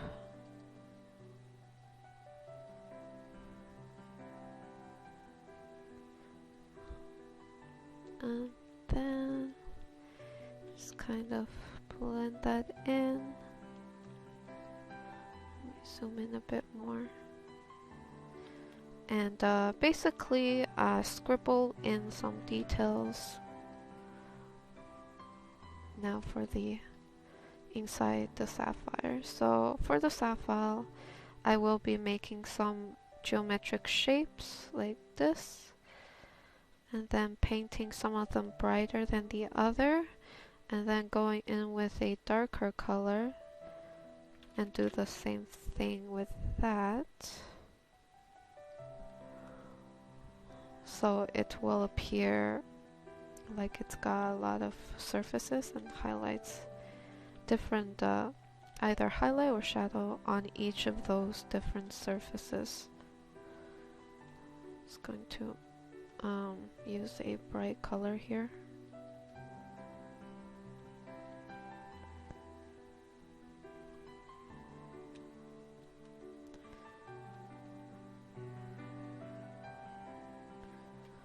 Guess if I want to be fancy, I could oh, hold on. Let me just refine this.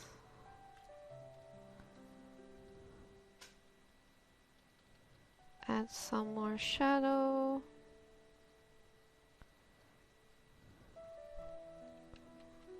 And then add some highlight.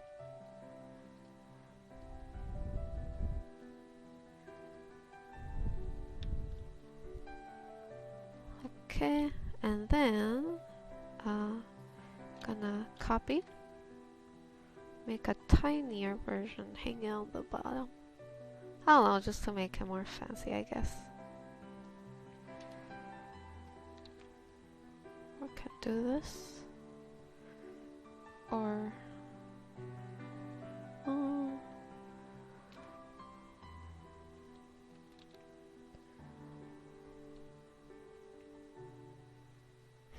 now just make it simple like that. Okay, so this is one of them.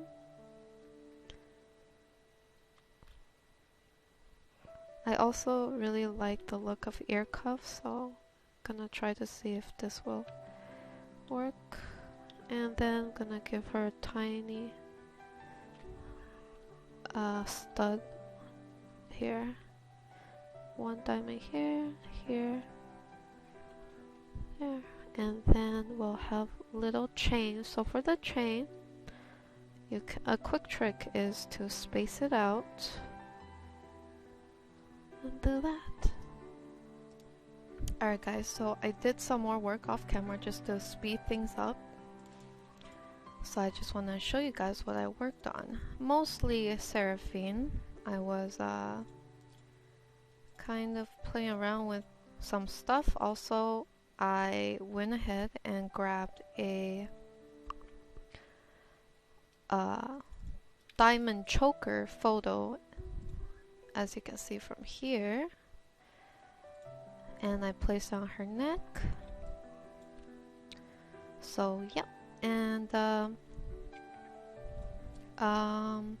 also I touched up on her chest area. Still kind of need to work on that. I think I need to work on Sona a bit next. And also I went ahead and started the base for her hand, and yeah, let's take it from here. So I'll be recording 30 minutes intervals, and then I'll do some work off camera to speed things up, and then I'll come back for another 30 minutes, and that's how we're gonna go until this piece is done. So it might take a while. Anyhow, after I do the rough sketch for the hand, usually then go in with a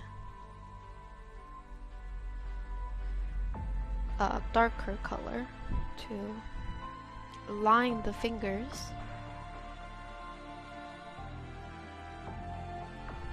And then one more.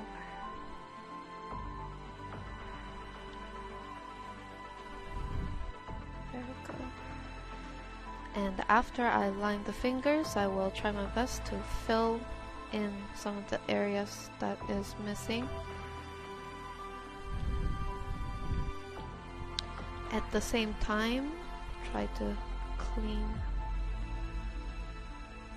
clean up the silhouette as well. I'm gonna go ahead and paint a underneath.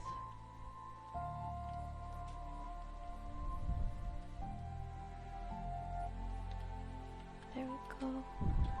Going to select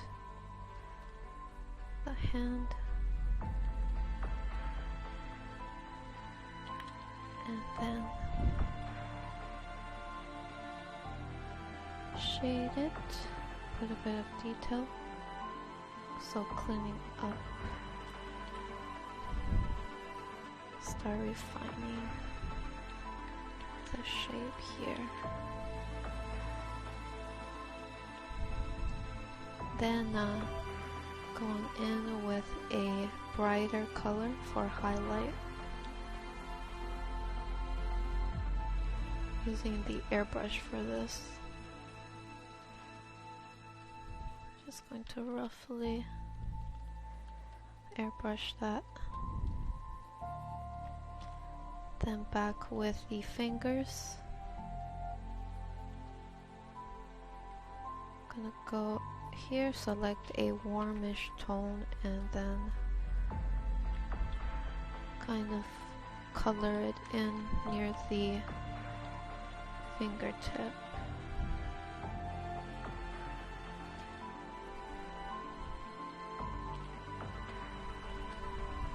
And of course, clean up the rest of the finger.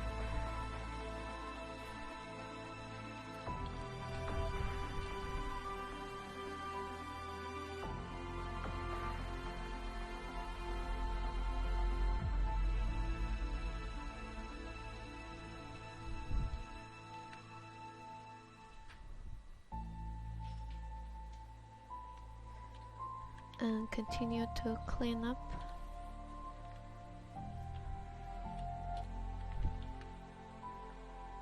And refine the shape.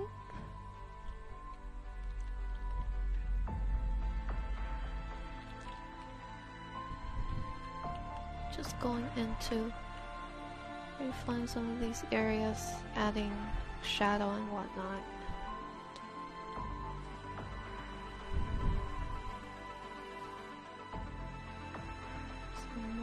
Shadow.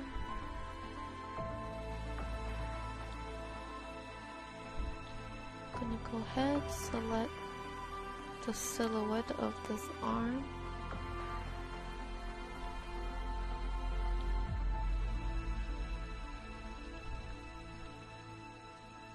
And making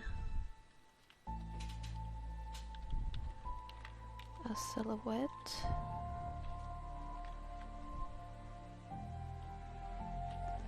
Outer rim silhouette in a slightly darker color.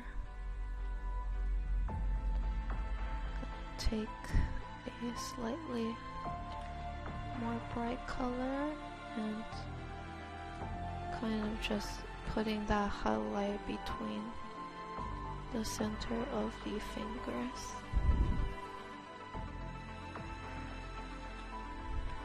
Going to add the shadow underneath this finger. Gonna add a bit of wrinkle or the folds of the finger, and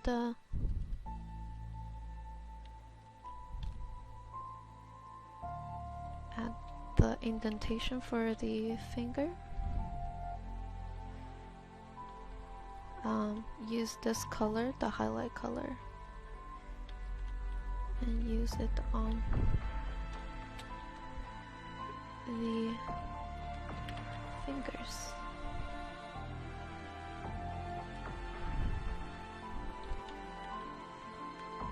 Add some indentation or wrinkles around where the hand is at.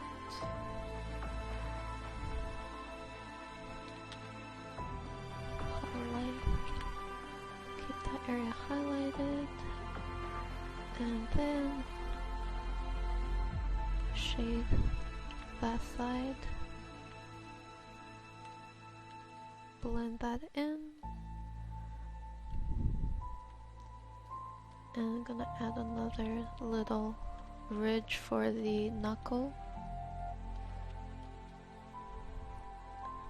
I'm going to add a bit more highlight here.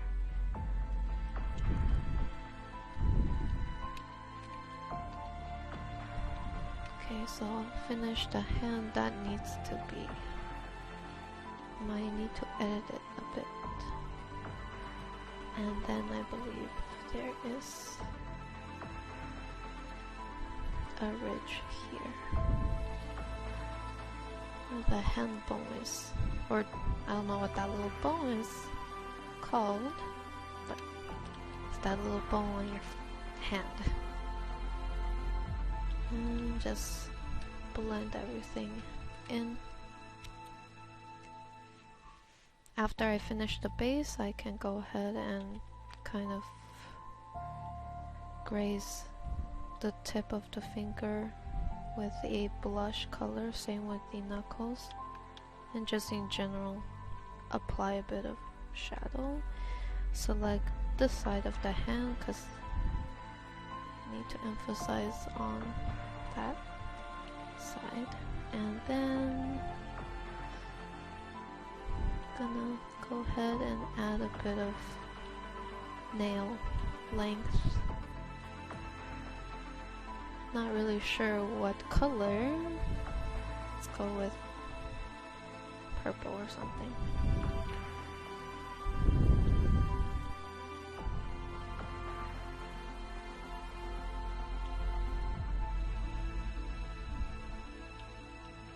After that, going in with a highlight.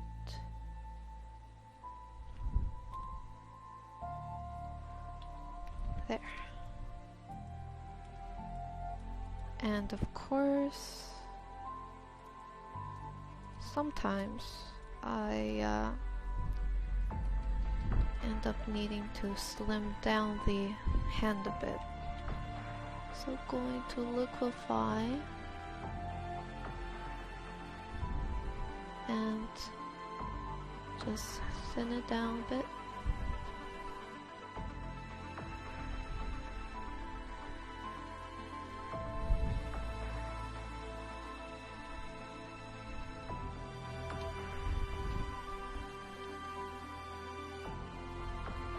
And then fix it.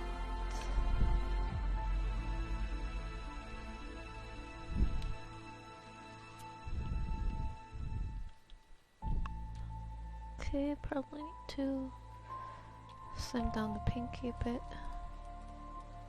Or something like that. Guess what I'll do now is copy that side of the hand, make it bright.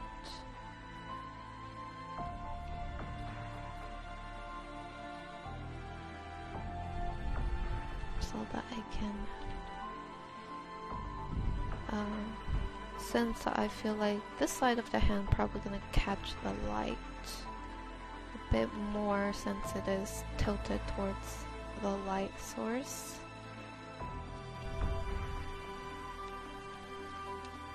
And perhaps I will extend the light a little bit over.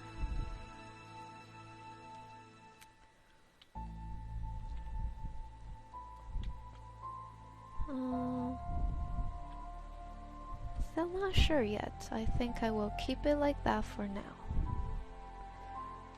So that is the hand for now.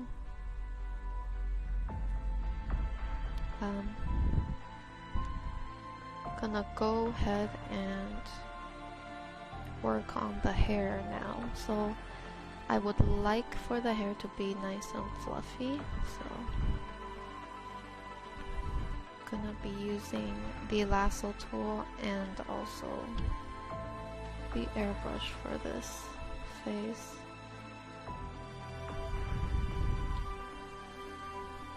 This is a curl, so I'm gonna go ahead, extend it a bit.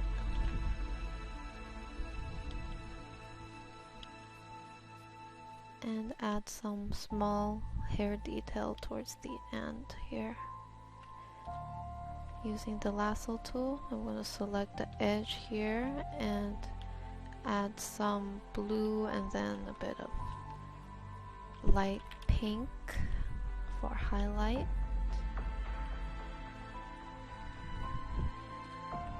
Same for here.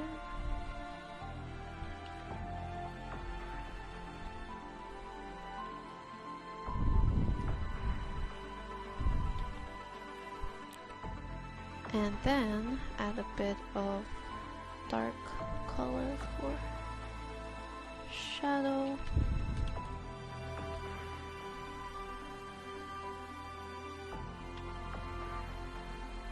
Let's go ahead and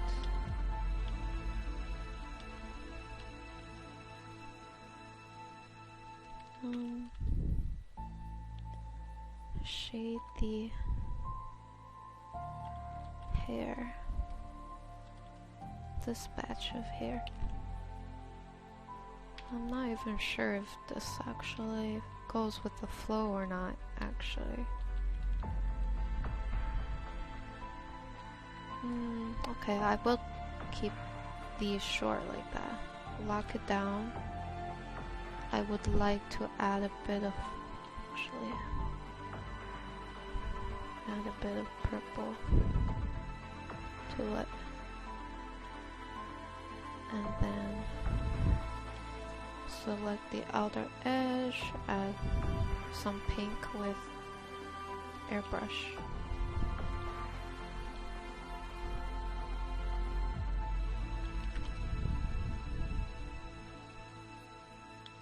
And then kind of blend it in using the color that's already there.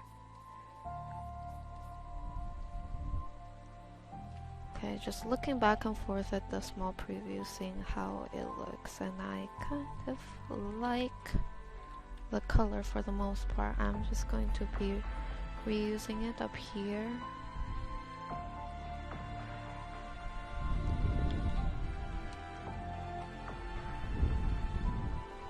Okay, now for the bigger chunk of hair.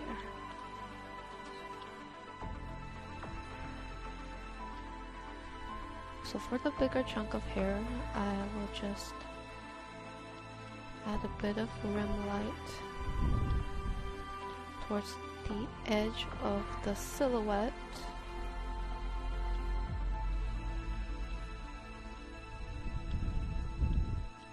Let's go here real quick.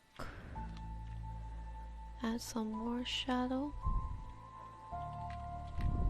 Probably need a bit of shadow here too.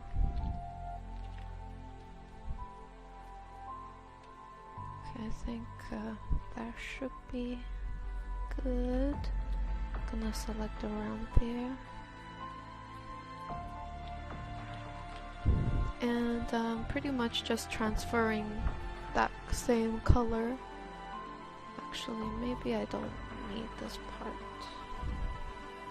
Or at least bring it. Yeah, maybe just need a little bit of it.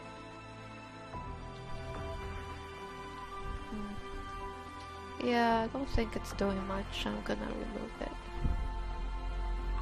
Wasn't really doing much. So now that I got rid of it, I'm gonna go ahead, layer on a bit more highlight by using the lasso and upping the brightness for that area. Okay. Now for this part. Needs to be bright. Copy that area. Increase the sorry about that. Increase the brightness so that, and also increase the saturation so that it's nice and bright. Really want this to be bright, so making it as bright as it is appealing. So just looking, I'm pretty much looking at the small screen at the same time, refining the hair, and looking at the small screen, making sure that the color goes well with every other color. Bring some of that purple back here. See if I should add a bit of purple underneath. Nah, I'm going to erase that gradually. Actually.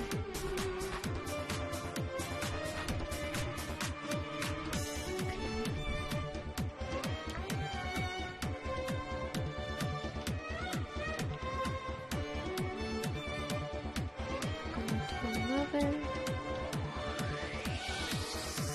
curl adding some more interest in the hair. Okay, lock that in. I'm going to take this color and adding it to the head, to the top of her head. Add a bit of blue, and then take some of this color, put it on her head. See how that looks. Kinda cool. I'm going to erase. Oh shoot. I did not put that on a separate layer. I thought it was on. Okay, redo. There.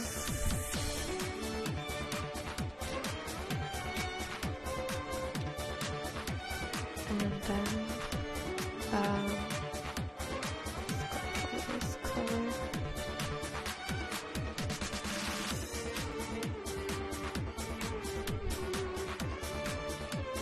I'm just going to paint over the layers for a second, then I will properly merge them down into their respective layers. For now, I'm just trying to get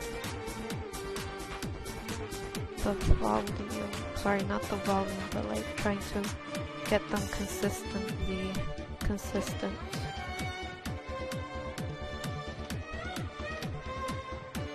Select that area. And then add a bit of shadow, so to, in a way, to separate the individual hair locks. Go ahead and take a bit of this color.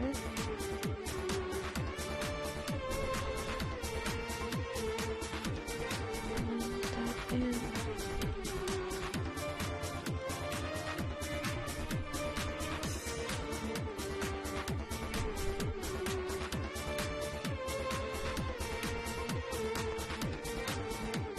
And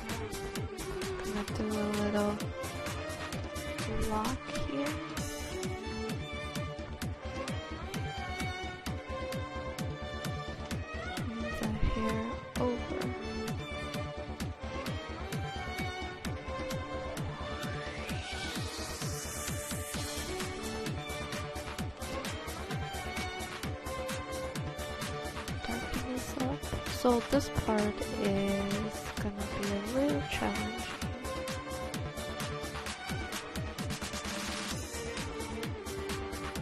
And then back to shadow.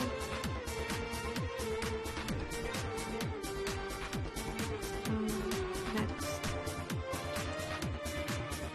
since I am going to be painting some of the hair overlapping, we're going to add the right amount of highlight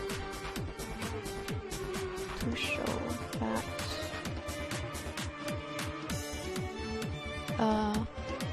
that it is overlapping on the shoulder and stuff.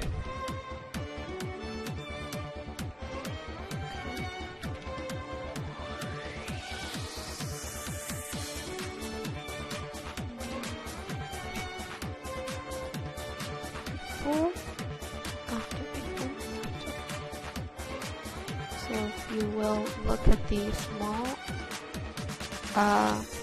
preview there, you can see how, if it did anything, if that was an improvement or not. I think need one. I'm gonna add a bit of blue on her head. Let's try to see if I can go for that bubblegum like hair.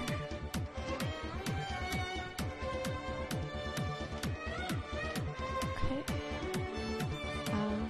Needs more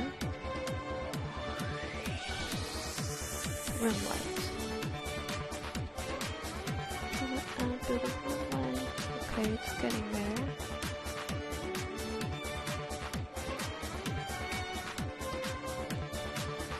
Back to the hairline.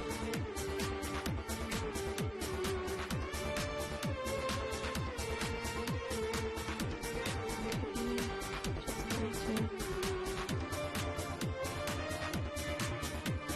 sand down the hair a bit to form a nice wave.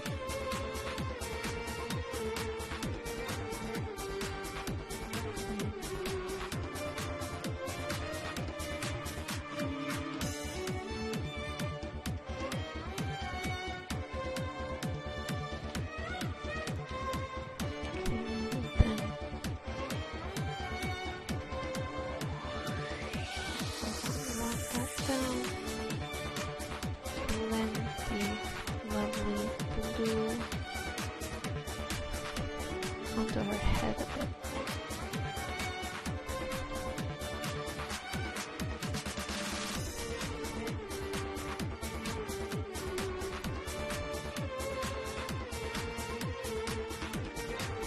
Rotate that. Just want to see how that's looking.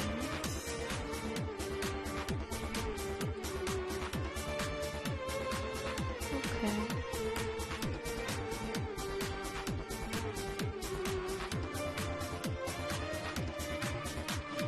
I'm going to, how do you say, kind of merge the hairline a bit more into the head. Just gonna paint that in a bit more.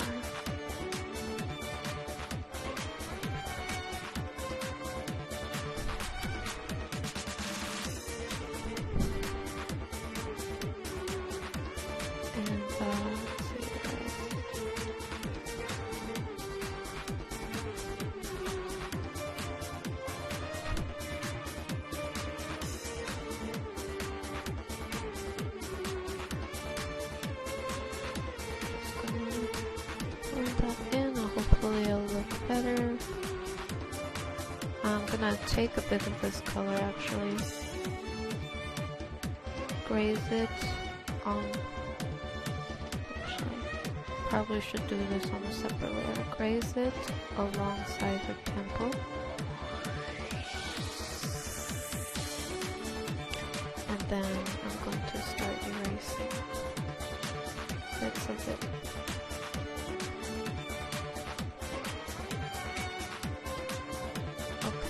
then as I do that, I'm gonna blend in her hairline a bit more.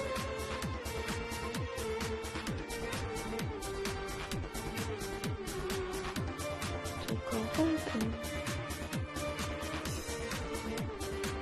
and nope. I thought I would try to give her more of some more hair strands. But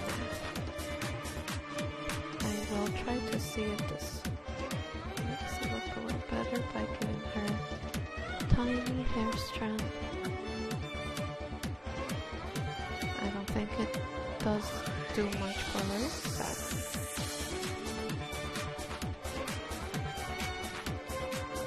this will have to go. Oh, maybe I'll just keep it a little bit. Or not. Didn't really do much. Okay, maybe I put this. Delete that. Maybe I'll put it here.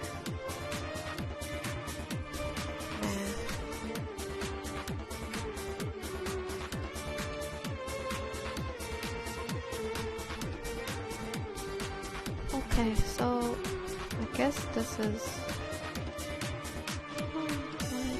I'm kind of disappointed. It doesn't look as good as I had previously envisioned. Oh well.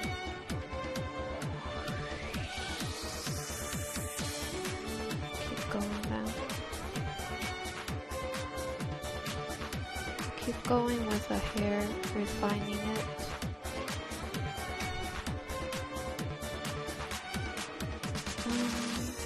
Let's see if I can make this log a bit bigger.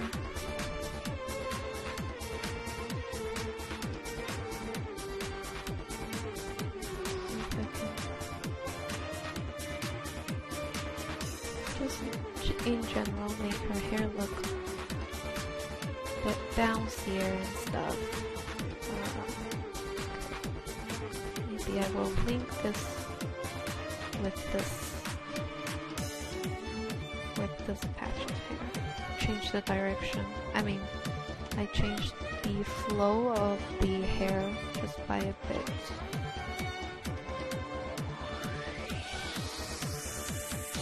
Go for a bit of shadow there.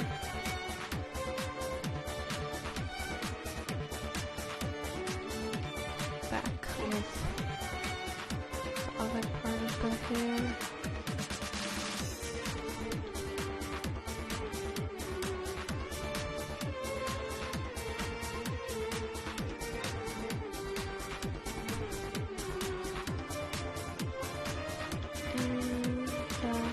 That in. Okay, I'm looking back and forth at the preview. I'm gonna go ahead,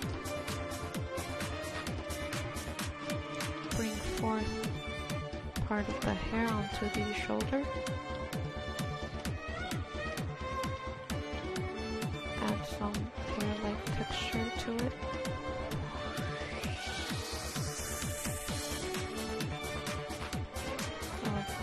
I see.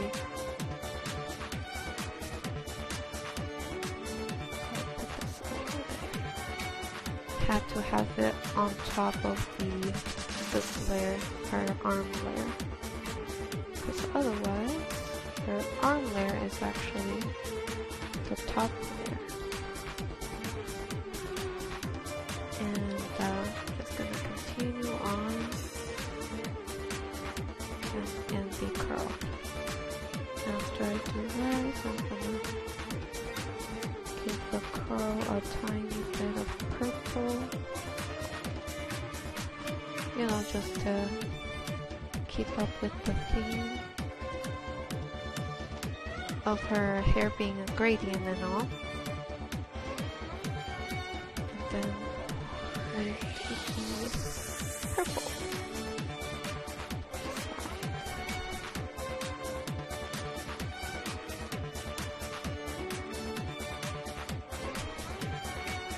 Some highlight on this side.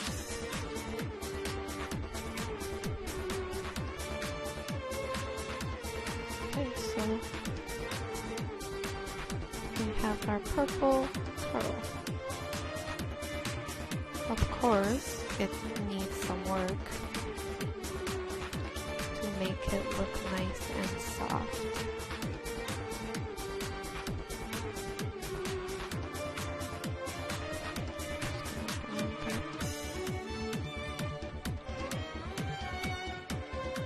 I'm gonna select this color. Usually try to use the surrounding color palette I already have for various things. So I just happen to just select that highlight color and to use it. Finish up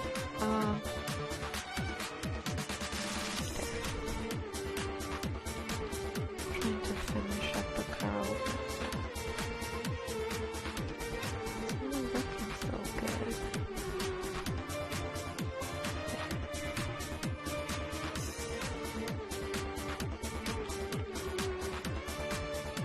Okay, that's one curl.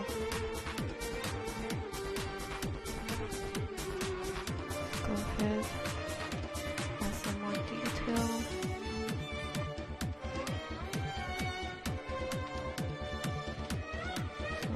So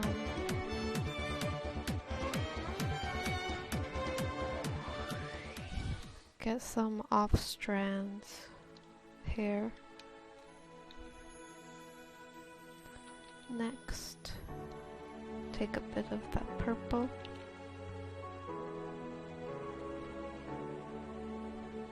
and continue to blend. Just gonna add some highlight on top of this area and then gradually fade it. Alright guys, we're back. Did a bit more work off camera just to speed things up. So I mainly focused this time on Sona and also focus on kind of painting the chest area so that it would feel like they were pressed against each other. But there's still a bit more work to do here, but definitely a lot better than what I had before, I think, and makes a lot more sense. So this, oh yes, and also I added a quick blocking for the hand. That's gonna be right here.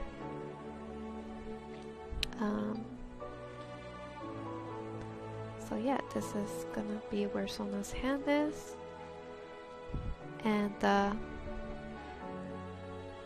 so yeah, let's get started. Just gonna see the textures. So for Sona's dress, I thought I would do make her dress kind of more silky. Sorry about that, my phone. We're going to make her render her dress out like that, and for that I look for some reference on bodycon dresses, silk bodycon dresses. So like kind of like nightwear, I guess you could say, just to give more variety. Originally I was gonna make her dress glittery as well, but then I thought perhaps a bit of variation material would make the composition more interesting, which I usually try to do if I can. You know, sometimes I don't think about it until it's too late, but this time I'm gonna try to do that. Anyhow, I'm gonna go ahead and do the arm first. Second.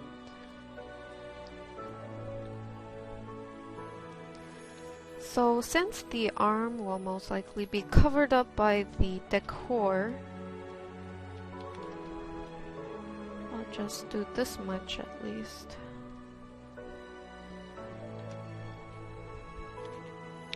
So as always,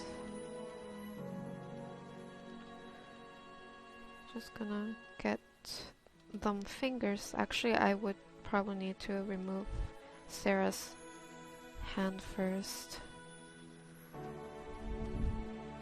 And quickly sketch out the fingers using a dark color and a light color for basic shading, and then go in to clean it up, or I could just skip directly to lining it with dark color. Let's go ahead and just do a bit more render here. Gonna select this color, a bit of a gray dull color. Then go in with a warm, dark warm color to help me with the fingers. So now I am kind of aligning the fingers and where I want them to be.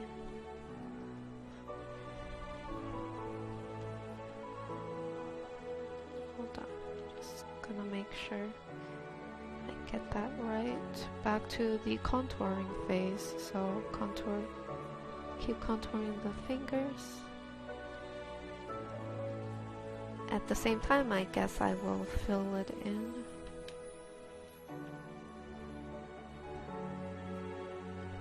And then, last but not least, this finger.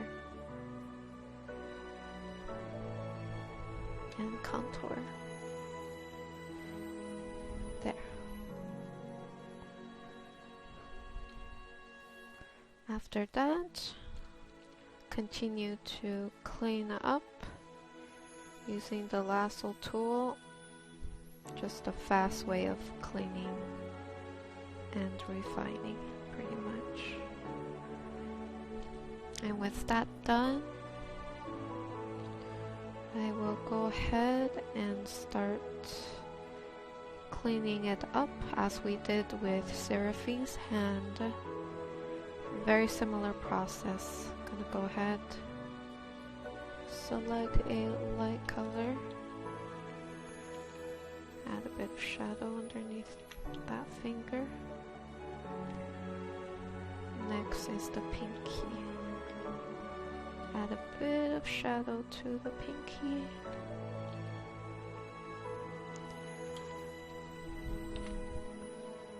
Just trying to, okay, might need to add a little bit of slant for the pinky, just so it's not, you know, too straight and stuff.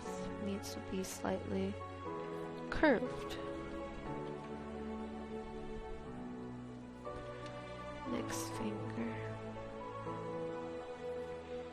Once again, gonna try to make a fairly clean selection.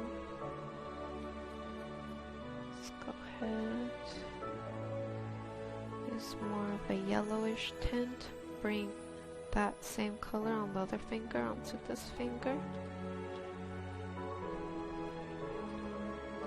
And I'm gonna do a shadow here.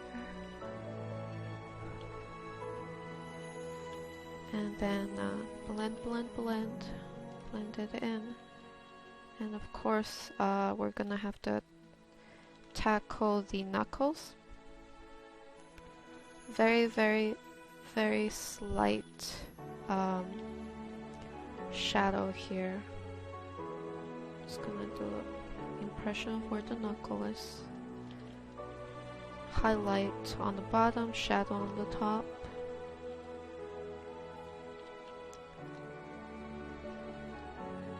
Some of that.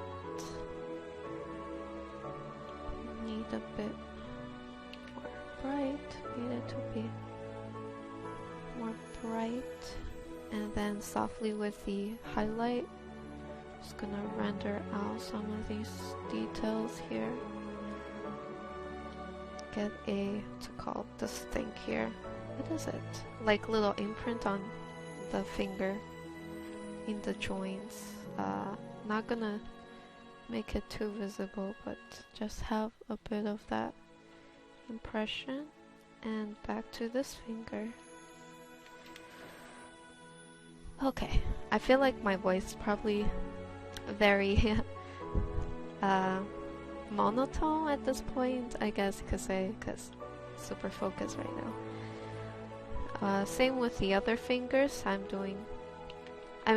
with this finger that I did with the other fingers. Refine, fill in with highlight.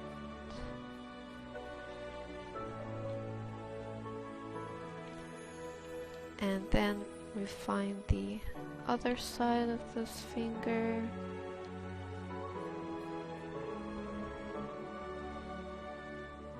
Okay.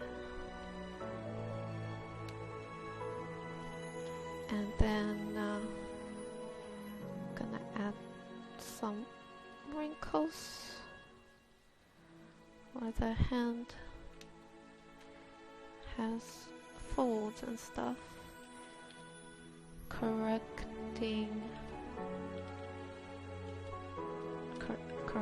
the shape of the arm a bit. Gonna go. Actually, let me just look at Seraphine's hand real quick. Okay, nothing too visible. I'm gonna use her highlight on her arm. Where is? Hold on. Where is Sona's? Okay, here we go. And of course we have the little arm bone right here. Or at least, I'm not sure what this is called, but yeah, the little arm bone that you can see on your hand. Just gonna blend everything out with the airbrush.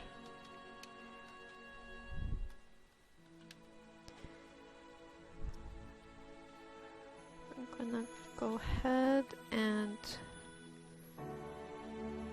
line it with shadow, and then same with the Seraphine's hand, gonna line it with some pinky tones, knuckles too.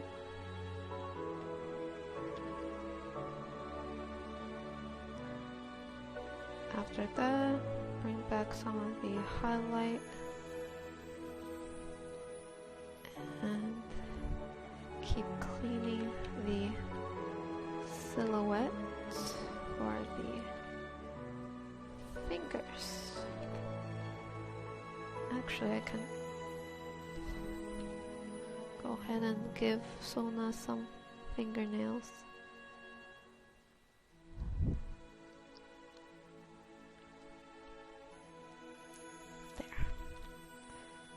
And let's give her turquoise fingernails. Actually, let me fix some of these.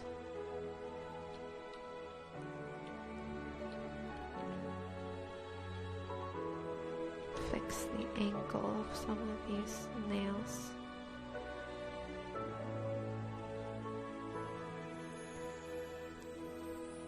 Her long.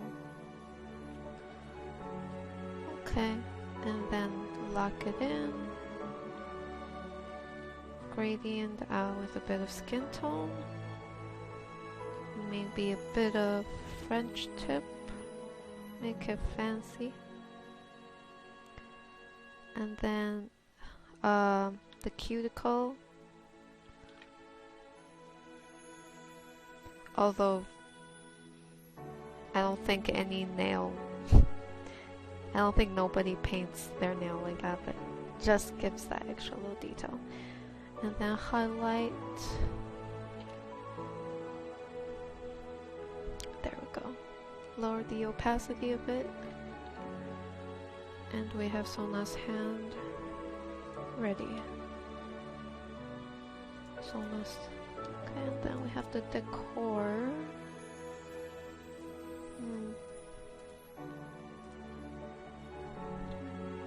I wonder if I can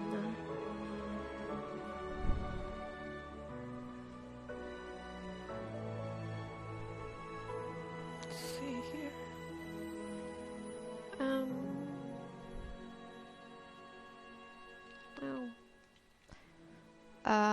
Not sure where I'm going with this. Maybe move it down just slightly.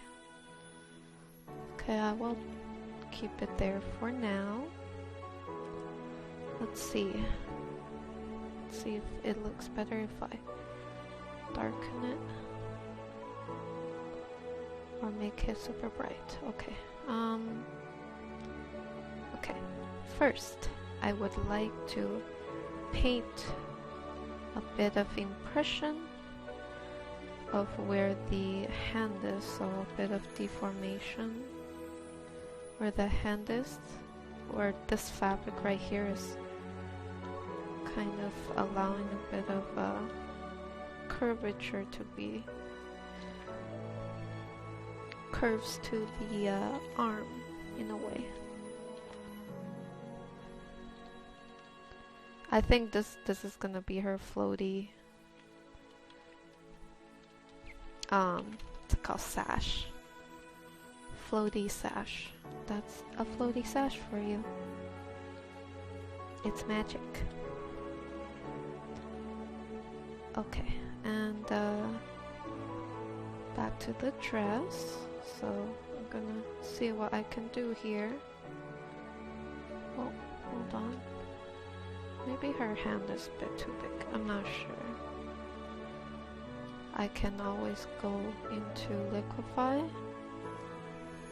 and then just gonna shorten some areas and then in general just make the hand just a little smaller. Okay, now for the dress. Dress is gonna be interesting. Okay.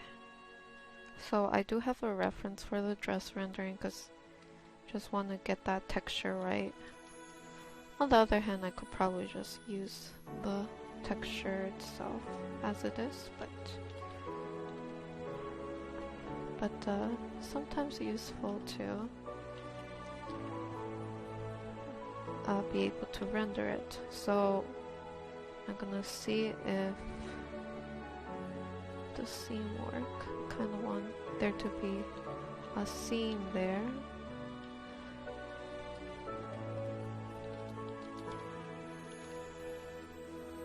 I want her to have a nice thick hip. Okay, so just rendering out the basic details first, such as the seam on her dress. And of course with silk tends to be a lot of folds, so gotta paint folds and stuff. Also,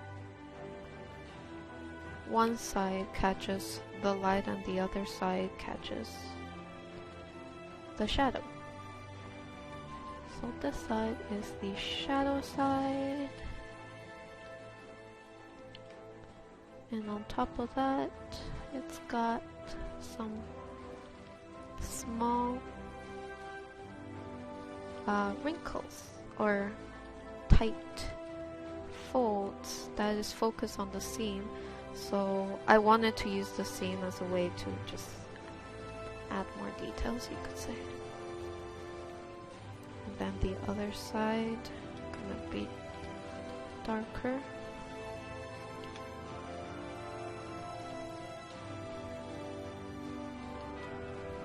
Some more shadow. Going to airbrush mode.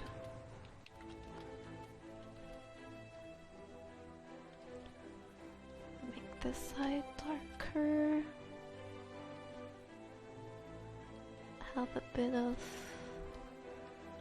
Have some more wrinkles, especially near where there's a lot of there's more deformation near the hip area.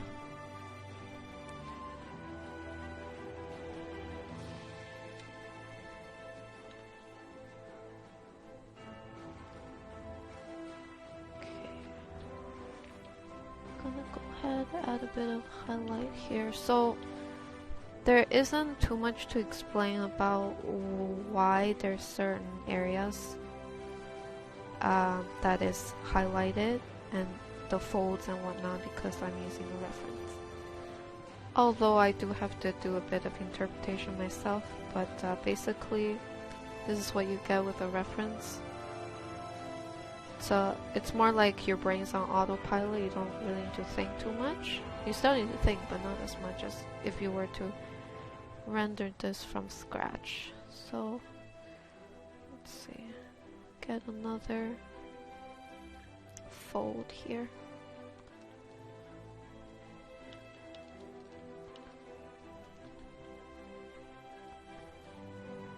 Let's go ahead, take a bit of the shadow here.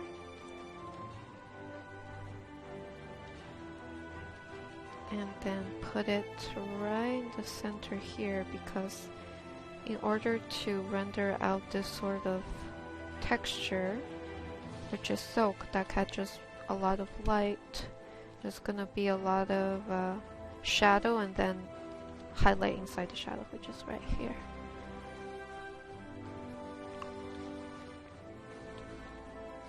And you will see this if you Google silk and clothing that is silk, because it will catch multiple light sources or have a lot of reflection. Okay, so I think this is pretty close to the effect that I want. Remove that layer, put that back. So this is what we have, which I think does, it pretty much renders out the exact type of fabric that I want. I wonder if I can show you guys the reference I'm using. It's this one. So yeah, as you can see, I'm following the lighting here. So yeah, that is the reference for the dress. So far so good. Basically had to look for a reference where there's heavy emphasis on, well, at least there was shows how the fabric behaves on the hips. That is the main criteria when I was looking for a reference. And of course from this point on, I'm gonna merge it down. From this point on, it will be about cleaning up the details and also adding more small folds, because there are some areas where there's more like tiny folds. So yeah, now it's all about rendering, and this phase is a little time consuming. So you'll have to bear with me here. Basically, I'm using the airbrush at a small size. I don't want to use anything too sharp here because I want to get a nice smooth look. Trying to refer back to the reference here to see how some of these folds behave. I'm gonna use a bit of the lasso tool to help me. Okay, bit here, and then you see where there's a bit more brush strokes. Got to go ahead and refine them.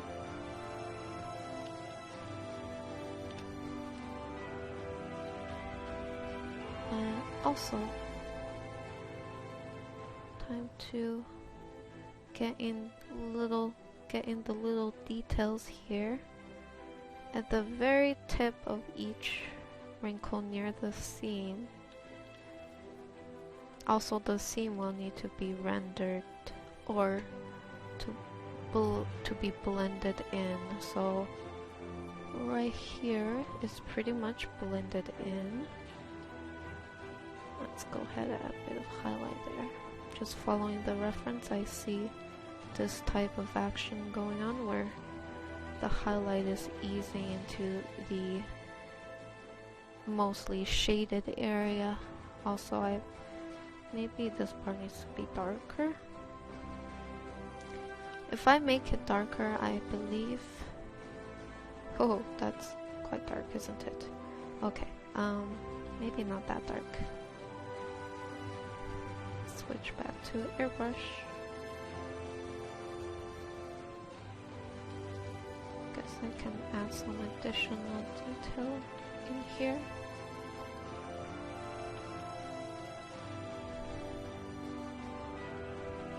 And using the lasso tool to help me here.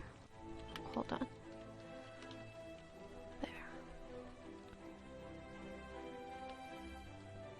Add some small highlights. Okay. Then use my lasso tool again. I'm going to refine the outer edge of the dress, which still have some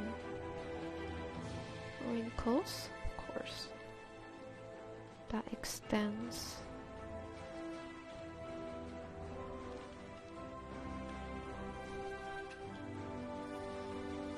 Go here.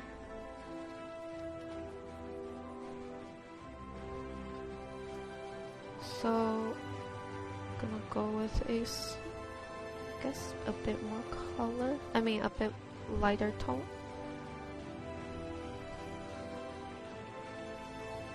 Oh, hold on. Just gonna make it a bit more subtle here.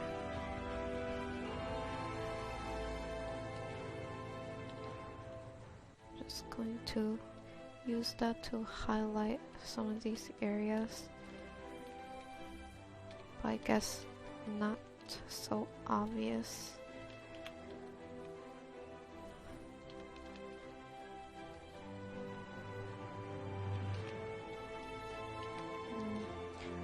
I don't think this highlight is working out. I'm gonna erase it. Now back to here. Using my lasso tool, I'm going to shade this one wrinkle right here, and then another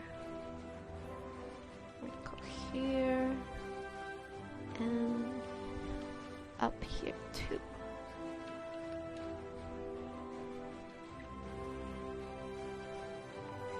After that, I'm going to go ahead and use a bit of highlight here.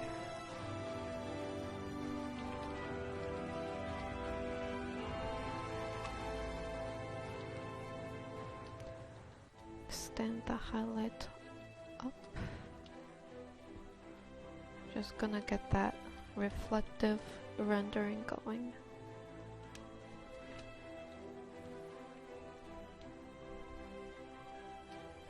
And gradually blend these two together.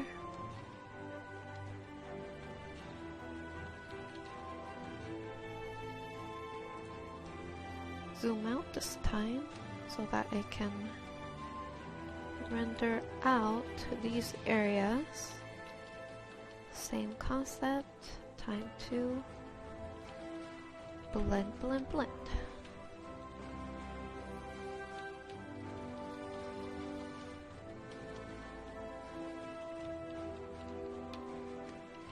Okay, what else do we need here? Let's go ahead and add tiny bit of highlight. Oh, okay, just testing stuff out. Oh.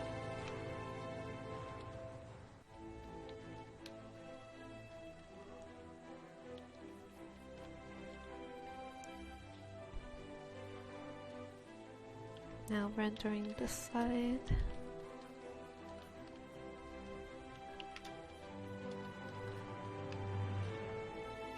Back to here. What I'll do here is I'm gonna select this whole area, Control Shift C, Control V, and then warp it to reduce the scene.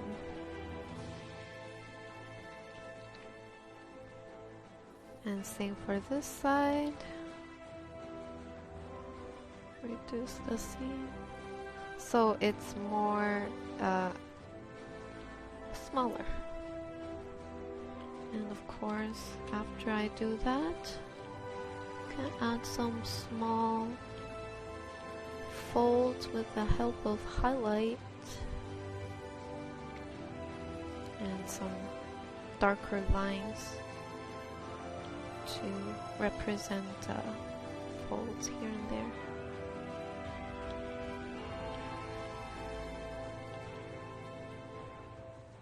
Just some small stress lines of the fabric itself.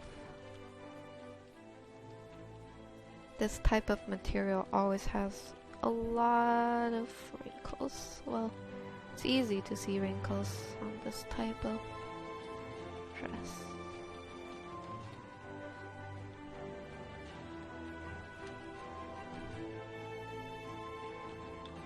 Gonna do some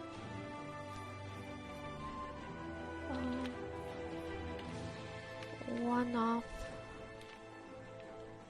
folds here and there.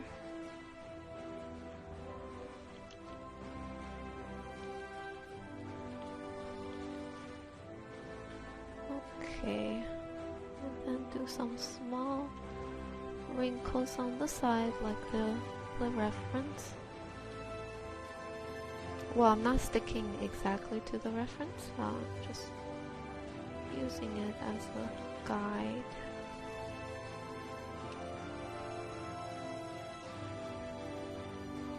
Take a bit of this, bring it up.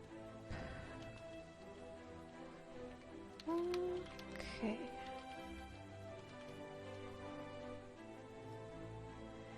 Gonna have to hold on.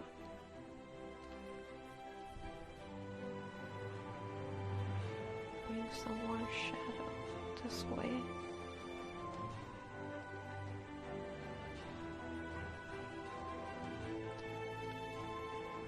Need a bit more wrinkles on this side too.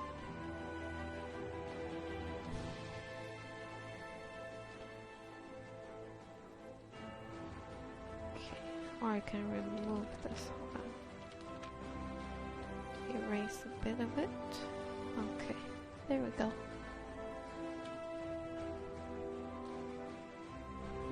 Hopefully this will do. I'm gonna merge down now. And now gotta work on, just gonna work on the top here just a bit.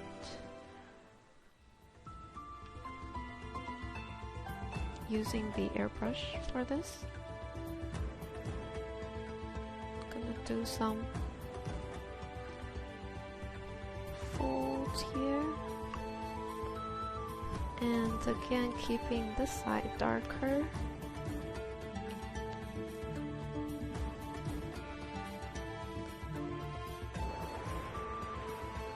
Hopefully that'll work.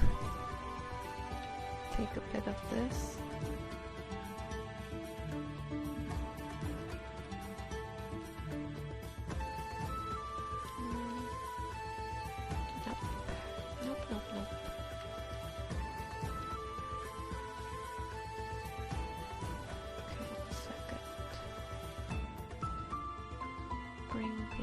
Shadow over.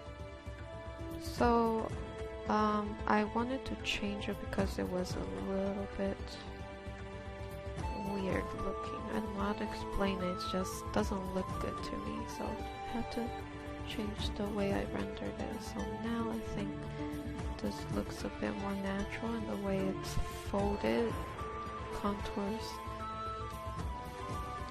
her posture, or it goes with her posture.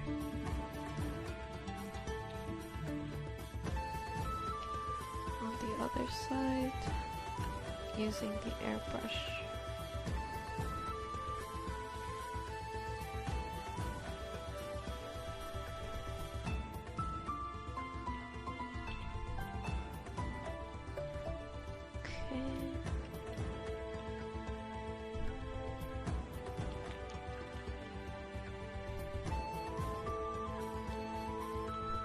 Gradually blending it in.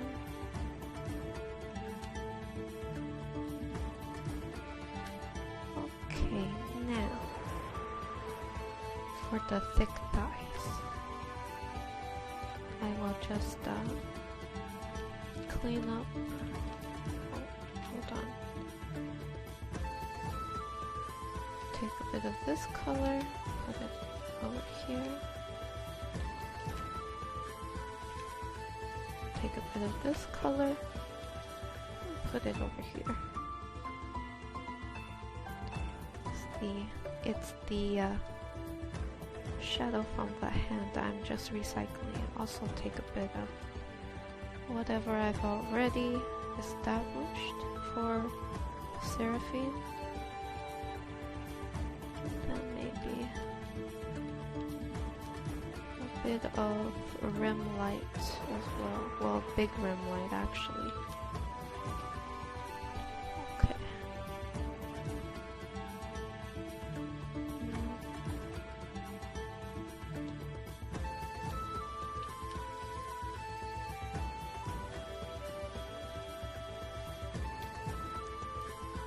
Let's see.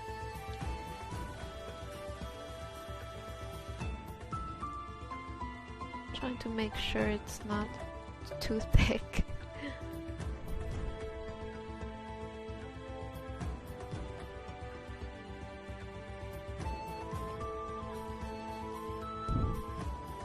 Hey guys, welcome back.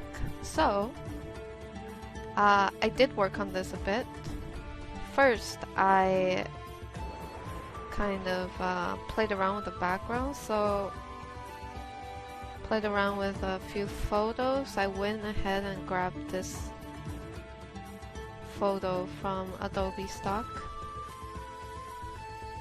It is the high-res version, and I duplicated this, blurred it, and put this layer on screen so it has that glowy effect. So, and as well as giving a new, I just kind of painted this blue with a black gradient on top. That's about it, I think, that I did to the background. Just kind of played around with a bunch of photos, pretty much. This happens a lot when I'm working on stuff. I just experiment with a lot of it.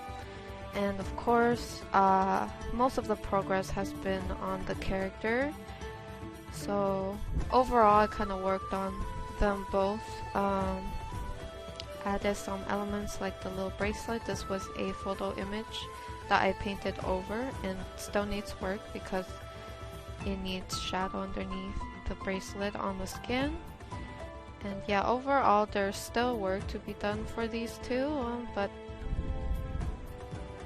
I think the progress is there. I just need to keep going and keep refining and stuff like that. So yeah, this is where I am, and so we will be continuing this. And as you can see, I have a lot of layers so that I can play around with stuff easier that way.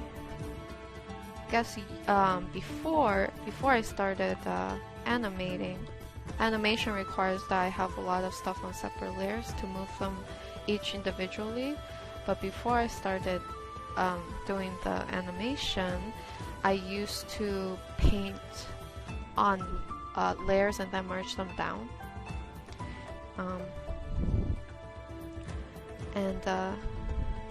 In a way, I feel like less layers easier to work with. But I mean, there's plus sides to both having more layers and then some positives on working with less layers. Really depends. So I'm thinking of showing you guys a bit more progress on this, and then we will end the tutorial. So gonna work on that hair. It's pretty much already established what the general color is, so there wouldn't be it wouldn't be too much trouble. I will just try to add some additional details to some of these areas. And this is I'm gonna zoom in here to get as much detail as I can. Basically, I'll just be using the lasso tool and also the solid round brush and the airbrush to help me with this. So yeah, it's gonna be a lot of this going on. Maybe I can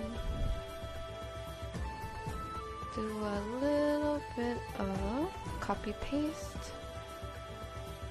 increase the light, just getting some of that shine there, and I'm gonna try to erase bits of this so it'll feel more smooth as it transitions onto the layer below. So this is the layer on top.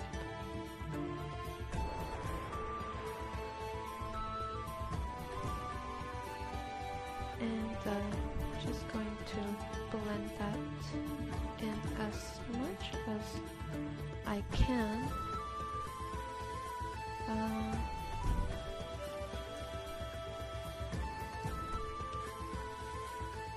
Just going to extend the shadow down. Change the brush size while I do this.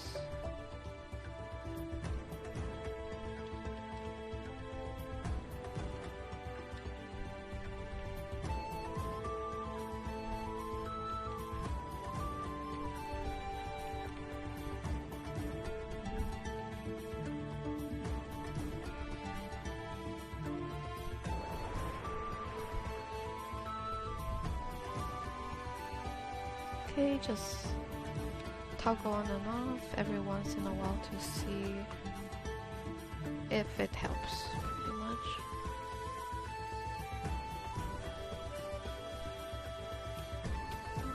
Work on the ear a bit.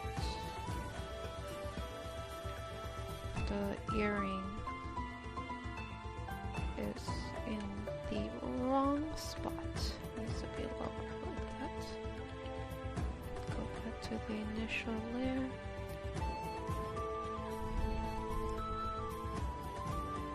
Just gonna erase a little bit of it. Oh. Going back to the selection so that I can do a clean job.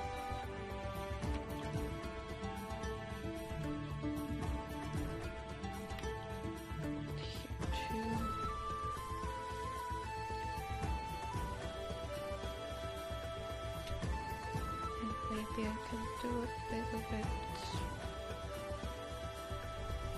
here, I'm not sure. Just gonna try it out. And pull in that or erase that. Now I'm going back here to work on the hairline. Previously, I believe the hair I moved it a bit, that's why some of the areas is kind of off sync, so I go back, paint it, repaint. I'll try to keep this nice and subtle. Have a little bit of hair, one off hanging from here.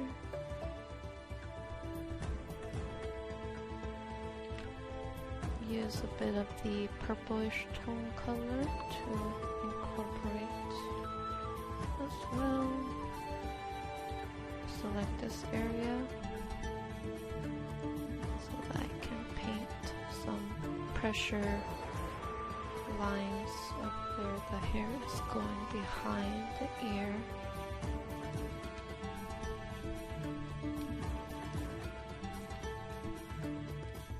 Just general scribble some more details here.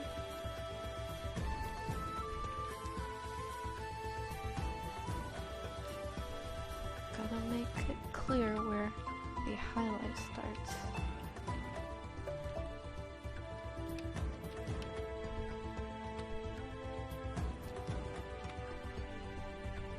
Now for working on this patch, bring some of this color. Use the lasso tool. Get some more shadow in the hair, or try to kind of separate them by batches. I'm feeling like I'm talking a little less now because I feel a little more focused. So probably notice the drop in conversation. Sorry.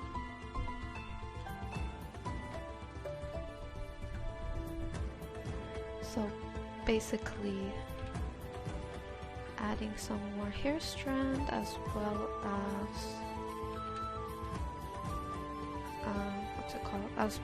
as editing and refining. Try to add some shine to some of these hair strands. Get some here.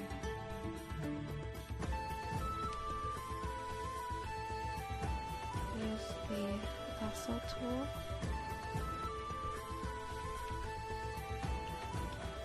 Bit of highlight there, and then this batch of hair will be worked on. Okay, so just adding some more details back to here.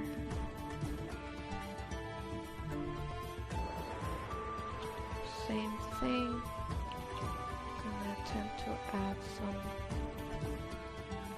thinner hair detail and try to paint it into the general clump here.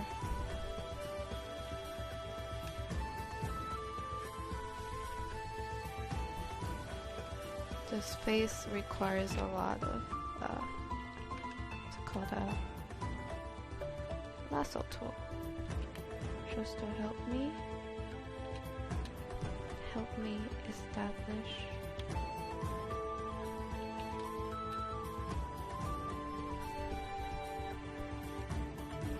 there, and cleaning up.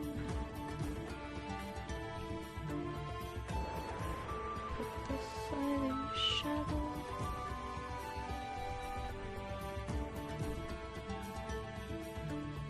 Bit more highlight here.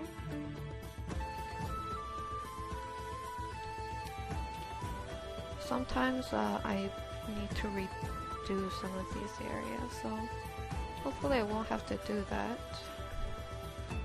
But this is why I'm looking back and forth at the small preview so that I can make sure that nothing is awkward. Let's add some shadow here.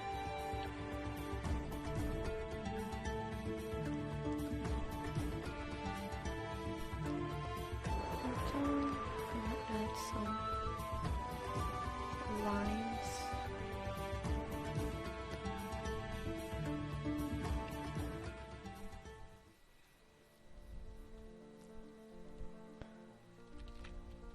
Okay.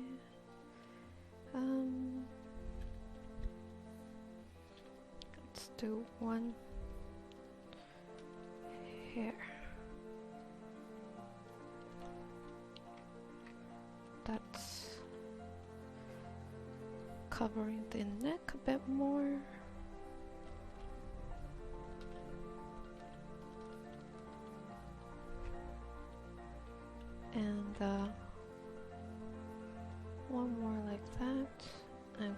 try to make this area a bit cleaner.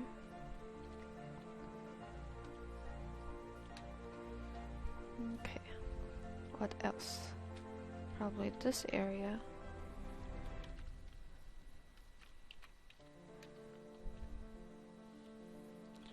So bring the shadow over.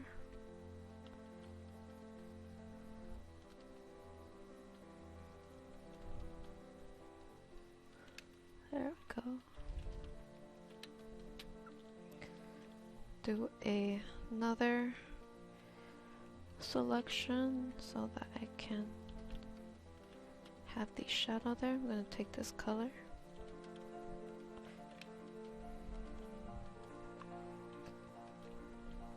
Do another curl here. Add shadow here.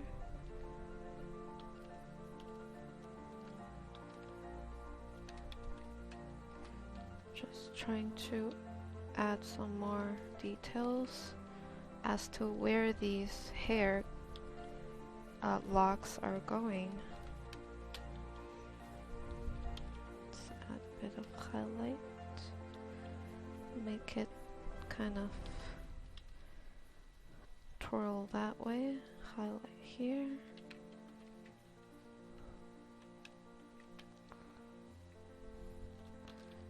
Add some more shadow here.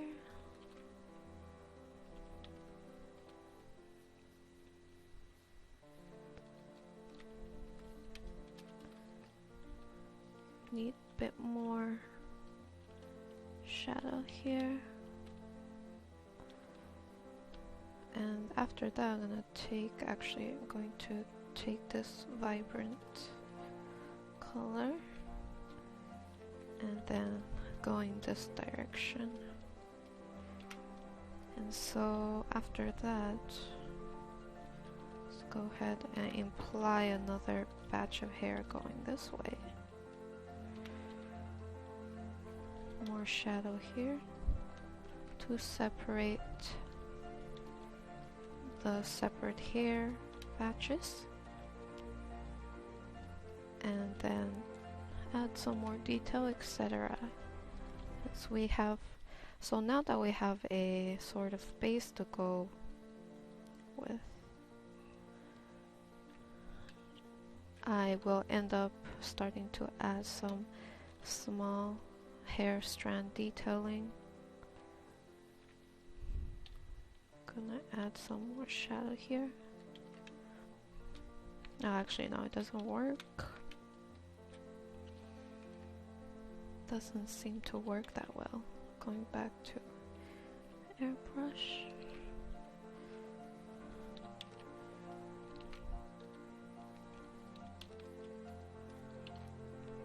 Okay.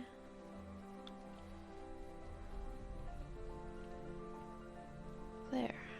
So, oh, I didn't do it before after, whoops. But definitely is feeling a lot more curly and bouncy. So now I will attempt to add some gradient color mode, and just going to gently graze the bottom towards the bottom of the hair. Okay, now zoom in here. Oh, hold on. I can even continue to add some more smaller details of basically shadow. Maybe a bit of shadow here and a bit more shadow here. I'm gonna lock down the layer first so that the shadow don't get out of this layer. Maybe a little bit here too. Okay. That should be enough, I think. Going back to normal layer mode. Just gonna try to see if I can add tiny bit of shine.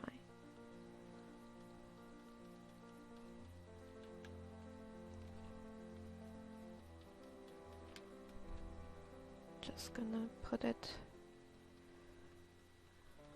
I'm not into the look. I will not have it. I'm gonna just keep it like this and continue to elaborate on the details a bit more.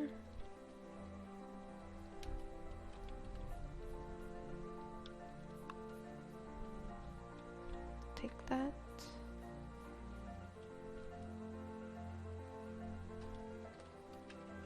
Gonna take a bit of this color, block down the layer.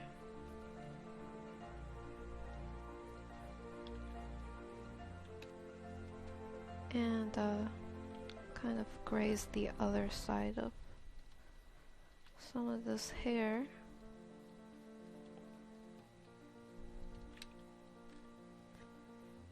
Including this side.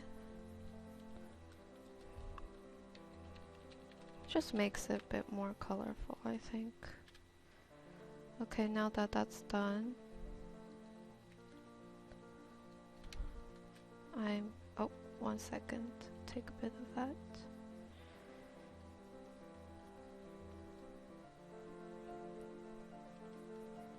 Add it on that particular lock.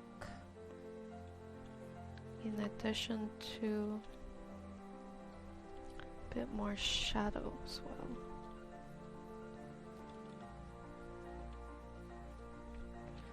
Gonna add another bit of shadow there.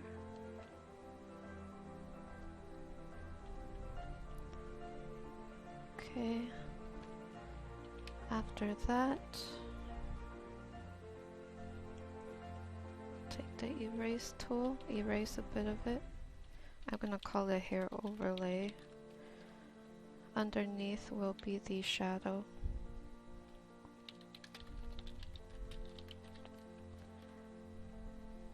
Just taking the skin tone. Let's go for airbrush mode with a bit of solid round brush. And then I just go ahead, do a bit of shadow, cast it from the hair on top of the skin.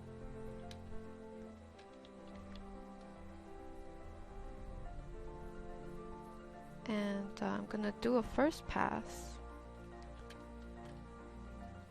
Some areas might be a bit too dark, which then I will lower the opacity on those areas. Add a bit more shadow here. And then after, I can go ahead and use the erase tool. Erase it slightly, so that it's not too intense in some areas, and that is that.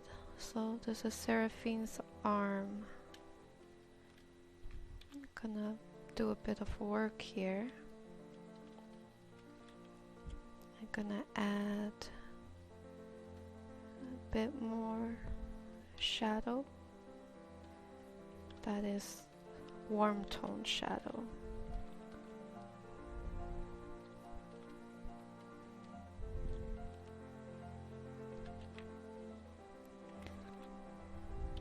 Just switching up the shape a bit. Lock it down.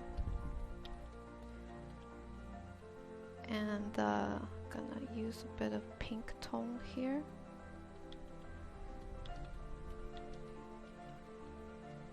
Especially where the elbows is. Go here. A bit more of a yellow tone. Followed by a bit of a pinkier tone near the elbow. And I will graze it with a bit of shadow.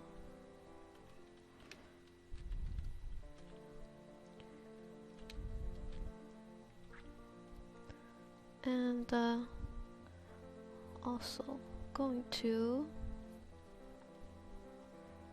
shade the bottom with a shadow, but I am leaving a little bit underneath for just a bit of highlight. Same with here, I think. Just gonna go ahead and line it with shadow on top.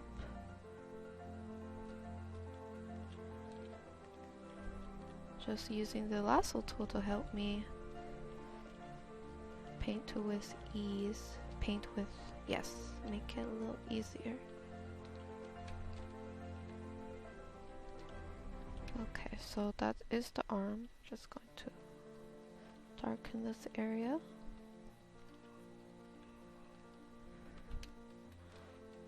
Now, oh, now for Sona's decoration, her sash. I believe I put a mask on this so that her arm would show. Hold on, I will show you. So here is the mask. Mask is, I'm sure a lot of you are already familiar, but mask is like blocking out a certain area without actually erasing it. So you can always go back and forth. So mask, you can just press this and it'll create a mask. And then you click, have the mask selected, and black is to erase, white is to bring back. So I will be masking it so that her arm is visible, otherwise it would be covered by the sash. So now back to the sash. Gonna do quick thing. So I'm using that brush that I talked about earlier. It's the chalk brush with a bit of texture. I just want to see what kind of effect it would have.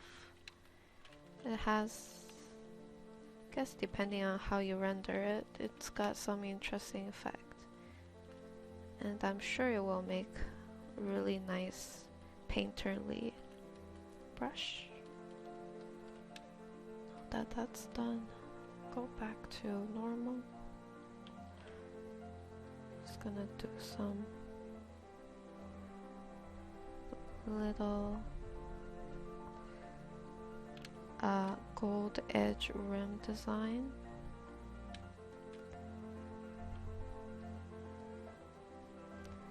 Get a whirl.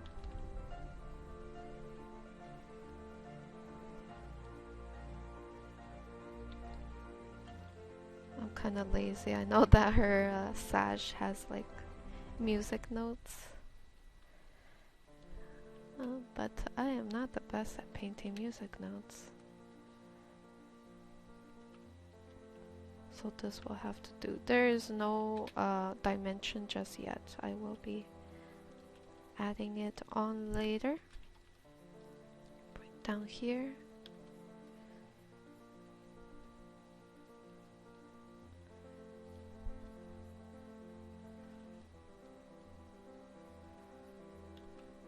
There. So this is the base for now. Then I can start adding some shadow. No particular placement for them other than kind of grazing some of these areas and focusing mostly on these outer silhouettes. Make the size a bit smaller so I can add more detail.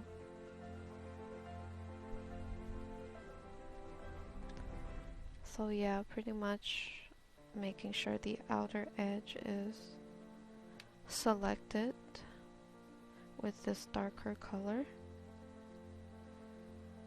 Other than that, pretty much in a variety of areas, kind of just outlining, you could say. Now that we have the shadow done, going in for that highlight, gonna zoom in for this face.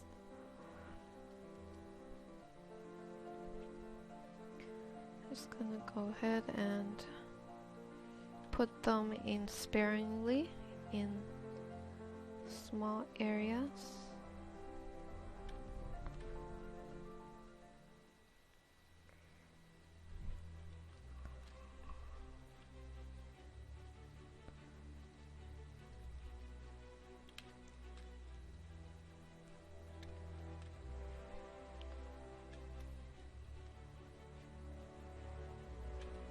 Okay, and then here. Oh, I've totally forgot to do the shadow for here.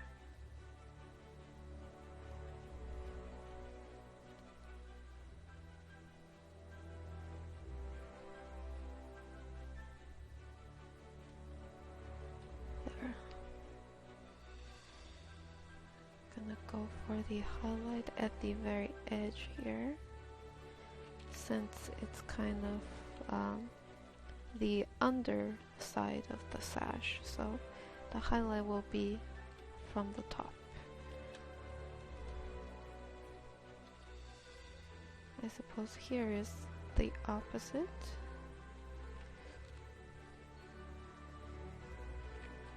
Also gonna use the lasso to help me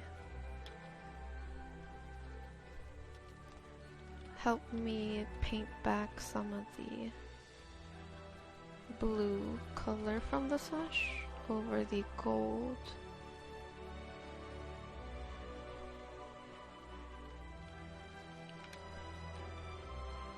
So that I can make the gold trim look a bit more delicate. Right now it's looking a little... might be a bit too big. I have to readjust. Let's go for this rendering style with the highlight in the center instead of the outer edge.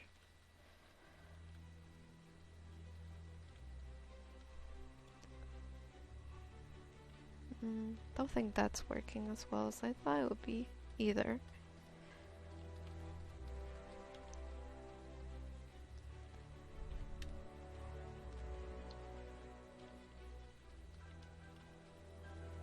Let's go ahead and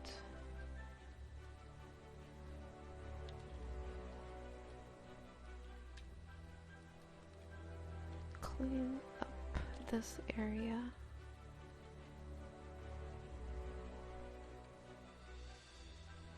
Okay, now that that's done, oh wait, probably need to do this area, make it a bit more, render it out a bit more. That's where the highlight is.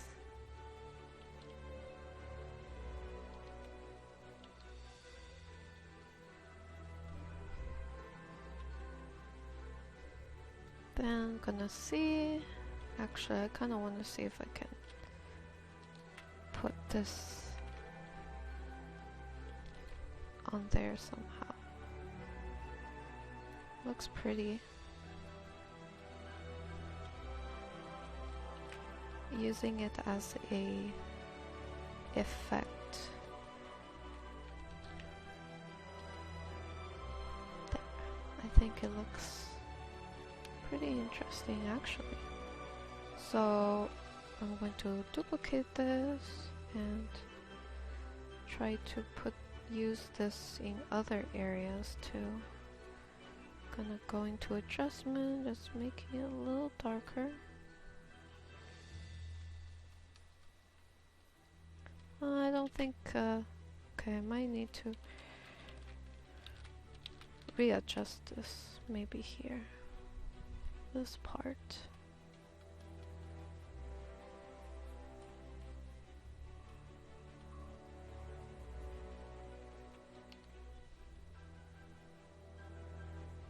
Doesn't look good on this. It only looks good up here.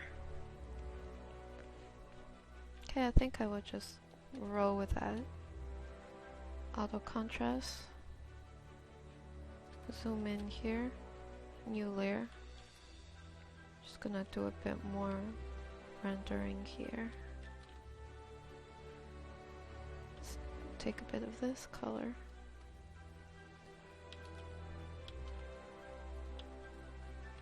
Just gonna softly blend this.